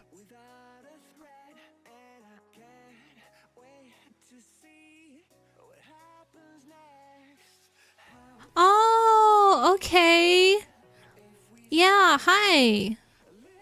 Yeah, I was so confused because I'd never seen your name before. But yeah, I remember Top is Guren. I've said that right.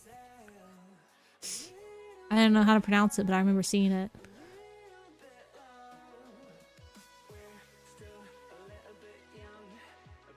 There's no peeps to get pats though.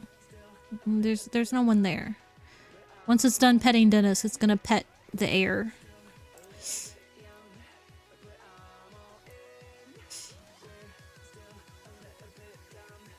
Refunded what one? Oh, the pet the guests? I mean, it's still gonna happen. Yeah, see, you're just petting nothing. I'll try to move my head. That's as far as I can move my head. You're petting my ear, I guess, or my cheek.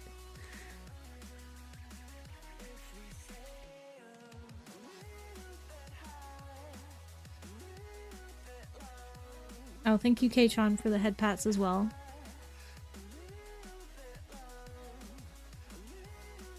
No, I have an invisible friend, Marco, now. I was unaware of this.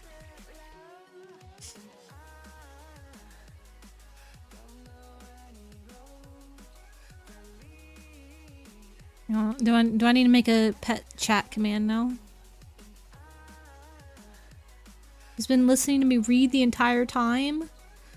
You know, I've had an imaginary friend for 5 months and didn't know it.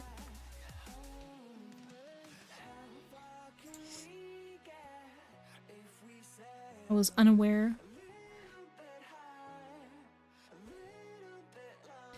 He threw her the stone he'd been tossing between his hands, solid gold and polished to a point that Riadne could see herself reflected in its misshapen faucets. Pride. The stones had an order they had to be created in. Oh, I didn't know that. Pride had to be summoned first, and luckily for her, someone had already done the work required to create its vessel. Greed had been next in line. 2 down, 5 more stones to go. 5 more alchemists to sacrifice to their cause. Yo. Shit's going down. Change his name to Marco. No, you're Mew. Why do you want to be my invisible friend? Okay. I will make a pet the chat redeem at some point. And there's gonna be so many fucking head pats on my screen. So many head pats.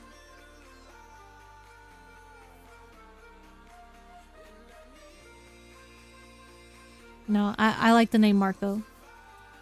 It's a good name. But Mew has to say Mew because Mew is Mew.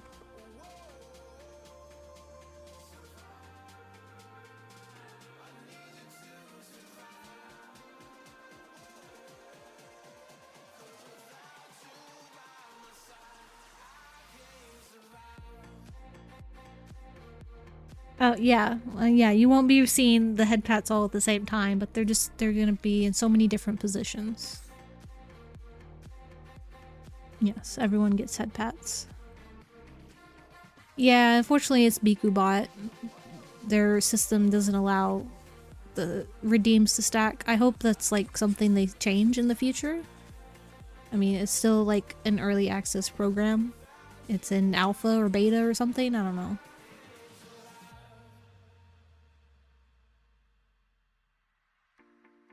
Oh, do you mean the limit on how many redeems you can have? Because apparently you can only have 50 redeems, and I have hit that limit, apparently.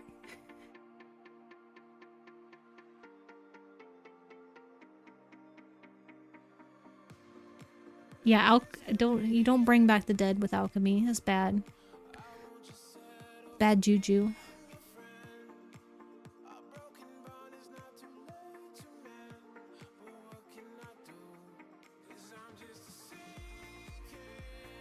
Yeah, that's too much a price.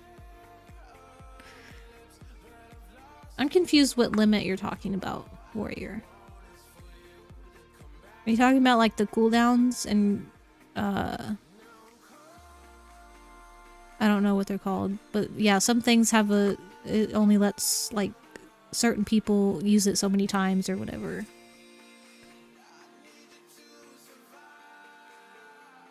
That's awful. How dare you bring that up, Mew?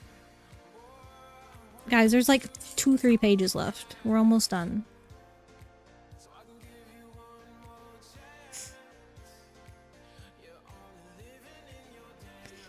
Yo, I'm going to snooze this ad so we can finish this book.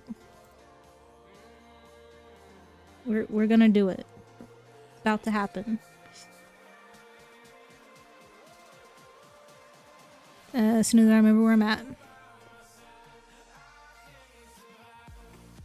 Once a stone was made, it could be used by anyone, ironborn or not, but to be created. I hope you aren't as attached to the others, she warned, opening the cabinet to place this new acquisition beside its kin. She closed it once more and turned back around. The stones won't answer to anyone else until its current possessor dies. I trust you won't let sentiment betray me, Leth. You started this. You're the one who came to me looking for the means to secure your freedom. If you let me fall, if you let this fail, I'll bring you right down with me, you and the girl you're protecting. So he's doing this to get out of the wild hunt? Does he not want to be in the wild hunt anymore?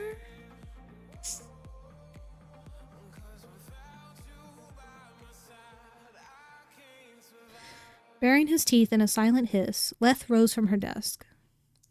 I wonder who you think you're talking to right now. He poured across the room toward her, seeming to grow larger with every step, filling the room in his temper. That you would dare to make such a threat against me. Isn't that the queen?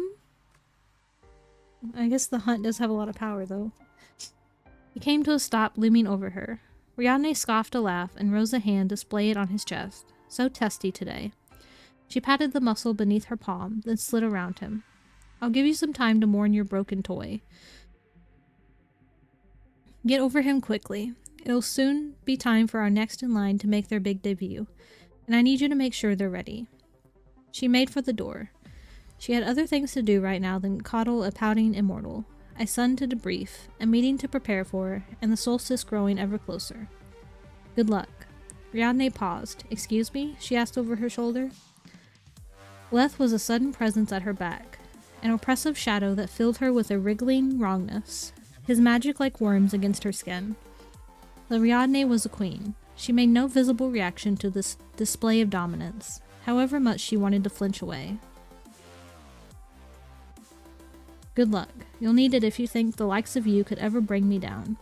She tensed when she felt his lips press against the back of her neck, and Leth creaked a laugh.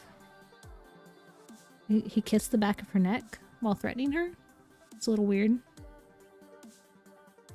His shadow fell away slower than it had enveloped her. You forget who I am. There's a reason why the Lord of Death himself went out of his way to restrain me. Yo, what? She whipped around. Two could play at cruelty, and cruelty was something Riadne had always been better at than others. But Leth was already gone. It didn't matter. He could underestimate her all he wanted. Her wall was filled with the hearts of people who'd done the same. You can keep your luck, she spat at the empty room. You forget who I am. You forget who I will be, once this is over. He's John Wick. Once this was over, once all her players were gathered and all 7 stones were hers, once Riadne sat not only as High Queen, but greatest of even immortals, she would take much enjoyment in reminding him. She turned the freedom he craved into yet another shackle, and bring him to heel with tenfold the degradation he inflicted on her any chance he got. Yo, they're into degradation. Yeah, that's a hard word to say. This is just all a game for them. To get their kinks out.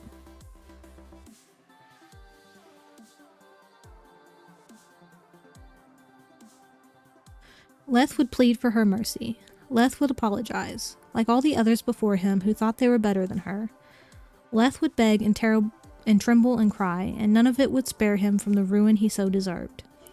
She didn't need fortune for any of that. To the ones who were foolish enough to hinge their success on such nonsense, she wished them good luck. Yo, that's the end of the book.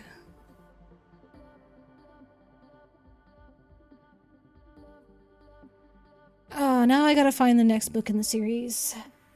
Because there's shit going on and I want to know what's going on. I'm just gonna snooze this again. Real quick, because since we're gonna be ending. No, I'm not gonna read it on stream.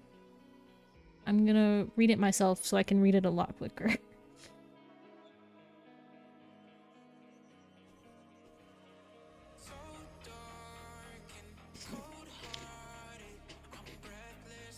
Buy the books yourselves and read them. Support the author. That's how. Go support the author, Ashley Shuttleworth.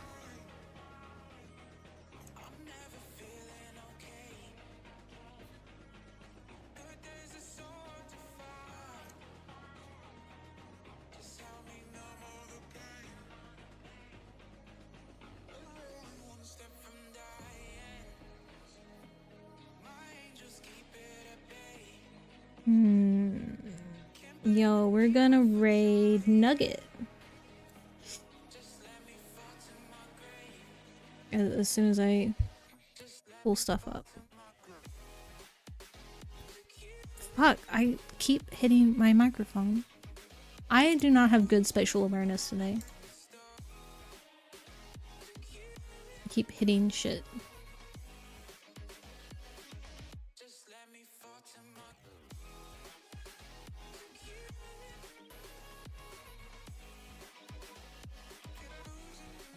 Oh, why did I do that? I needed that open, actually.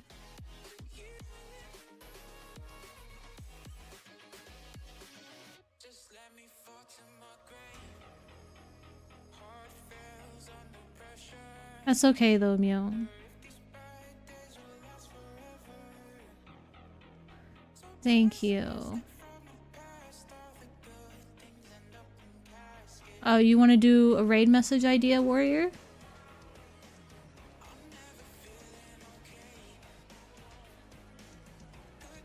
Okay, good night, Suki. Yeah, my avatar is my camera can't see me at the moment, so the funky individuals have come to say hello. Okay, that's gonna be our raid message then. I have copied it.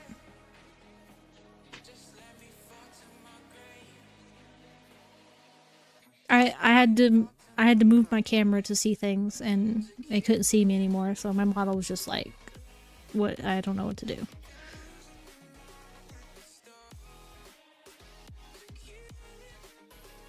Imagine not being subscribed to Chica. Couldn't be me. Shouldn't be you. So make sure you hit that sub button. Just do this. Think of 5 friends, gift them a sub. Share some bits. You know, donate to the charity if you're feeling really generous. But make sure, most of all, that you're already following. If you're not following, what are you even doing?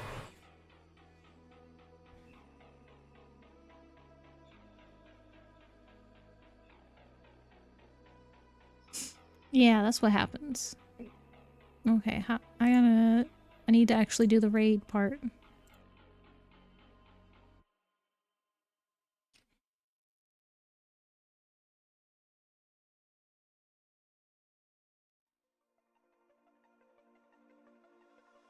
So Nugget is a incredible artist. They've done some of Pyro's art. And they are also the person who introduced me to You're Pretty. So they listen to some awesome music too.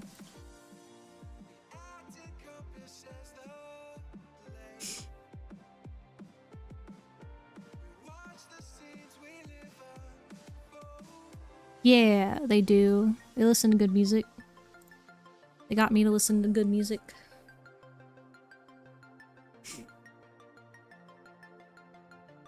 Oh, there's... I couldn't find where the raid timer is.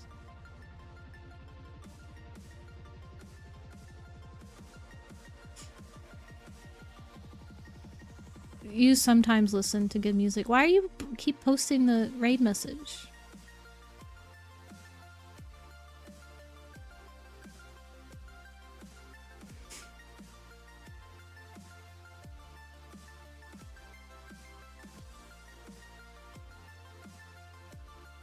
Okay, I've got to go to the bathroom real bad again, so we are going to go ahead and raid out now.